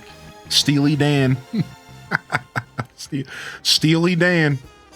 You know, you're all right. Most folks wouldn't waste time humoring me.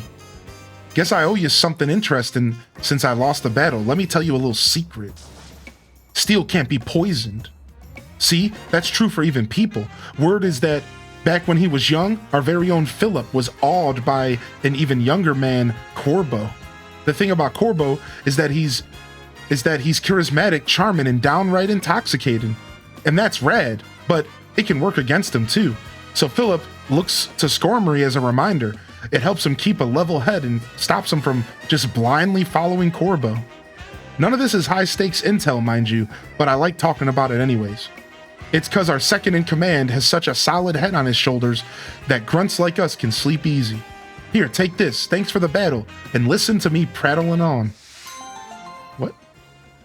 Will you stop kissing your boss's boots, dude? She's like, the boss, he's the best, dude. I love him so much, dude. He's just the best. I just love the boss. Shut up. The boss don't love you.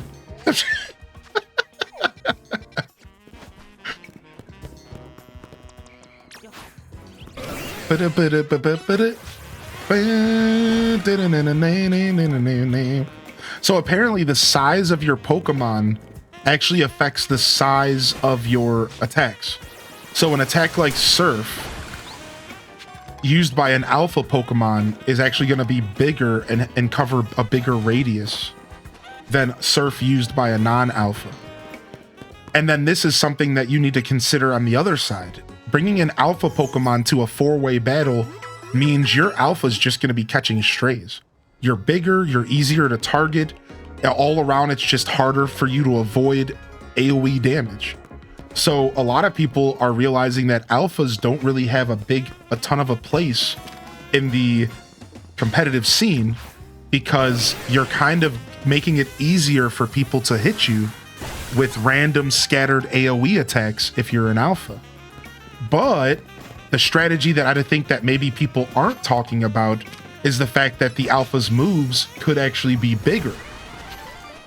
So it's very interesting how, like, there might be some strategies around that. Maybe your Pokemon, maybe you want your Pokemon to be a big eyesore, right? Because maybe your Pokemon has Spiky Shield and you want people to attack you, so you could use Spiky Shield, or maybe you want to have bigger Surfs, so you use an Alpha, so you have bigger Surfs.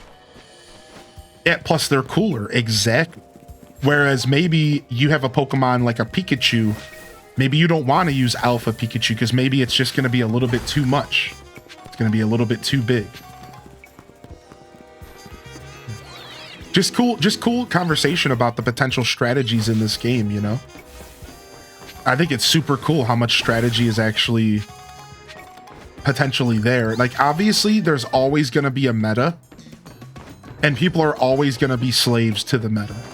So don't get me wrong, in a lot of the games you join, you're going to be fighting Garchomps, Gyarados, Excadrills, Gardevoirs, because these are the Pokemon that everyone wants to use because they're strong. But then that makes it to where you can play around that. If you know Gyarados is in every game, you could bring yourself a Pokemon that beats Gyarados. If you know that the meta is going to be a certain way, you can play anti-meta teams, and you could bring Pokemon that are designed to beat those teams, right? Which is kind of an interesting spin on it.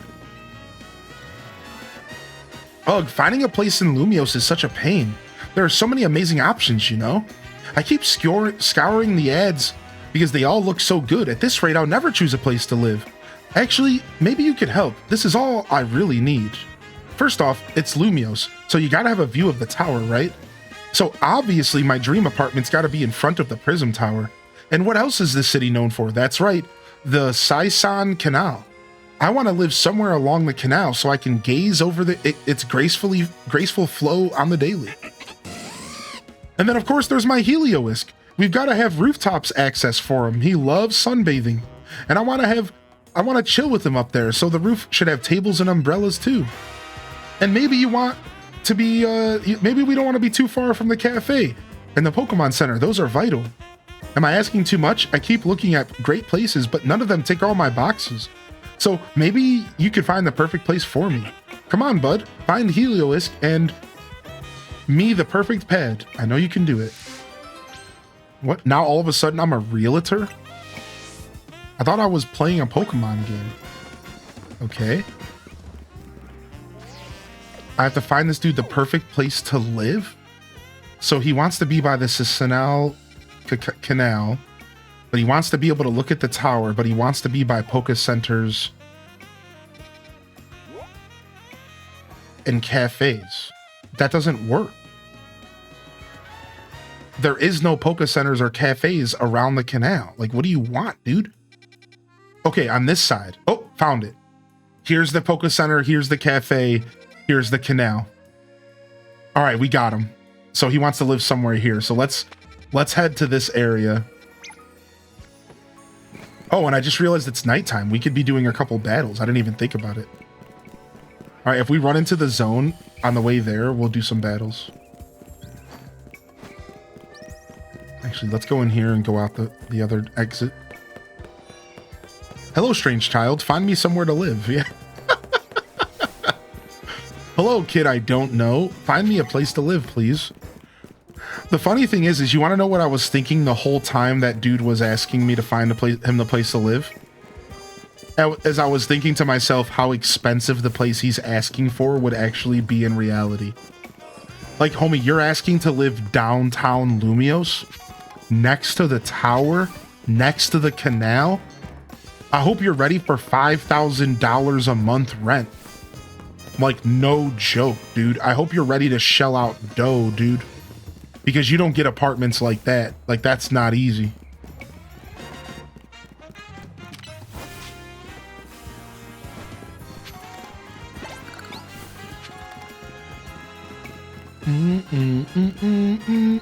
Bam, bam, bam, bam, bam, bam, bam. So how do I let him know I found him a place to live? What?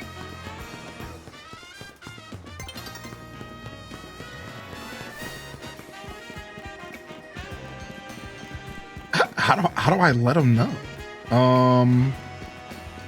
Let's just poke around and see. Ooh, there's a random Goomy on a bench. Hold on a second.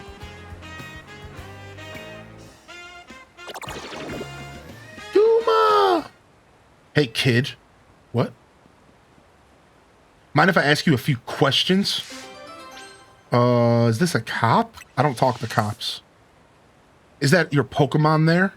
Never seen it before.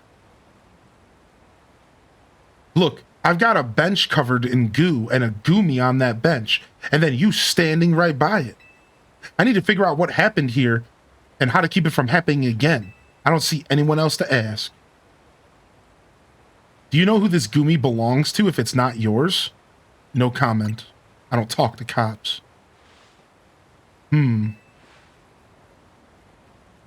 what brings you to this particular bench tonight if this isn't your Goomy? No comment. I don't talk to rats. No, I'm just kidding. I'm just kidding. I'm going a little too hard in the role play. I'm just joking. Are you from around here? Maybe you can point me to someone else who might know this Goomy. No comment. How you doing today, Rebe?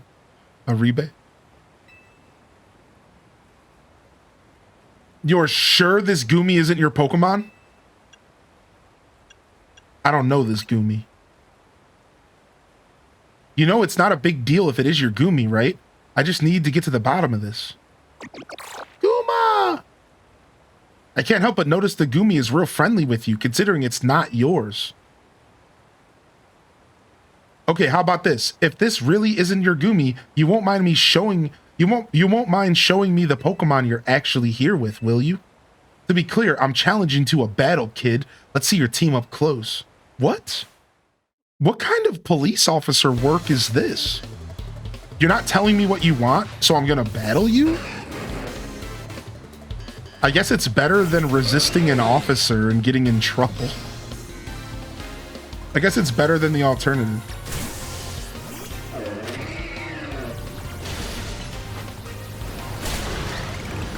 Confessor battle. Police brutality. Stop, chats. Stop, dude. This is what police brutality's like in the Pokemon universe, I guess. They just walk up to you and challenge you to battle.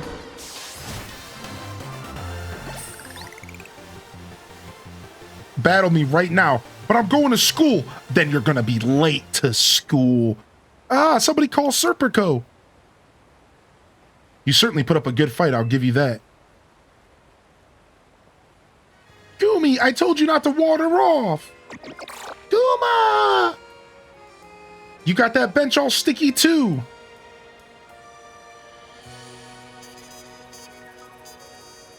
There, all cleaned up. Come on, Goomy, let's head home.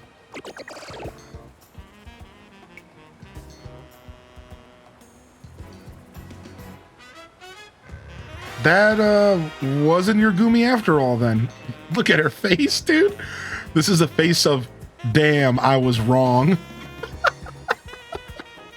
Sorry, kid, there are so many wild Pokemon around Lumios. I'm feeling the pressure to head off trouble when I see it. Let me share a tip with you to make up for your trouble. To evolve Goomy to its final evolution, you need to make use of the rain. I'm not gonna lie, if you actually pay attention to the side quest, the game does teach you how to play the game.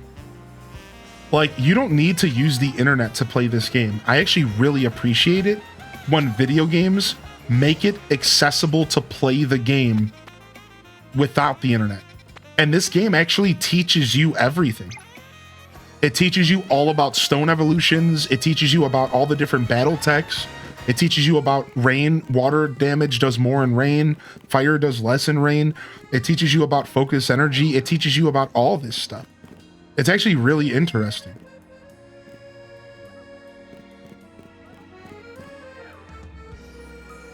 Nouveau Cafe is sort of like a self-help group. What? Are these the same people? Is this the same group of people, just a different cart?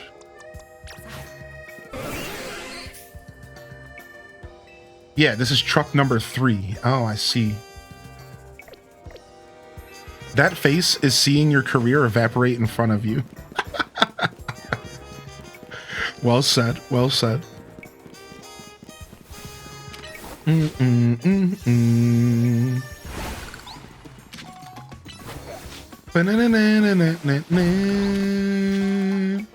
So how many of you have found a shiny today? Anybody shiny hunting out there today? Any shiniers? I haven't found any today, man. It's been a while. I did get gifted a shiny, which was pretty cool.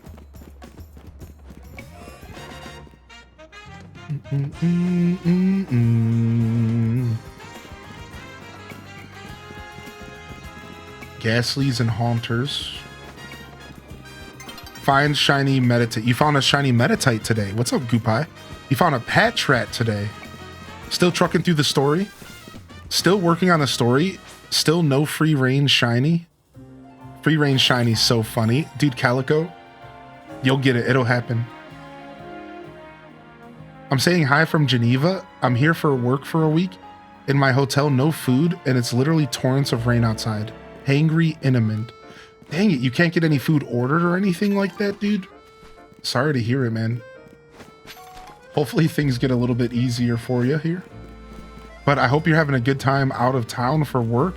Now, when you work out of town, do you at least get some time to like see the sights, or is it just 100% work?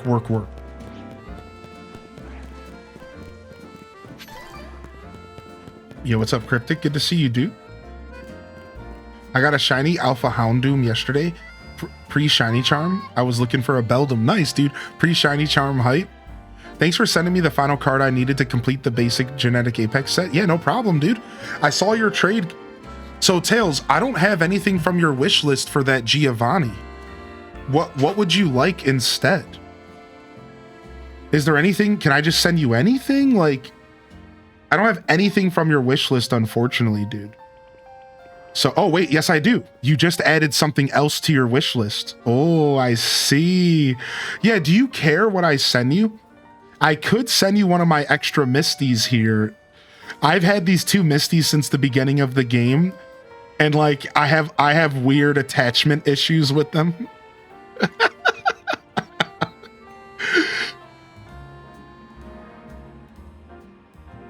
Not a chance to see sights. It's like 16 hours a day when I'm here. I've been in Geneva 24 times in the last 2 years. I have never been able to sightsee except for one night. Oh, that sucks, dude. Sorry to hear it.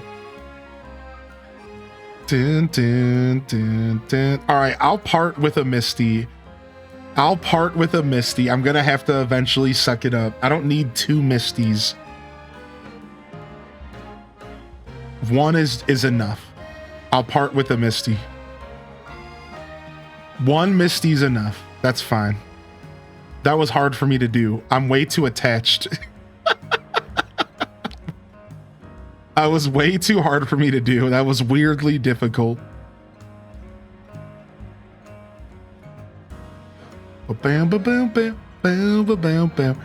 So I was able to finish a mission earlier today that I was never able to finish in the game. We're talking about TCG Pocket. I was able to finish a mission because I got traded a shiny Gyarados, and there's a mission in one of the sets that you need to get 4 Magikarps in a regular shiny Gyarados, like a 1-star. And if you manage to get it, it's called the Lake of Rage. And I was finally able to finish it because of the trading, dude. The trading system is actually so clutch. I got my Lake of Rage, dude.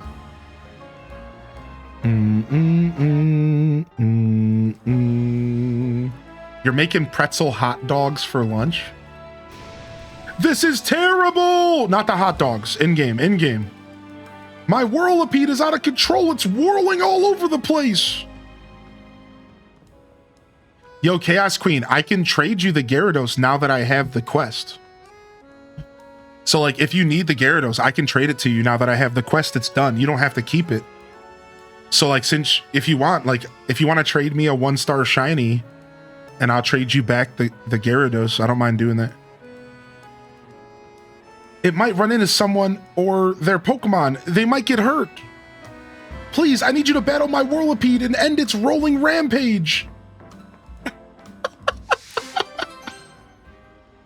Stop the runaway Whirlipede. Okay. Now hold on, we have to switch our team up because we got level 50. We got level 50 on our Ampharos. Let's go ahead and bring back our B, and that's good for now. We'll organize our boxes later. I'm being lazy. All right, where the heck did this Whirlipede go?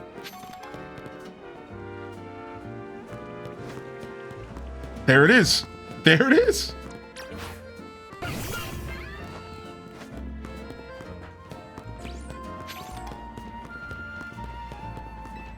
Are you sure? Yeah, I don't mind. You don't even have to worry about giving it back. Just maybe trade it to someone else who needs the quest, and we can just pass the Gyarados around. You know what I mean? Like, why not? Why not just keep blessing people and helping them finish their mission?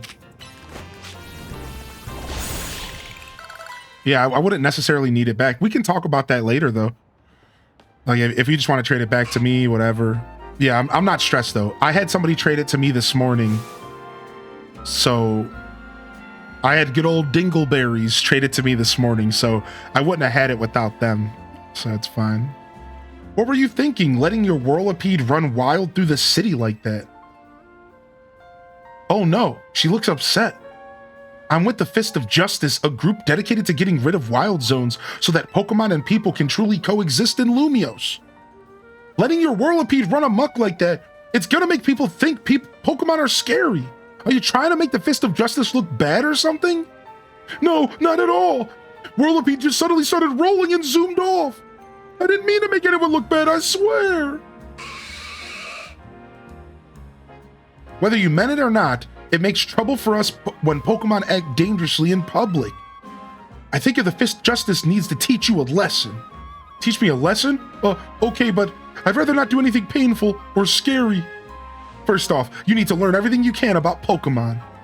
Whirlipede is surprisingly aggressive. They don't hesitate to smash into things at high speed. Pokemon will obey you as long as you have high enough Royale rank, but if that's not the case, you should train with the Fist of Justice so you're able to stop Whirlipede on your own. Have I made myself clear? Yes, understood.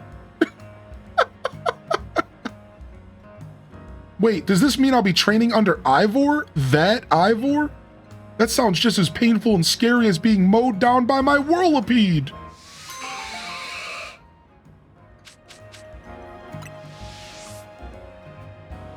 I haven't been on Pocket in so long.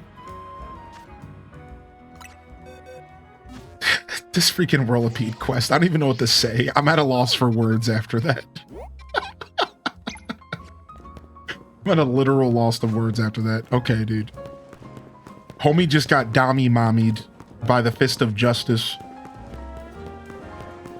And he was down. He was like, sure, ma'am. Yes, ma'am.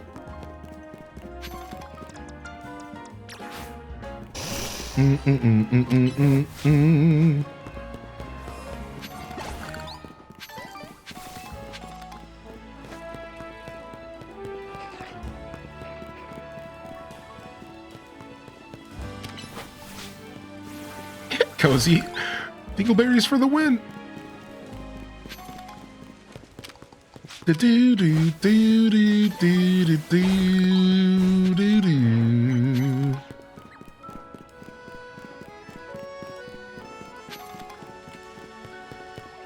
I still need to find 15 colorful screws. So I need to get back to rooftop hopping around this place. I need to get back to rooftop hopping, man, because I still have so many colorful screws to collect. And I'm pretty sure the ones that I'm missing are almost all on rooftops. There could be some scaffolding courses I haven't done yet, but I'm pretty sure most of what I'm missing is rooftops. Let's run in here and see if a shiny spawns. Do do do do do. Ah!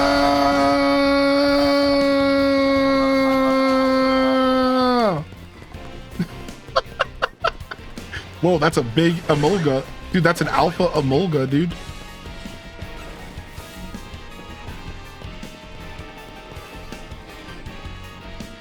Do you know the rooftop colors match their district name? Somebody mentioned that.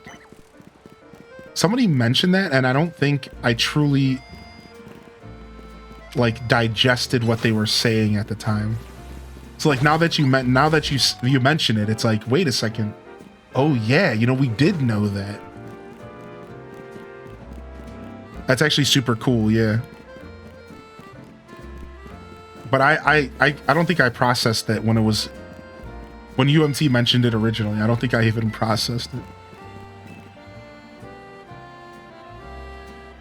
Why hello, would you be open to assisting a master perfumer in her quest? I make my delightful fragrances using the scents produced by Spritzy. You see, the aroma of each Spritzy can differ in tantalizing ways based on the diet they consume. Yeah, me too. My fragrances change based on the diet I eat as well. Baines, what the fuck?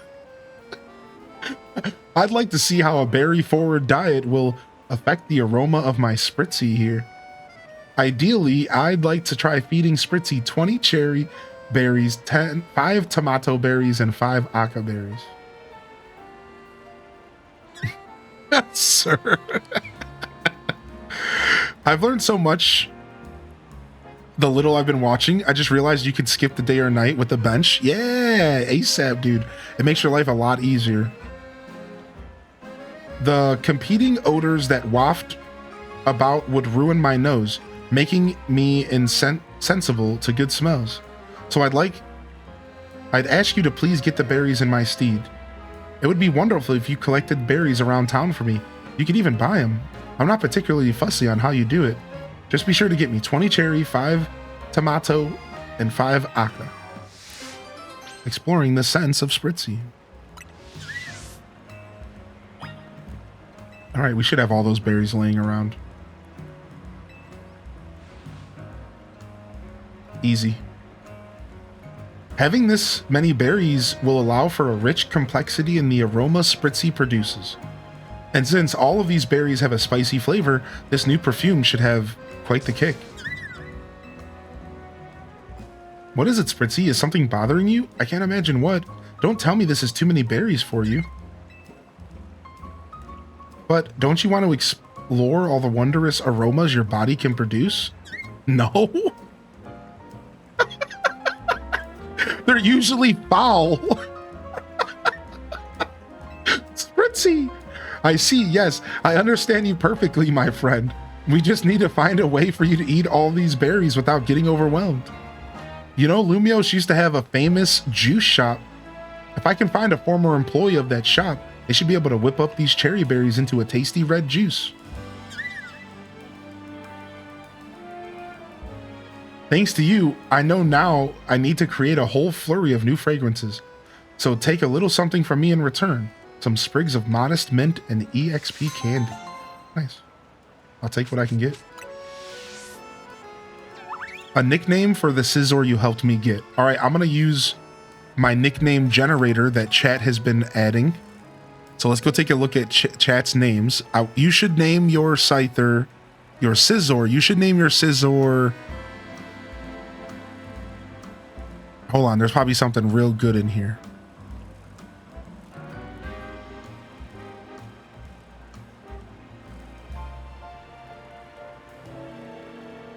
There's some funny stuff in here. R2D2. Twizzler would be hilarious. Let's keep going. Digimon, which is hilarious. Morningstar, which is kind of funny. It's like, isn't that a weapon?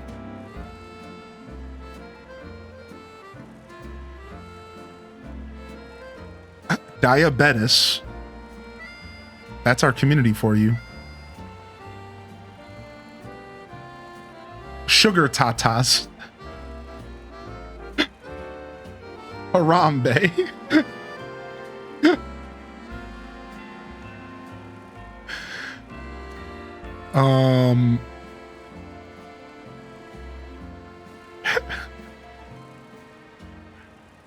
Ooh, Silver Haze. He's not silver, but because he's a bug, that could be a sick name. Silver Haze could actually be kind of cool. I'm not good at naming stuff, so if anybody else in the chat wants to help, I'd appreciate it. I'm actually really bad at naming stuff. For a Scizor. Sounds like something from JoJo Bizarre. All right, it looks like we have a battle in a court here. Let's go do this. And we're gonna walk there. I'm actually trying to actively walk to all of the locations because there's always a chance for a shiny to spawn. So instead of fast traveling, I'm trying to do more walking. Gray Boy, Scissors, Clawber. I like Clawber. It's Clawber in time. Edward for Edward Scissorhands. Yeah, you couldn't fit all of that, but Edward would just be a funny reference, actually.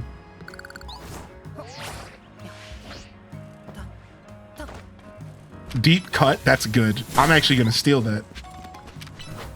Are you referencing Splatoon with that? Or are you just referencing like music? Because I know Splatoon has like a gang and like they're named Deep Cut or something like that. Just popped into my head. Nice.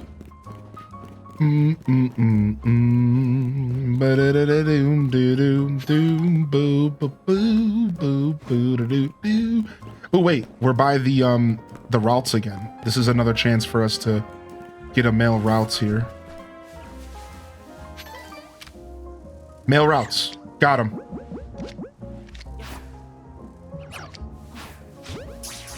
Sick. All right, we got our male routes finally. Sick. Male routes is coming with me. We're gonna get this dude leveled up so we can get ourselves a Gallade. After that, I don't really have much left in my Pokedex. Right, because we need Gallade, and then we need 3 Eevee forms, which is Leafeon. No. It looks like we need Umbreon, Espeon, and Sylveon.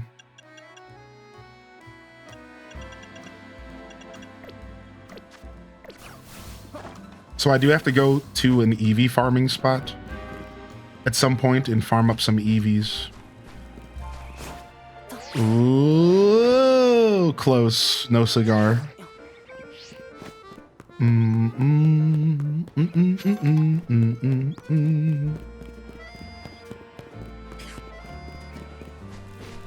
Dude, I'm not gonna lie. I love Spinarak so much. I think Spinarak is such a cool Pokemon. I've always felt that way about Spinarak.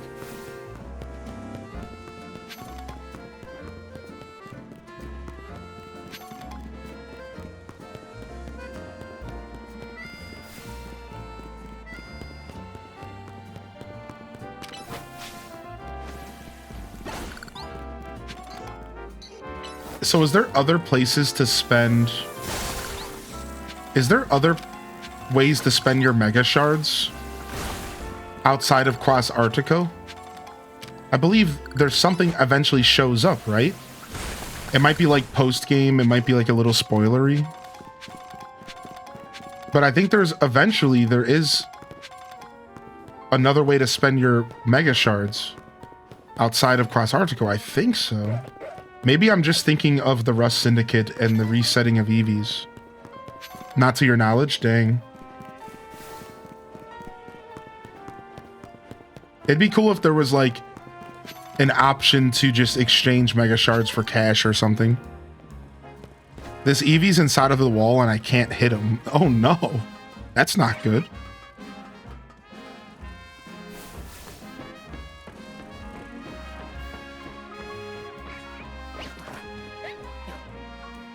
that's an Esper. I think we already have Psychic. What do I actually still need to catch for Mabel's research? I need to catch Ice types, Fighting, Rock, Dragon, Steel. Okay.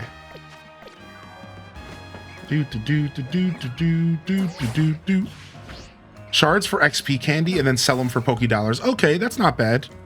You gonna plan on making a competitive team? I will be. Yeah, I will be doing some competitive stuff, I think. Yeah. I will be making a little team of 3 and doing some online battles. That is my plan.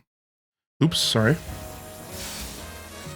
Yeah, that is my plan. I am gonna do some online battles. I'm gonna build myself a little trio of Pokemon, and I'll go through the process of like why I'm using the like coverages and like making sure my team makes sense with each other. It'll be fun. It'll be something super fun. Now, I do put a lot of extra thought into that stuff, so I almost have to dedicate a stream to it so we can just sit down and talk shop and like figure out exactly what I want to do. Because it can be a lot. Building a competitive team, I feel like Batman, like it's like I put a ton of preparation in.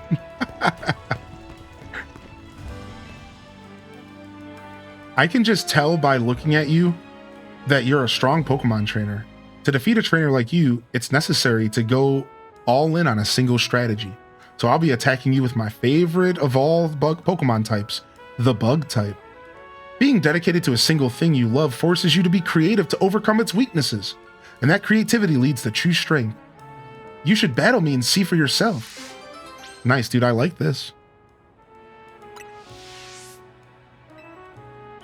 Alright, so you have Garchomp to cover Ampharos, so you could use a flying type to go with it. So Ampharos Mega turns into a dragon, so you could use a fairy type so that you could take all dragon attacks for 0 damage. If you're not using Mega Ampharos, then instead you would want something like a bird. Garchomp's weakness is dragon as well. So it sounds like you want a fairy type. I can tell you right now. Because your Garchomp and your Mega Ampharos are weak to fairy attacks and dragon attacks. Whereas if you get a fairy, you're neutralizing the fairy damage and you're literally deleting any dragon damage. And all you have to do is switch that fairy type in. So it sounds like you might be looking at Mega Gardevoir, which is one of the strongest fairy types in the game. Or you might want to go in a different direction. Meganium is good, but Meganium can be rough because it has a quad weakness. So that's a tough one. And keep in mind, you don't have to go with a Mega. There are strategies around items like Assault Vest that give you like massive defense, and you could use a Pokemon that doesn't actually have a Mega evolution as well. That is a very usable strategy. You just have to keep in mind that if you're not going to Mega Evolve, then you might have to play off that Pokemon's strengths. Like Light Ball Pikachu uses Reflect and Light Screen to make sure that it can take a hit, because it's not Mega Evolving because it doesn't have the stats. So you don't have to stick with only Megas. Obviously Megas are really powerful, right? So yeah, consider a fairy type for your team. It might balance you out. There's some other directions you could go as well though. It doesn't have to be a fairy. You could go with a dragon to just take dragon hits, or sorry, a steel, I think it is. I think steel takes dragon okay. So you have some options. I'll be using Mega Evolution to draw out the potential of my beloved bugs. Oh, here she goes.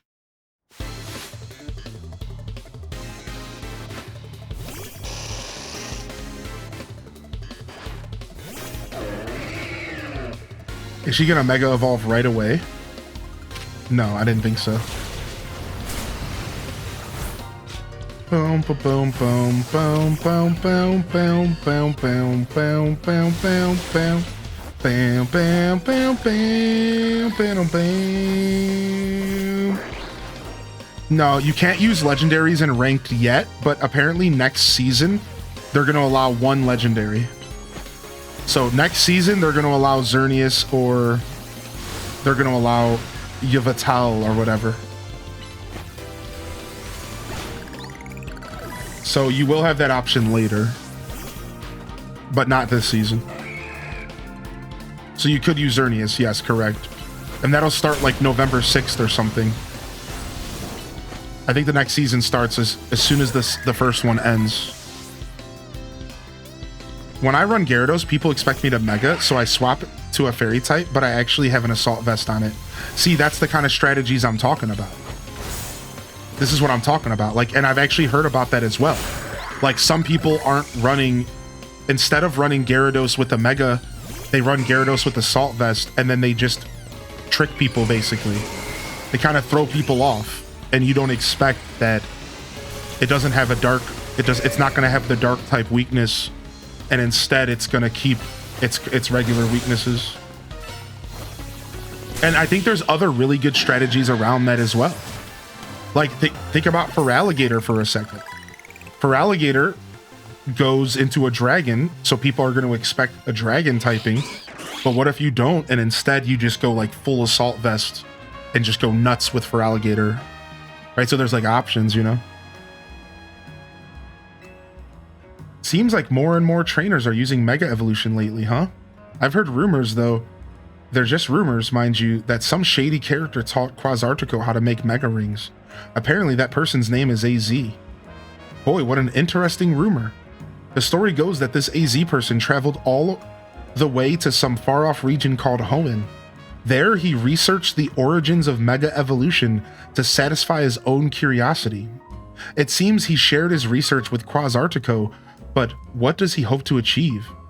I guess I've got no complaints as long as I can Mega Evolve my beloved Pokemon. So we got some lore. We got some random AZ lore just now.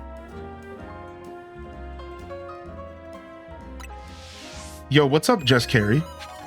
Is there a way you can organize your boxes so I can see what duplicates I have easier? Not really. So what you can do is you can do search boxes. Then you could type the Pokemon species in, right? So you could say like Gibble, right? And then it'll show you all the boxes that have that Pokemon in it. You see what's happening here on the screen? It's actually really nice. So I'll show you again, right? So like what you do is you go to boxes and you go to search, and then you type in a species. So you could say like Fletchinder. And then what it does is it pulls all of your boxes up and it only shows you the ones that have that Pokemon in the box. So there's no way to suss out duplicates, but this would allow you to see all of your Fletchinders. Does that make sense? So you could, I'll show you one more time as well. Like I could search for Kakuna, and then it'll show me all of the boxes that have Kakunas in them. So I could at least assess the situation. Like, okay, how many doubles do I have of that specific species, right? So it's actually really useful, but it's not quite as useful as just a straight up way to organize your boxes. It would be so nice if they just let you click a button and it was like, organize this way. It would be so nice if they did that. You know, it is what it is though. In past games, I organized by type. I used to organize by type as well. Now for these smaller games like Arceus and this game, I'm doing a living dex. I'm doing a living dex to organize instead. I think that's probably what I'll do with most Pokemon games from here on out in the future. Time for my B rank battle. Ooh, UMT, you got this, dude. That's nice. All right, this side mission is at the Sushi High Roller Cafe, which seems scary. We're gonna go past that one and go to this one instead. We have to pull out our whole team for that one. We're gonna hold off. Bam, bam. All right, let's go see what this quest is all about. It's another cabbie quest. The last cabbie quest was a little ridiculous. Oh wait, it's not a cabbie quest. I see what's going on here. I know my team is all beat up. Oh, my camera's also off the screen. Oh, hello there. You're the trainer who helped us with filming last time, right? Well, we're shooting a scene for a different movie now. This time we're making a horror film. In particular, I want to get some footage of the fearsome ghost of the forest, Trevenant. But we've hit a snag. Wild Pokemon are terrifying, especially ghost type. I think you can help us here, however.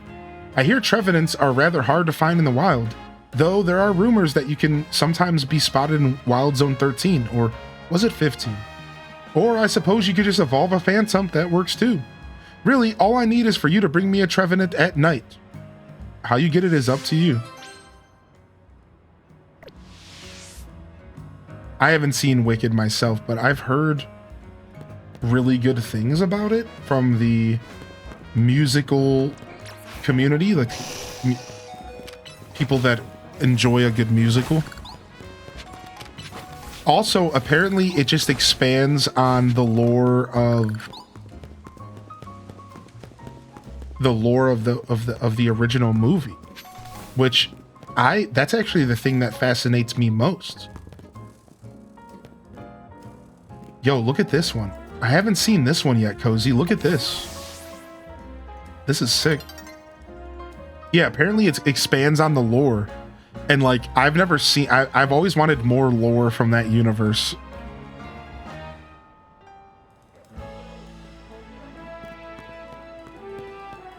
It's basically a fan fiction. Right. I don't know if it's like canon or anything, but it's still cool. You know what I mean? It's still like just neat lore.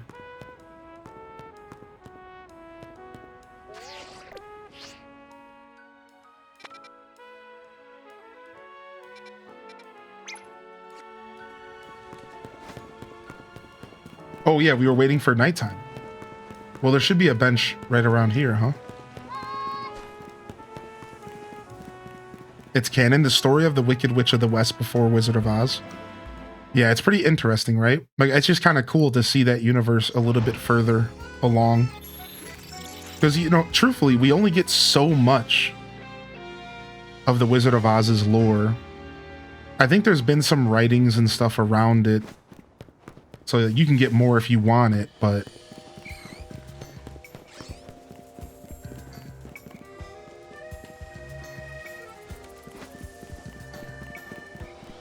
There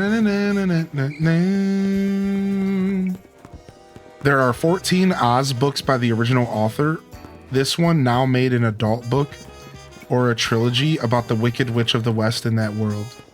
So it's not canon to the original writings, but it's canon maybe to a new era. If that makes sense. So like the original writings, it's not a part of those books, but obviously they're trying to expand on those writings. So it's not a canon, it's not canon to the original writings. That is important to clarify. It really is, yeah. And now they're just kind of doing a new thing, kind of a different thing. Kind of like the Rings of Power. Anybody know what I'm talking about? Like the Rings of Power aren't actually terribly canon to the original Lord of the Rings writings. But it still does tap into some canon, some new ideas, kind of takes it to a different direction in some ways. But it is technically not a part of the original writings, right? If you want to help with filming, then bring a Trevenant in at night. Dude, what do you mean? You can't just take it out of the box, dude? Scumbag. Boom, boom, boom, boom, boom. Bam, bam, bam, bam, bam, bam. What's up, Lunacy?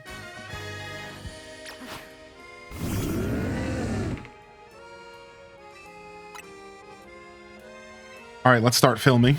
All right, let's go. We're doing a movie, dude. We're doing a movie.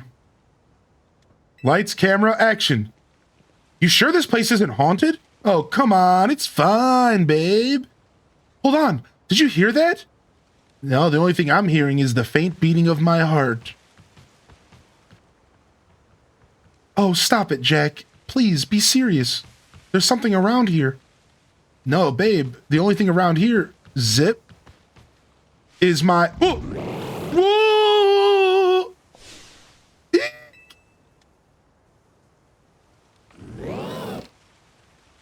Wait, hold up. It's not scary at all.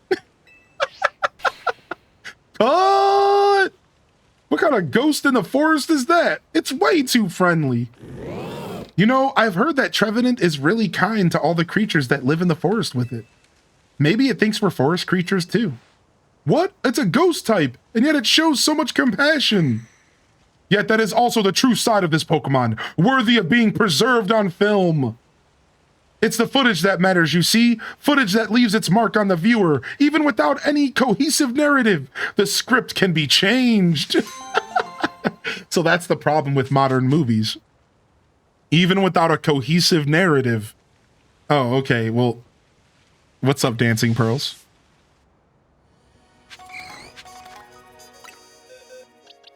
Even without a cohesive story, we'll still shovel out whatever Netflix special movies you want to watch.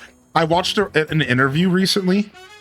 Listen to this. I watched an interview. I don't know if this is true or not, but a gentleman who worked at Netflix on movies said that at one point the higher ups of Netflix came to him and made him adjust the movie he was making because they said it's too complicated and they want to create content on Netflix for people to put on your side monitor while you're doing other stuff. So basically what he said was, we are developing movies for the sole purpose of you being distracted while you're watching it. This is the future of Netflix specials. That they are literally creating the content in mind with you not paying attention. And it's not just like a philosophy. Apparently, allegedly, this guy who worked as a director for their movies said that one of the higher ups actually made them change their movie because it was too involved and it wasn't easy enough to ignore while you were on your phone. Think about this for a second. What? Oh, this movie's actually too detailed. Oh, we need you to dumb it down a notch because people don't watch movies for the movie anymore. They just put it on while they play their Game Boy. Like, what? Like, dude, it's just crazy. Like, the world is just in a crazy place sometimes, dude. It's like, what? Well, they failed with K-pop Demon Hunters. That grabbed my attention and still hasn't let go. Right. I don't think it's happening with everything. Obviously, it's not happening with everything.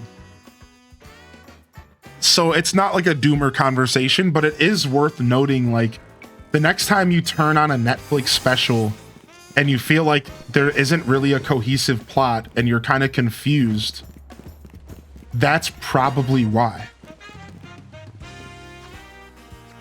That's probably why. That's what I'm kind of doing with you. So you're missing the point of the conversation. It's not that it's wrong that people are using content as something to have in the background while they're doing other things. Like, obviously, that's how Twitch works. I am blessed to have lurkers who half pay attention to my show while doing other things. You're missing the point, though. The point is that they're developing movies that are meant to be entertainment, dumbed down for you to ignore. Like, do you not understand the difference between a Twitch streamer and a movie being designed this way? Like, I think you're missing the point there. Either that or you're trolling, and regardless, let's not overlook the point that I'm actually making for trolls. Do you see what's happening here? Like, TV shows and movie is different. Like, you watch that stuff to be engaged with it. And every once in a while you throw a TV show on, or who cares, right? I've seen Seinfeld 1,000 times, so I throw Seinfeld on, so just I have something on in the background. Right? You throw on The Office every once in a while to just throw it on in the background. We're talking about movies and TV. This is very different than like a stream. Like, yeah, the stream scene has worked that way ever since Twitch has existed. My show is you throw me on your second monitor and you enjoy the show on the side. Yeah, like that's how Twitch works. You know what I mean? Like, so this isn't a commentary that it's unhealthy or bad to put on a movie while you're doing something else. We're talking about movies that are being designed to be ignored. think about, again, like wrap your head around that. Like that doesn't make any sense, and it's really backwards. That's really weird. Like, like that's really weird stuff. Like in 30 seconds, they're producing it that way. Yeah, that's very paradoxical, right? Like it's like they're designing it to not be paid attention to. They're designing it purposefully bad so that you just have something to throw on while you're doing other stuff. But you have to understand, I could speak for almost everybody here. That's not what people want. People don't want content that's dumbed down to ignore. Everyone has that kind of content. We have the shows we put on in the background, the streamers we put on in the background, the movies we put on the background.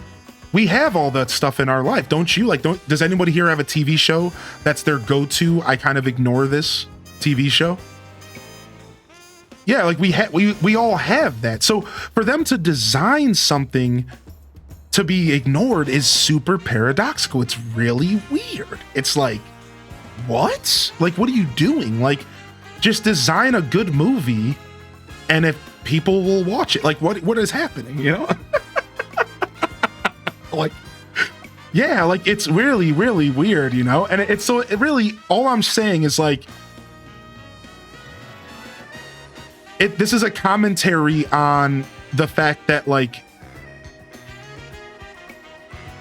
content, movies and TV and video games aren't being made the same way as they used to be. And it used to be, I'm going to make this movie as entertaining as possible. I'm going to try to keep people engaged. I'm going to try to keep people into the plot. And I'm going to try to help you get from minute 1 to hour 2. And to understand everything that's happening, to be pulled in like a book, like a TV show. But now we're in a society where Netflix really just cares about keeping you on their platform. So they know that if they can just pump out content that actually has no weight, it's not appealing, it's not really engrossing, it doesn't have a good plot, they're not really paying their writers much, they don't really care about the story, they're literally just producing the content for you to just put it on in the background. That's weird. Like, that just goes to tell you kind of where our society's at with like, there's been a shift, and like, not every movie is designed the same way now. It's like there is stuff being designed that's purposefully filler. That's a good way to word it. Like, any anime heads, like imagine like a whole anime that was designed just to be filler. Like, actually, instead of writing a plot, we're just gonna do a bunch of filler as a whole anime series. And there's no real plot, and there's no weight or gravity or anything that's actually happening in the story. You don't care about the characters. You're not even sure what's happening. It's just a bunch of filler for a season. And you just kind of float through it, and you're just kind of like hanging out. And like, in some situations that might be cool, especially if you're somebody looking for something to put on the side monitor. So like, Netflix isn't like, I guess it works for them, you know? I feel like that may have been a series somewhere. Yeah. Some slice of life animes are like that. Right. Like, so it's funny because it's not even, I don't even think it's necessarily unwanted. I think there's a lot of people who would love to have content to just throw on. Maybe they're not Twitchers like we are, you know what I mean? Like, I could see that. I could see it actually being a desirable, right? Somebody in the chat said, my attention span is garbage. I can't focus on anything that's come out in a while, right? Like, some people might not want every movie they watch to be the heaviest movie, or every TV show to be the most interesting, because you might just want to throw it on while you're playing Pokemon. So it's really strange, because some of us, I think, actually want this. I just don't think it's healthy to produce content purposefully bad. I think that's because I'm older, and I came from an era where content was always designed to be the best art that it could be. Every director went out to make the best movie they could. Every artist, every game artist you know, went out to make every game as good as possible, where it's like, we're kind of like we're in a shift. It's like, all right, let's just go put out a poopy movie just because who cares?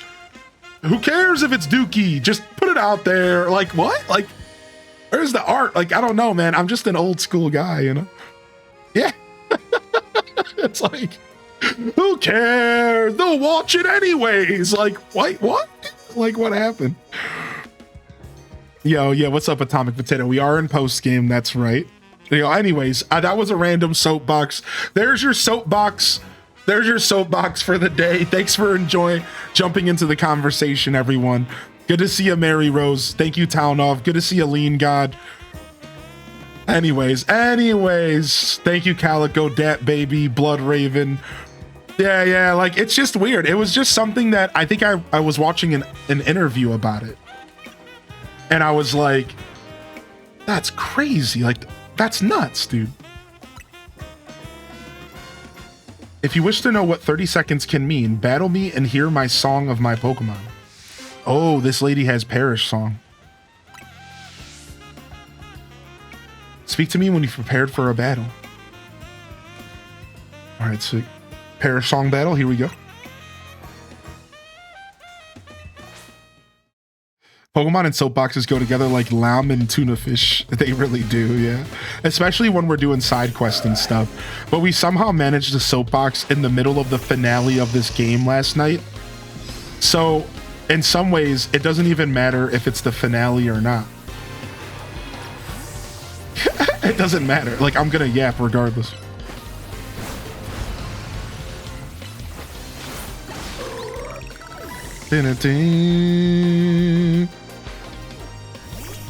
Yeah, gameaholic, exactly, right? It could be kind of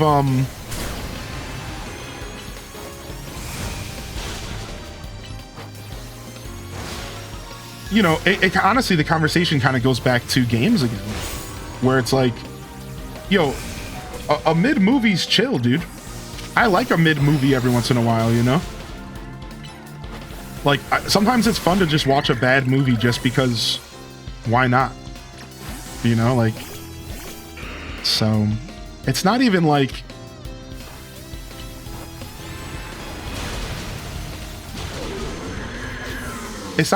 every movie that comes out is gonna be like the best thing ever, or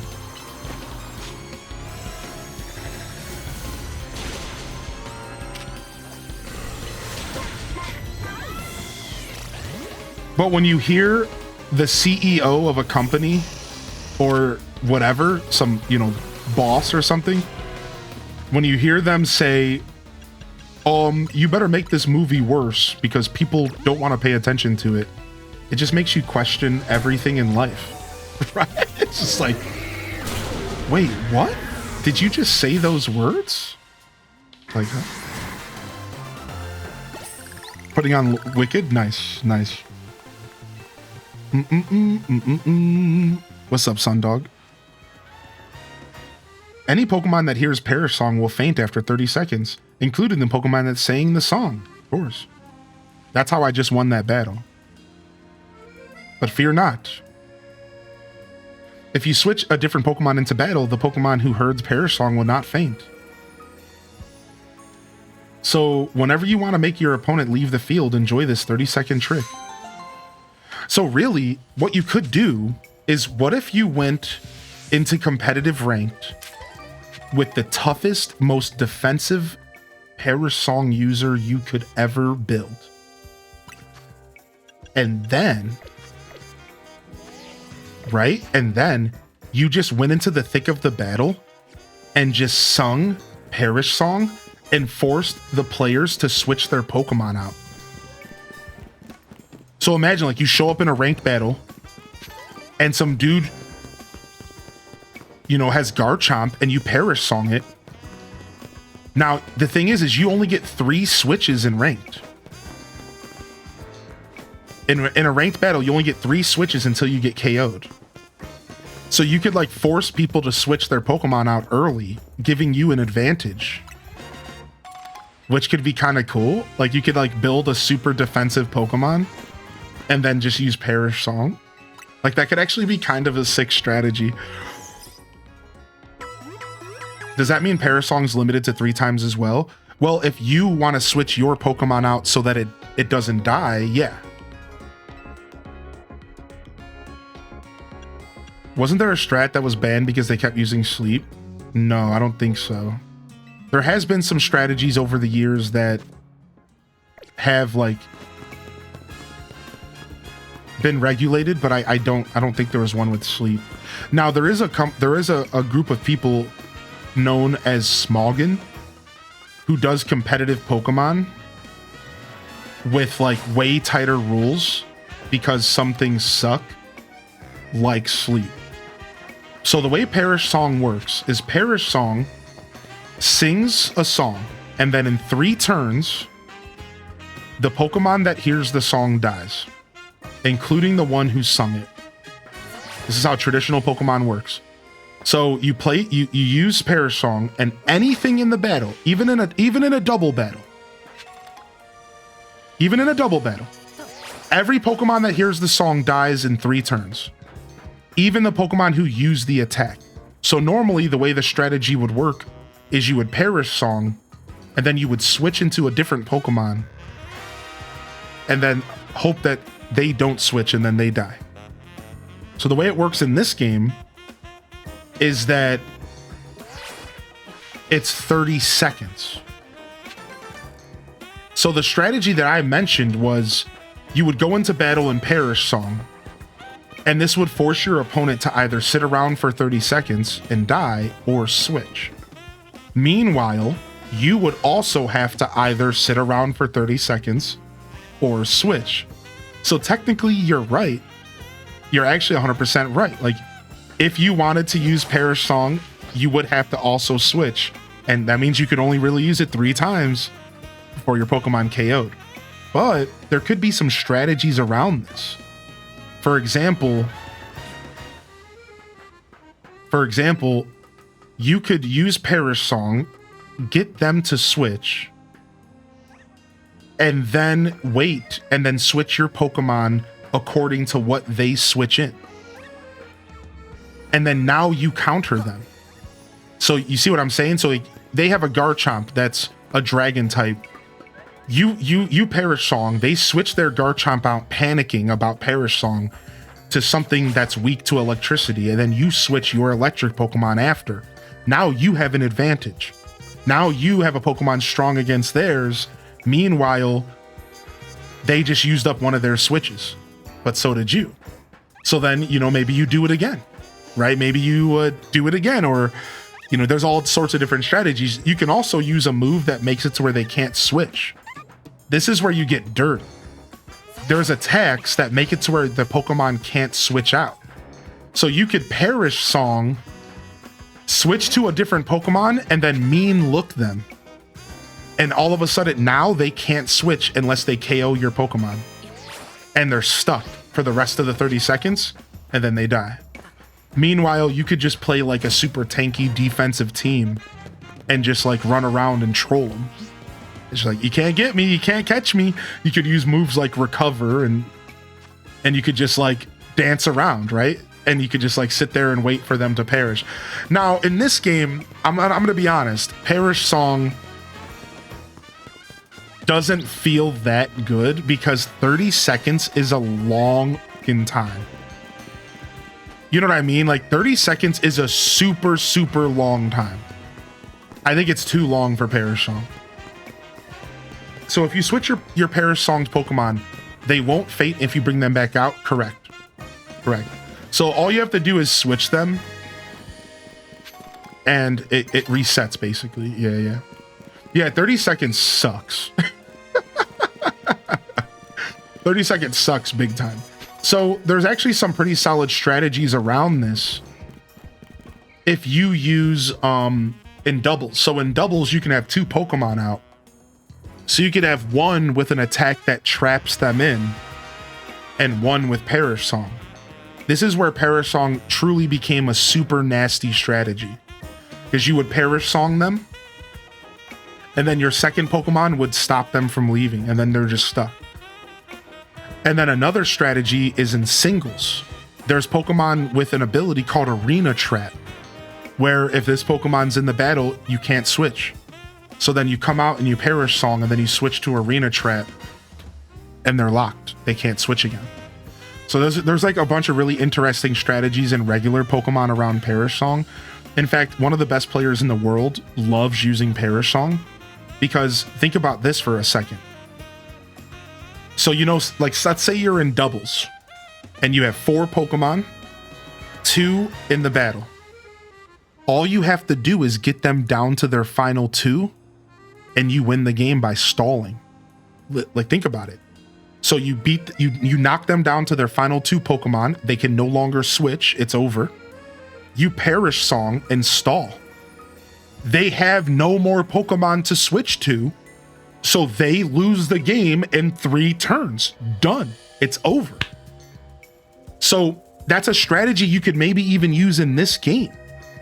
You could, if you were actually paying attention in the multi-battles and you noticed that somebody switched twice, you could Perish Song them and they're done.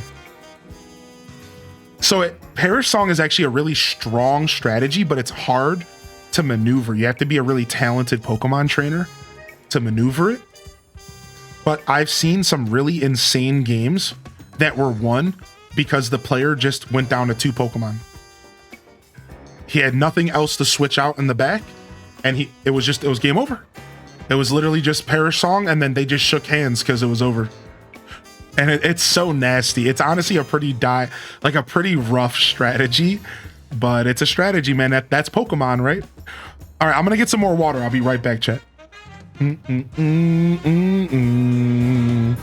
I like talking about all sorts of stuff while I play Pokemon, and it's nuts that people still hang out. People still hang out. All right, for real, I need to get this water.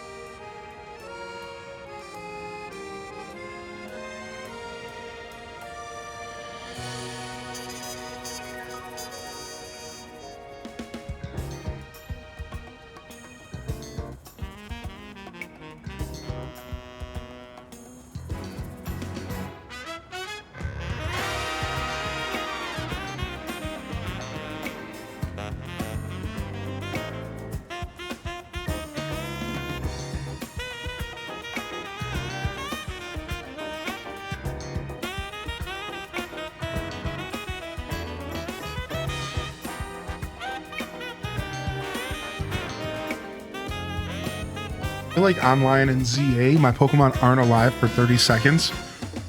Yeah, I don't think it's even possible. It's a very hyper-aggressive meta. The meta is like super aggressive, and it's just about people KOing each other mad fast, so I'm not surprised to hear that at all.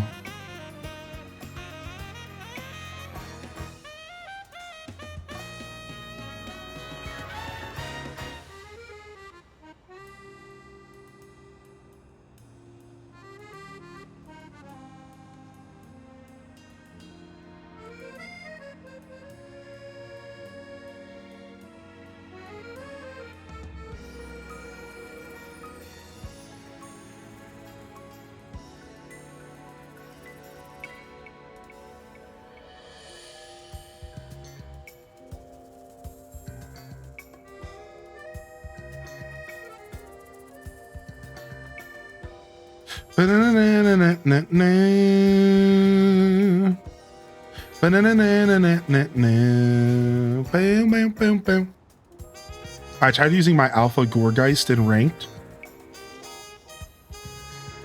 It was okay. I thought it would do better. Yeah.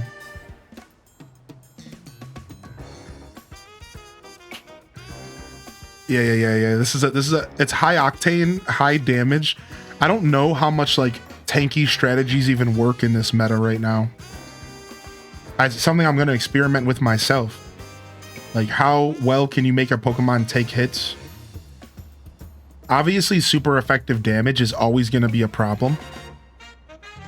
But outside of that, could you make a Pokemon that could take hits really well? Again, outside of super effective damage. From like, you know, like a hard-hitting Dragon Rush from a Garchomp or something. Like, I wonder if you can really make a defensively strong Pokemon, or if this game is just so hyper offensive that it's not quite strategical. I'm not sure. Oh, I recognize you. You're Emma's assistant, aren't you? I've seen you working with her. Something like that. Well, in any case, do you think you could help me?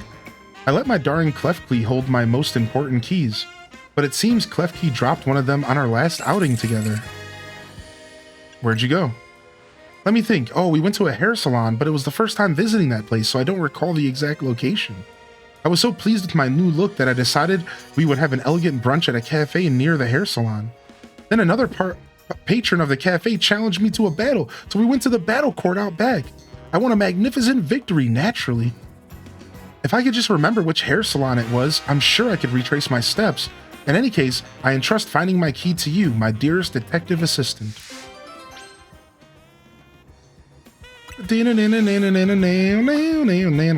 How's everyone doing this afternoon? Afternoon squad locking in on a Sunday. Hope everyone's feeling good here on a Sunday. Thank you very much for tuning in today, dude. All right, so we need to find a battle court around a cafe and a hair salon.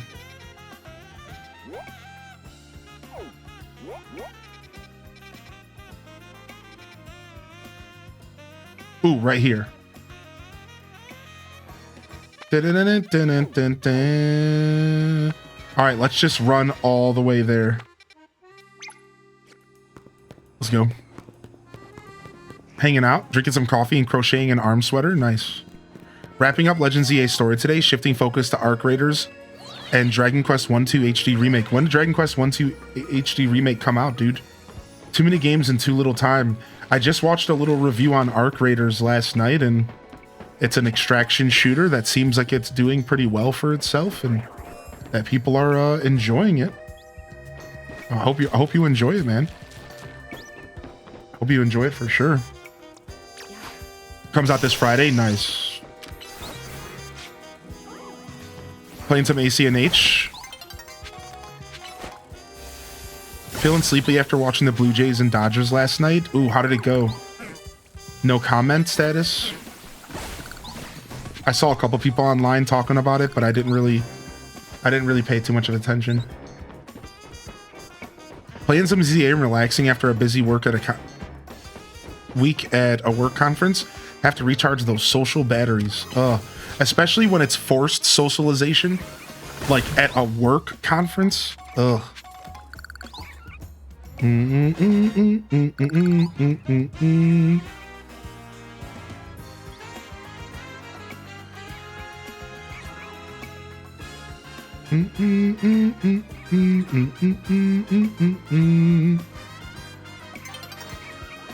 Dodgers won in 7 and the 11th inning. It was as close as you can get. What the heck? It sounds like it was nuts, dude. It was a nail biter, dude. Isn't it the World Series right now? Yeah, it's not a story game, right? Exactly, Flip, right? Yeah, I just watched a little review on it actually because I was just so curious what it was about. Where am I headed? I'm heading this way. Boom, boom, boom, boom, boom, boom, boom. Dodgers are the champs. Oh, Dodgers won. Was it game 7 or was it less? Did they take it to game 7 at least or no? It was game 7. Wow. To have it go to the 11th inning on game 7, that had to have been the most epic game of baseball to watch, dude. I'm telling you, man. That's cool, dude. That's really... Baseball's my favorite sport, dude. That sounds like it was a blast to watch, dude. That's cool. Well, congrats to the Dodgers, man.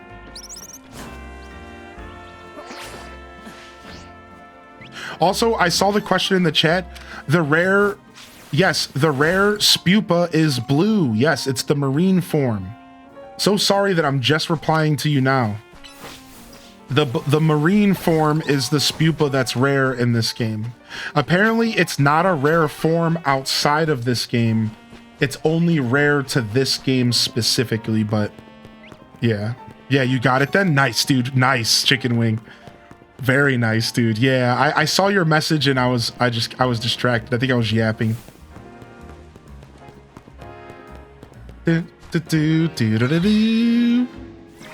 11 innings sounds like heck to me. That's way too long. Yeah, I mean, yeah, it's long. You're not wrong about that. I checked mine and I released mine. Yeah, I'm sure most of us did, dude. I gotta go, Pidgeot. Frick, almost. Freaking Pidgeot's terrifying. I can go 2 innings in a baseball before I'm bored, maybe 1. Aw. I eventually turned into a baseball fan, and I could sit and watch baseball. I'm actually one of those people. I can truly just sit and watch baseball. But I don't really like to do it at home. I like to do it at the games. If I'm not at the games, what I actually prefer to do is listen to baseball while doing other stuff. It's funny because we just had this conversation, didn't we?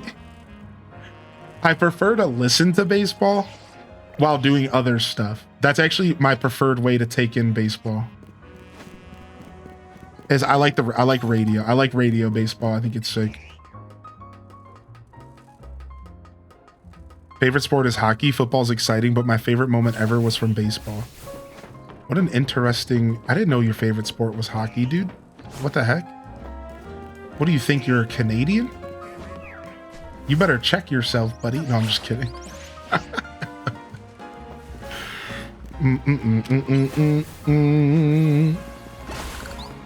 Do you get charged 2 times if the game is twice as long? No. Oh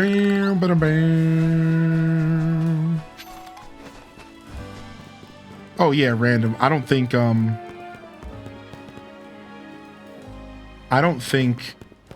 the Lake Erie Monsters are any better. I'm not sure, but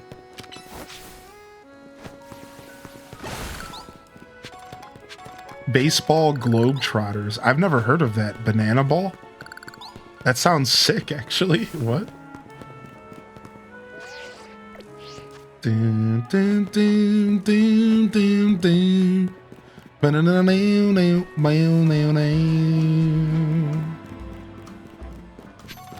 Yeah, my favorite part about baseball is the batter versus the pitcher dynamic. And like, not everyone will get it, but you have to understand, baseball is the closest thing that we have in team-based sports to a fighting video game. Listen. Team-based sports generally don't have a huge emphasis on one player versus one player. There is some of that. You'll see it in hockey. You'll see it in football. You know, you'll go into the game and it's like, oh, this QB is going to be going against this tight end. But in baseball, the batter versus the pitcher is the most insane mental battle you will ever encounter in sports. I'm telling you, it is the mental battle between 2 people staring each other down. What pitch is he gonna throw at me? What is this pitcher mostly known for? What's his secret ball? What's his secret throw? Then you have the batter and their skills and their stats and their abilities. And you have this one-on-one epic encounter. It's like those episodes from Death Note where he has a mental battle with the police officer to get her name. Y'all know, if you all watch Death Note, it was one of the most iconic scenes in Death Note when he's walking down the street trying to get this lady's name so he can murder her. It is that mental battle. It's more mental than physical, and this is why it's the most unique sport and the most unique interaction. Because like boxing, it's actually really physical, and there's still a mental battle, but it's like different. You know, and like I could say the same for like tennis, right? Tennis, one-on-one. But it's so physical, it's different. That's why baseball is really interesting to me, because it's a mental battle. See what I mean? Like, sure, you know, you have to be physical to hit the ball, or you have to be physical to throw the ball. But like, if you really think about it, the batter and the pitcher is 100% a mental battle and literally nothing else. Your ability to hit the ball and all of that stuff matters, but it is a mental battle. You are battling with them in your minds, like telepathy. And that, when that was a realization in my soul, it made me become baseball's my biggest sport, my favorite sport. Once I started appreciating the mental battle between the pitcher, and the batter, I realized, like, this is my favorite sport. This is my favorite sport. It's so rad. It's so freaking rad, dude. So yeah, I just wanted to share my thoughts on that, because I think that that's one of the coolest parts of baseball. You know what I think it's really cool, and I just wanted to share my thoughts on it. I've always thought that way about baseball ever since I got hit. With every pitch, the crowd gets louder and louder. Yeah, it's nuts, dude. Mr. Assistant, I just remembered I had my battle in this very battle court. Oh, and you found my key. My poor clef key. It's not your fault the key was lost. I'm the one who decided to battle here. But I do recall hearing that Klefki never let go of the keys they like. So how about this? From now on, you'll only have to hold the keys you like. I'll handle the other keys myself. Yeah, stop using your Clef key as your personal storage, you hag. That means we're going to be sharing some key responsibilities. Hockey's been my favorite of mine, but I enjoy baseball too. Thank you so much, Mr. Assistant. Please take this as a sign of my gratitude. Ooh, nice. A nuggie. Yeah, boxing's a really good example of the mental battle, though. I'm so happy you brought that up, Deku dude. Yeah, like, boxing is another sport that is insane with the mental battle. It has to be, right? And again, I did point out that it was just more physical, so it was a little different than the example of baseball, I think. But you better believe that boxing is an insane mental battle. Like, it is insane. Like, boxing's a crazy sport. Boxing is even crazier than UFC, even though some people disagree, because boxing is more mental. So it's funny that Deku just brought that up, because UFC is actually less mental, I think, and it's more about your physical capabilities. Whereas boxing is also just as physical, but it's also way more mental. I think, like, you really have to get into the meta in boxing.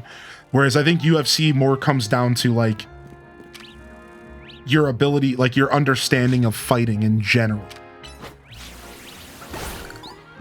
Yo, what's up, Bonnie? Hey, how you doing, man? Poker isn't a sport, but you could say it's easy for the mental game. Oh yeah, poker is definitely up there for those mental battles. Yeah, well said. Well said.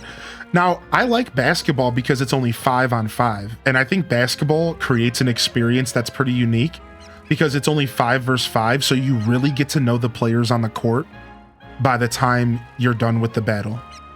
So I always found basketball to be interesting. It's like League of Legends. It's 5 versus 5. You really get to know and understand the players and their quirks, right? Whereas like football, for example, is like a lot more. You have these huge teams, so it's such more of a team-based game instead of it being about, 5 people, right? So I think that's where basketball shines, is that it's a smaller sport. It's team-based, but it's way more intimate. That's where basketball and apparently hockey, shines, is because it's a more intimate but still team-based, Wouldn't you want to play baseball yourself? I've played a teeny bit of baseball, but I'm not like a terribly sports-driven individual. The only sports that I ever took serious as a kid was football and soccer. But I see your question. So what you're asking is actually, you're not asking me directly. You're saying, but baseball's the kind of sport that you would rather play than watch. See, that is true for a lot of people, but not me. Yeah, well, I see what you're saying. Baseball has always been known for that sport. It's the sport that people would rather play than watch. Yeah. And I know Irish Stitcher just said, like, I bet you would like backyard baseball. I probably would. I'm probably going to be one of those dudes that as I get older, I go on a softball team or something. Like, I'm sure I'm going to end up on some sort of softball team or something. One of those dads, you know what I mean? Sure. But the truth is that baseball is enough for me to watch. And I know that's so nerdy. Like, it's such a nerdy sport. I could sit there and watch nothing but baseball. I could just, especially if I'm at the stadium. If I'm at the stadium, I'm down to watch the whole game. If I'm at home, it's like, Oh, you're talking about the old school game, backyard baseball. I'm hip though. I'm actually hip to backyard baseball. My brother was super into sports, so he tried to get me to play all these games. Yeah. I was waiting for Mario Baseball to come back out to play a baseball game, because there used to be a Mario Sluggers, and I was hoping they would make a new Mario Sluggers. I would play Mario Baseball for sure. People tend to make subconscious judgments based on appearance, even if they don't mean to. Are you able to see others for who they truly are beneath the surface? If so, please battle me. My Pokemon are incredibly powerful. I just don't know what to do with them. My adorable, adorable babies. Yeah, exactly, Dancing Pearls, yeah. Oh, wow, Backyard Baseball was re-released? That's interesting. Now I gotta go make some meatballs.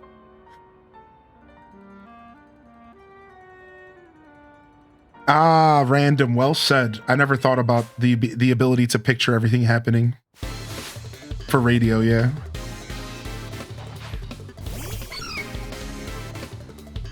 My friends in chat who gave me tips about fighting Canary, thank you so much. What's up, Mother of Pixel?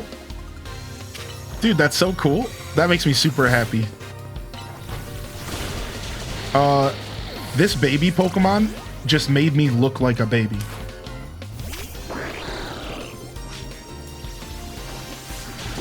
What? This thing is one-shotting me. What?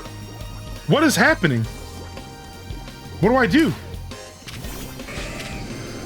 I gotta bring out the big guns.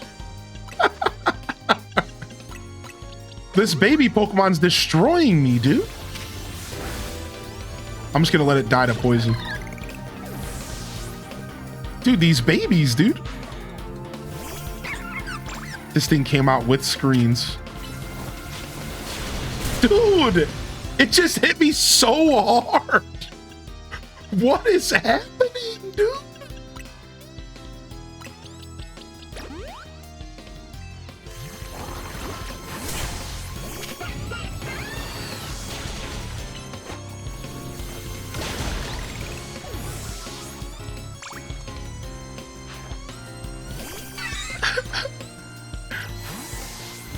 Bum bum bum bum bum bum bum bum bum bum.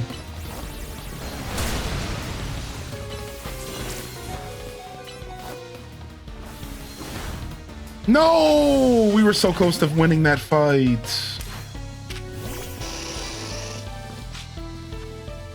All right, I think this Beedrill's about to die.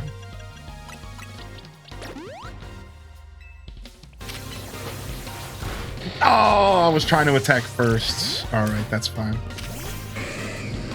Strong babies. Don't mess with baby. JR Prisma. Dude, it has a fourth Pokemon.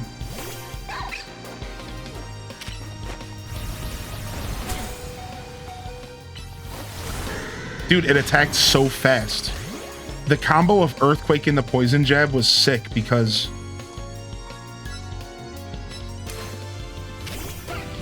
the Poison Jab released has no windup. My Psychic apparently has a bad windup. I didn't even know that.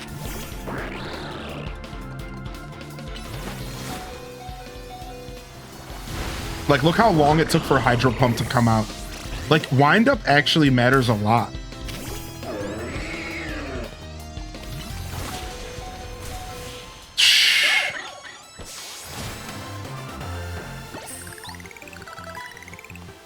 Bam, bam, bam, bam, bam, bam, bam, bam, bam, bam, bam, bam.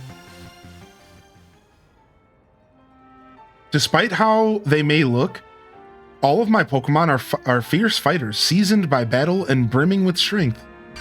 Some opponents take one look at their oh-so-adorable faces and drop their guard, only to be swiftly crushed by our might. That kind of thing doesn't happen with trainers who are serious about battling.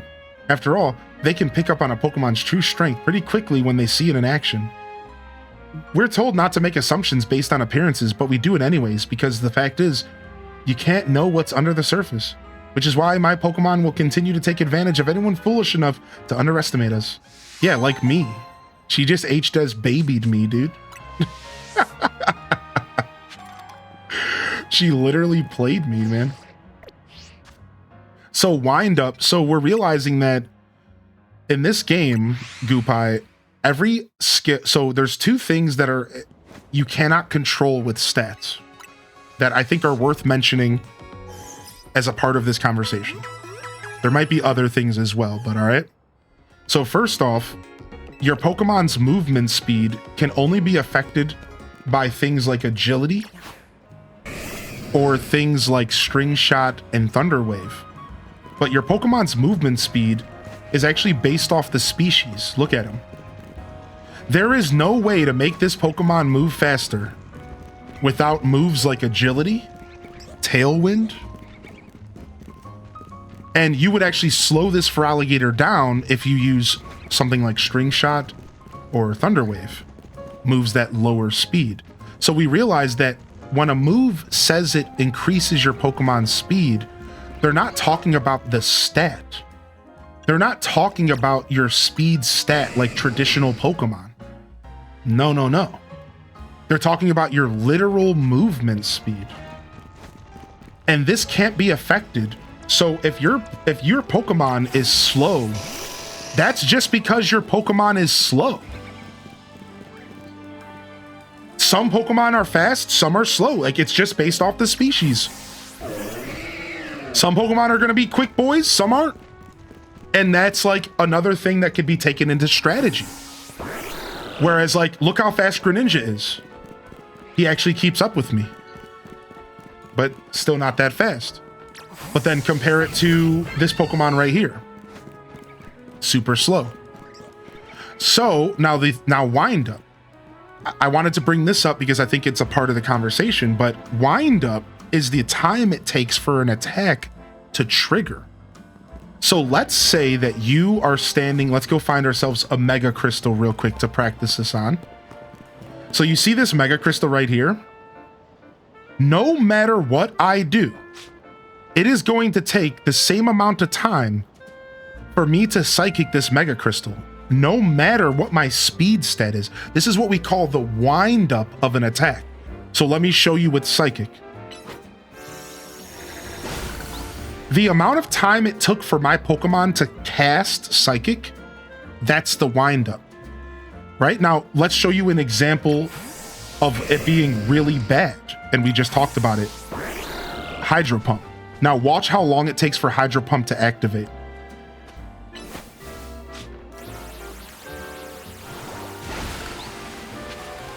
There was about a 2-second difference between Hydro Pump and Psychic.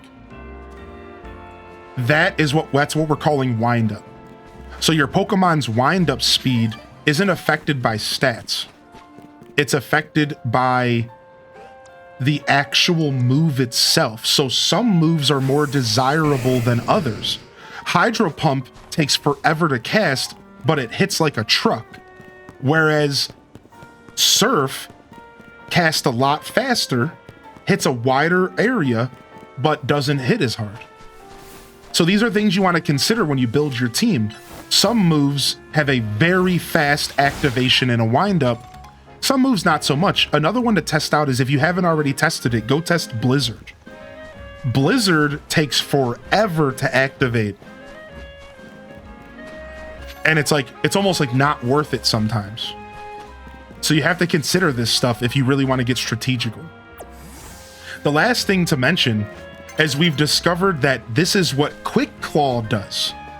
You know the traditional item Quick Claw that makes it to where your Pokemon can go first in battles? In this game, what Quick Claw does instead is it makes it to where your moves don't have a wind up. And it just makes your moves activate instantly, which is actually insane if you think about this for a second.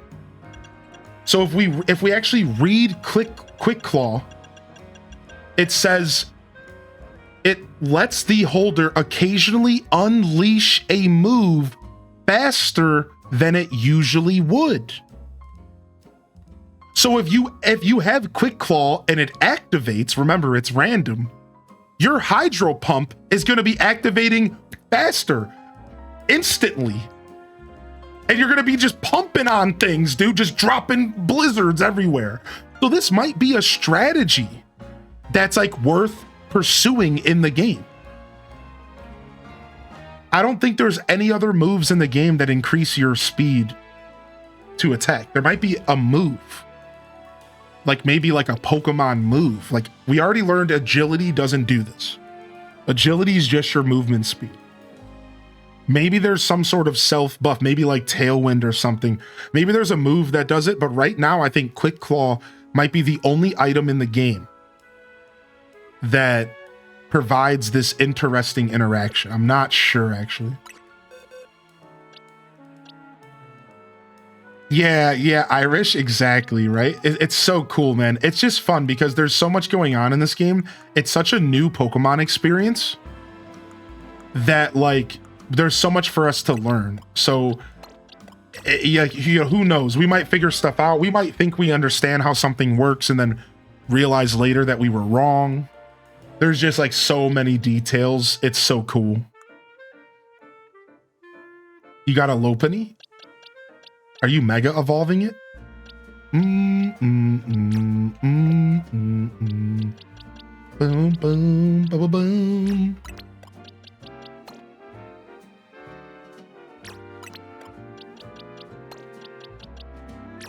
All right, let's grab this Steelix. Get that some experience. The Scizor as well. All right, it's almost nighttime. We're gonna go battling, I think. But let's go do some more side quests. It is side quests Sunday after all. Side mission Sunday.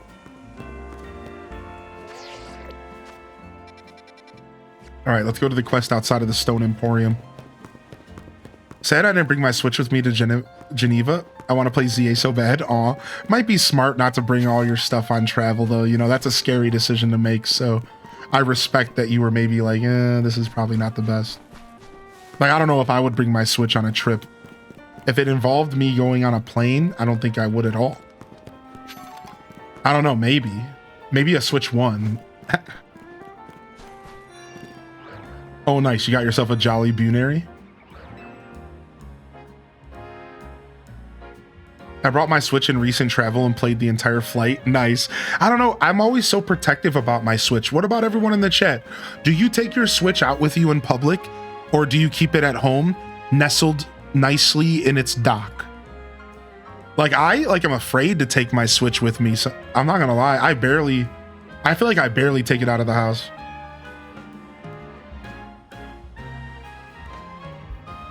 Deku, dude. You're on the flight with you? I keep it home these days. I take it from time to time. We're going to go for Tyrantum. It's called the Despot Pokemon. You can't beat that. That's what you say, but I think Aurora's is pretty strong too. Hey, you trainer, right? You're a trainer, right? Maybe you can help us. Which do you prefer? Tyrantrum or Auroros? Hey, leave strangers out of it. We already know what we're getting. A jaw fossil.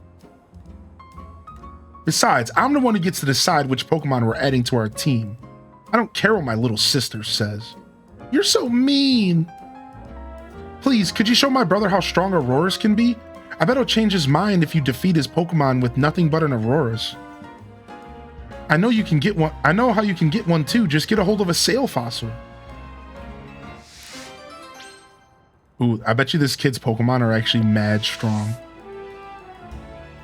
I bet you this kid's Pokemon are mad strong. I've been very protective of my Hanafeld since I was a kid. The points where I wash my hands every time before using my GBA, leading to my knuckles cracking and my teacher accusing me of punching trees. Oh my god. Weird teacher, dude. I was the same way though. I'm right there with you. I'm the same way, even with all my technology. I always make a point, like, I'm very protective with my technology and my controllers and stuff like that, yeah. It's crazy that you can actually just empty your team out in this game. Oh, you do have to use somebody, okay. I was about to say, most Pokemon games don't ever let you just empty your team out completely.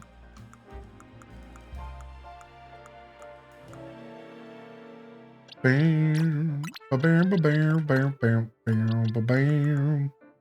bet you this dude's team is like level 60 and it's like some little kid. Watch. All right, let's try him. Let's try it out real quick. You just got a working Dreamcast and a Game Boy player for GameCube? Dude, that's insane. I'd like a Dreamcast. Please don't go easy on him. You need to go all out if you want to prove Aurora's strength. All right, let's see if he's like level 60, dude.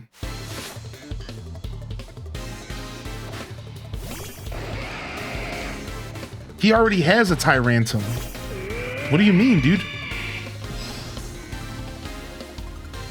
Level 60, I knew it.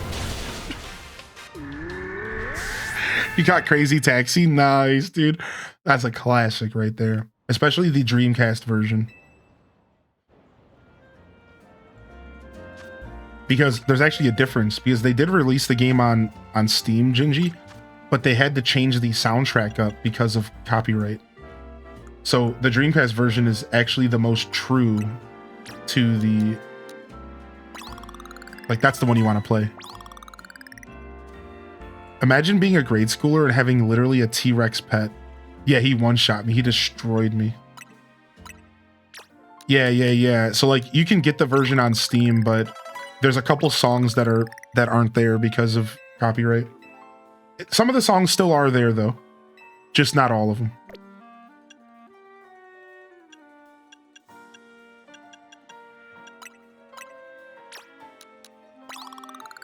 What's up, Jitterbug? Yeah, we're doing well so far. Thanks for asking, dude.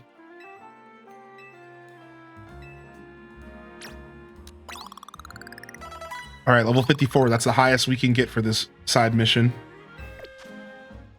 All right, let's go ahead and change our moves out. We apparently have to take this serious. We can show off Blizzard at least. All right, so what is Tyrantum? A fire dragon?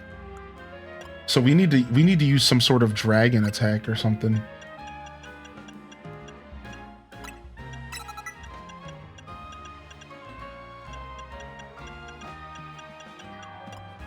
Oh yeah, we can just use ice attacks. He's a rock dragon. So does he neutralize his weakness to ice? No, rock doesn't resist ice. So no. Finally started Stardew. Nice. What's up, Swomum? Nice, dude. Yeah, so we could still use ice. Ice is gonna still be our play here. We better grab protect.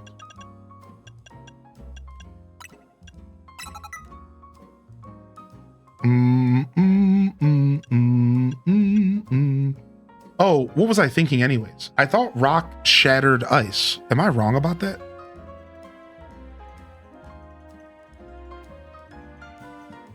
I might be thinking of fighting. Yeah, I thought rock shattered ice. Ice breaks rocks? Really? I thought it was the other way around. I always mix it up. Wait, rock does beat ice. Okay, yeah, that's what I thought. That's why I even asked that question. Yeah. Yeah, I mix it up. Believe me, I'm confusing all of us here. I'm probably confusing all of us. Yeah, that's what I thought. That's what I thought. Okay, yeah. So rock beats ice, fighting beats rock, because like you have to think about it like you're karate chopping some cinder blocks, right? So fighting beats rock because you're karate chopping cinder blocks, and then rocks can shatter ice. So you're throwing rocks at ice. Ice beats ground because ground is earth and earth gets frozen by ice. This is all the ways I figured it out as a kid. I never understood why grass beats ground though. I guess it's like grass taking back the dirt or something, taking over the soil.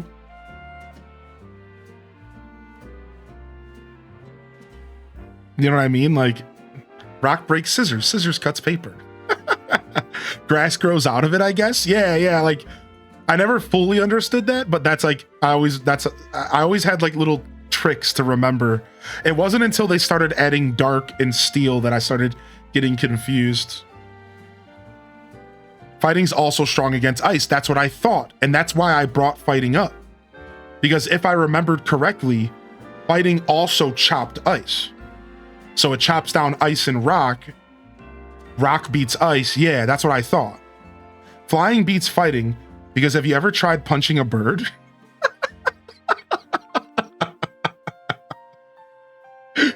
Okay, sick. Yeah, there's like little things you can do, like little tricks, so you can try to remember all the type matchups, you know? All right, let's go. Tarzan beats Gorilla. Gorilla beats Jane. Jane beats Tarzan. Stop. What? That doesn't mean anything. What is that? What? Bird puncher? Stevie Bats, dude. Good to see you. All right, we're trying again, dude. Here we go.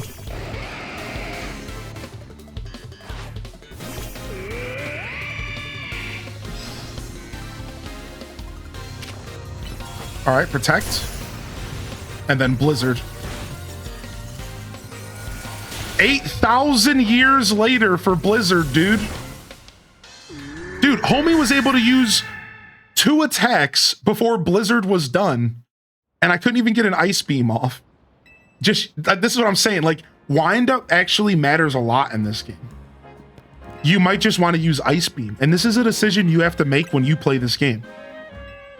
Do you use ice beam that's just going to happen a lot faster? Or do you go for the blizzard that's going to hit harder, but take a lot longer to attack? We're going to try ice beam this time. Let's see what happens.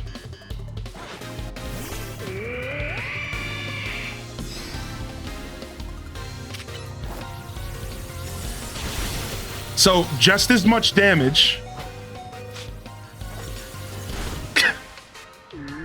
I don't know why I clicked blizzard again. Or use quick claw. Yeah, I can't. I don't know why I clicked blizzard again there, but it was substantially faster. It didn't help me though, because it still didn't kill him. All right, we got this. One more time. 3rd time's the charm. Maybe the 4th. I don't remember, because this kid has been destroying me. I'm being beat up by a toddler. I hate this kid's face already.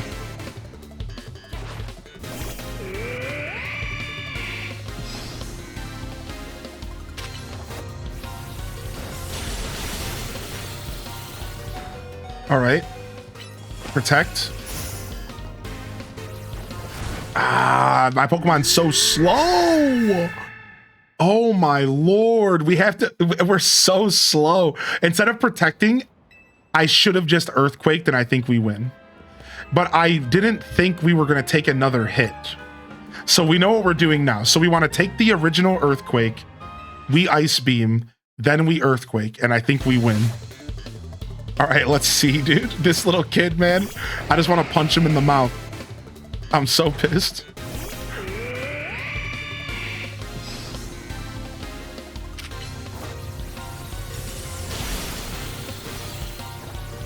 No, stop, dude. Did he just do more damage that time? I don't know. Per Google, grass is super effective against ground because plants with their roots destabilize the ground. and sap its nutrients that can help cause erosion. Oh my lord. What a detailed answer. Thanks, AI. All right, come on, we got this. Let's use Earthquake first, and then we'll use Ice Beam at the end. This makes way more sense, I think. Let's go. We're gonna Earthquake his Earthquake.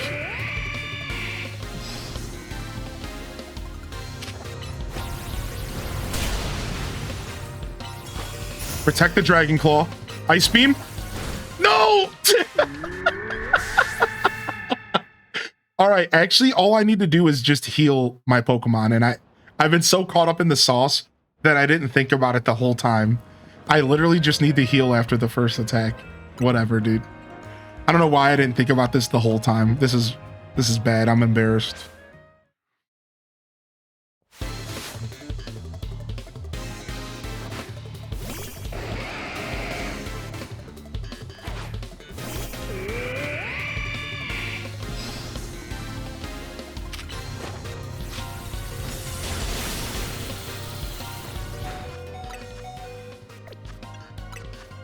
We almost look. We're living at 1 HP. No way. Does this game have the mechanic where they can live at 1 HP, or did I just get super lucky? I think I just got super lucky. There's no way, right? There's no way, right? You have to heal against a grade schooler? Yeah, dude.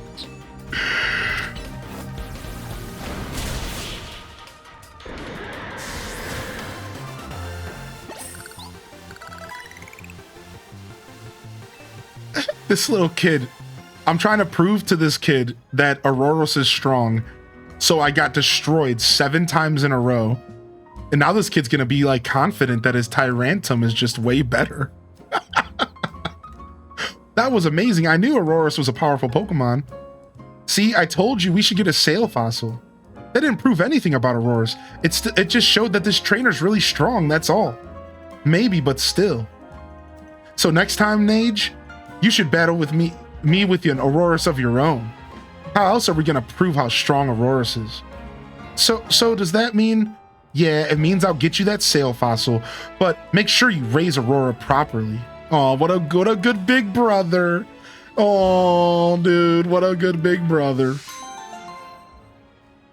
Yeah, there is Focus Band in this game, yeah, and the other one as well. There's both of them. There's the one that lets you live at 1 HP from full HP, and then there's the other one as well, where if an attack was going to KO you, there's a chance that it doesn't, whatever that's called. Oh, nice, Brielle. Oh, wait, you found my God Pack? Oh, Brielle, nice. You got my God Pack, dude. How sick. How actually sick. Bam, bam, bam, bam, bam.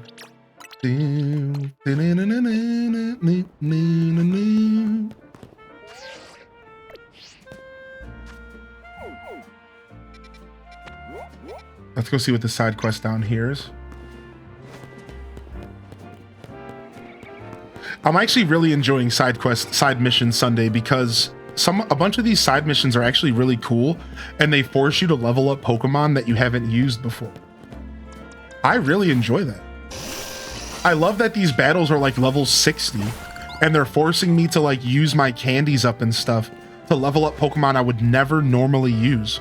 So now I have a level 54 Aurorus that I could easily train up with bottle caps and vitamins, and I could make a competitive Pokemon if I wanted to. You know what I mean? Like, that's so cool because it really does encourage me to do stuff I don't normally do. Your brother got his 4th God Pack? Dude, I just got my 1st, and I've been playing the game for a year. What? You want to know what I'm doing? Well, I'm feeding these wild Aron. Aron love to eat metal. They'll even munch away at cars and things if you're not careful. So I feed them scrap metal to make sure they don't start eating what they shouldn't. I do worry that they'll get bored if I keep feeding them the same old thing all the time, though. So I had an idea. Do you think a poison type move would add some really nice flavor to the scrap metal? Steel Pokemon can't be poisoned, so it wouldn't bother them at all. What a weird request. Poison the metal so that my Pokemon have a better flavor. How do you even know that they have flavor? Like, how do you even know that they can taste? Like, what do you mean, dude?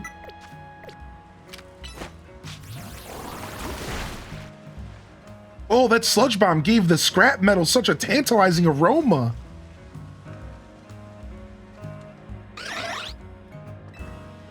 And look, the Aron seem pretty happy with the results. They're chowing down.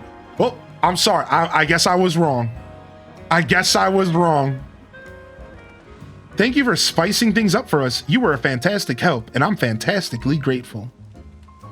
After this, I think I'll spend some time researching which poison type moves Aron finds the tastiest. Don't worry, my little Aron friends. I'll keep feeding you as much scrap metal as you like. Aw, she's so cute, dude. I love Arons, dude. They're such little buttums. And they're the best because they turn into a monstrosity of a Pokemon, so it's even better.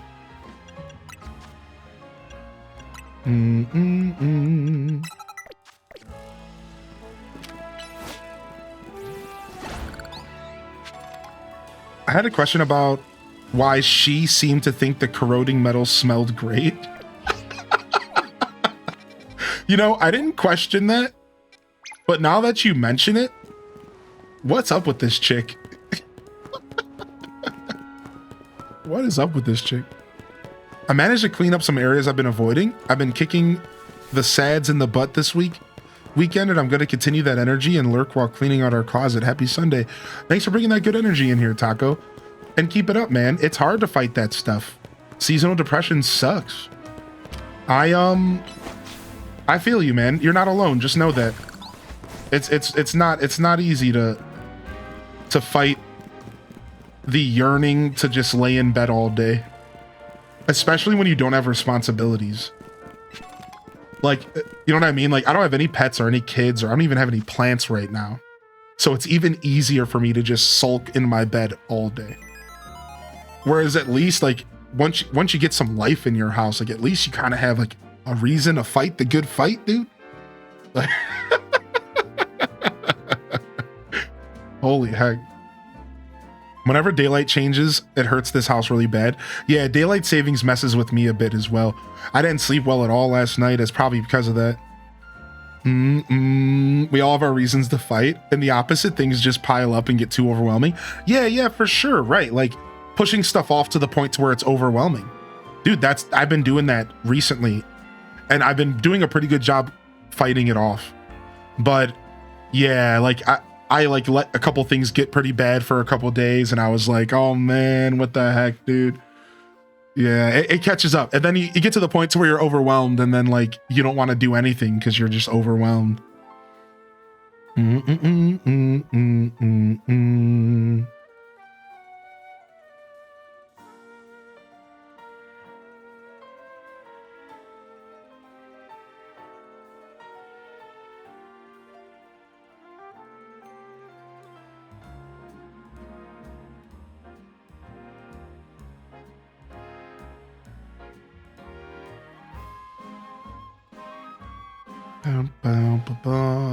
Yeah, our change just happened literally this morning. That's right, Swomum. We're always like a week after you. Yeah.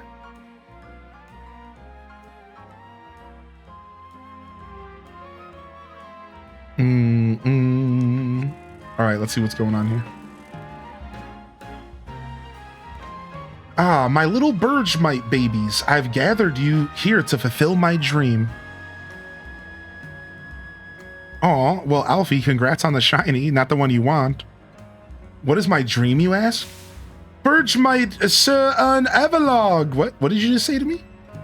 That's right, I want to see all my Birdmites sit on the back of a giant Avalog. You strike me as a capable trainer, and so I have one very, very serious request for you. I'd like to borrow an Avalug big enough to fit all 4 of my Bergemite on its back. I think one with the size classification of XL should be big enough.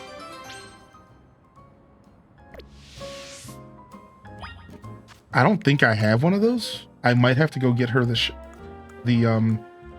there's an alpha that spawns like always that we could use.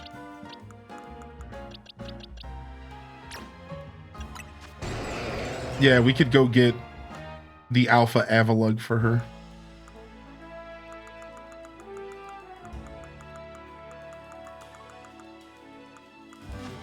Bum, bum, bum, bum, bum, bum, bum, bum. Yeah, time change just happened.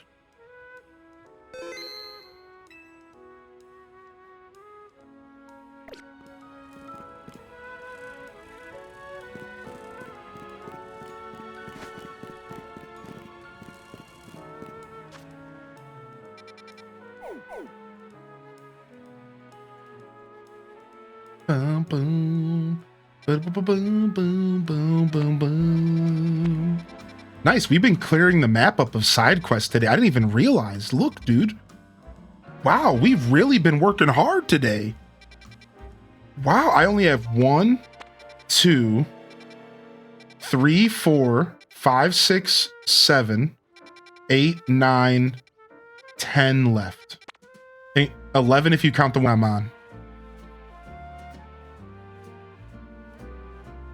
It helps it go to the right places as the TLDR.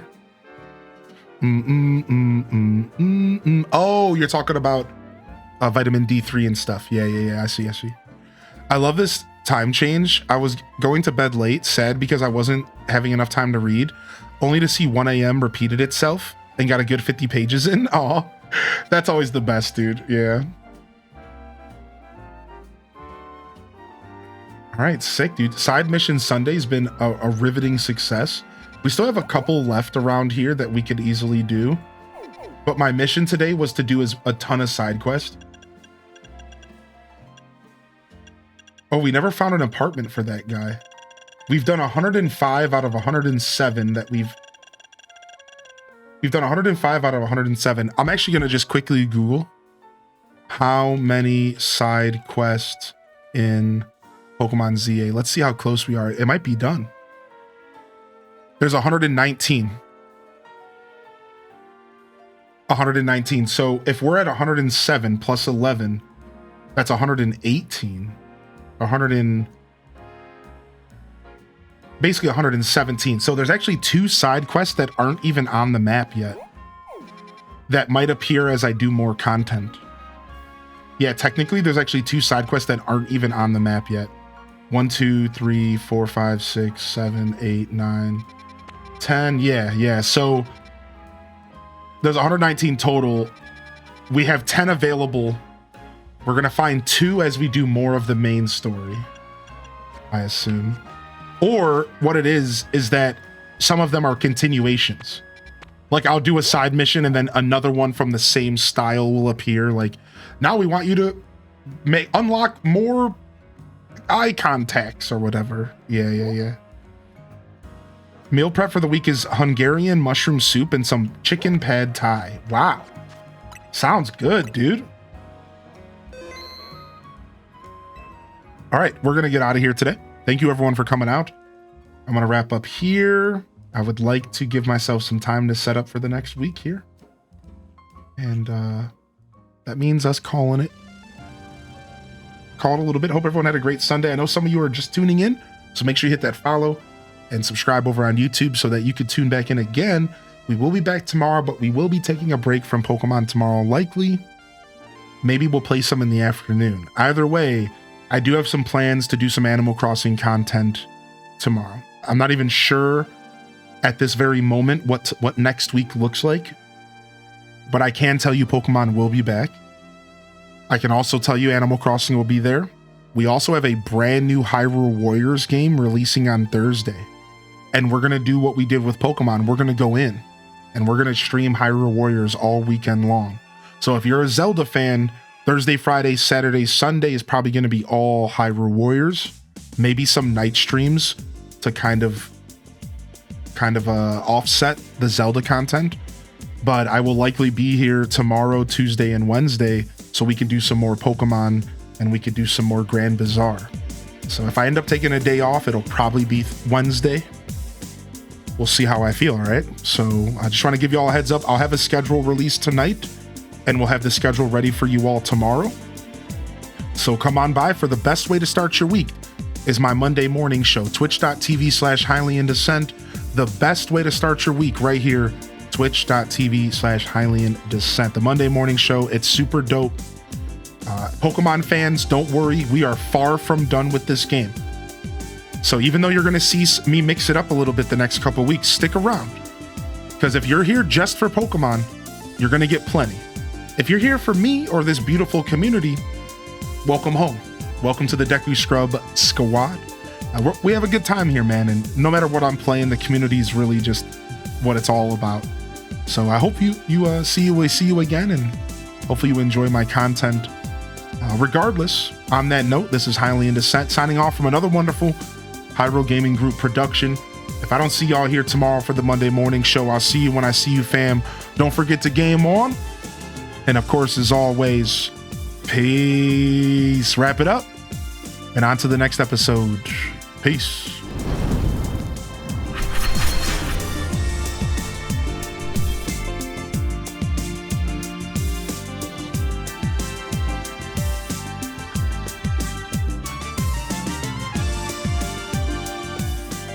All right. Thank you, everyone. Seriously, holy heck. Beautiful side mission Sunday. We did almost every side mission in the game except for, I guess, around 11 or 12, which is pretty cool. I'm pretty excited to be back to this game, and we'll finish up our side quest casually alongside ZA Royale Day, which is coming up soon, where we're going to just focus on trainer battles. Once we get our shiny charm, we'll start shiny hunting, and we'll bring back shiny hunting bounties, and y'all can choose what shinies I hunt, and much, much more.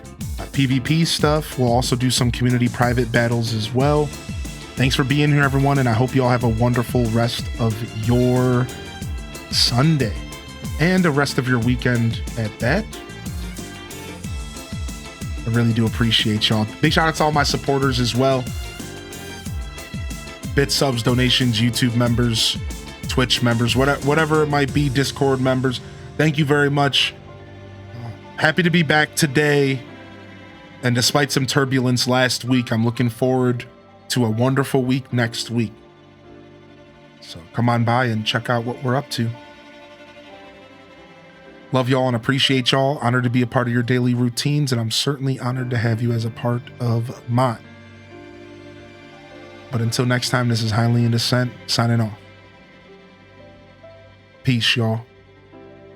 And hit them cat jams. Peace, peace.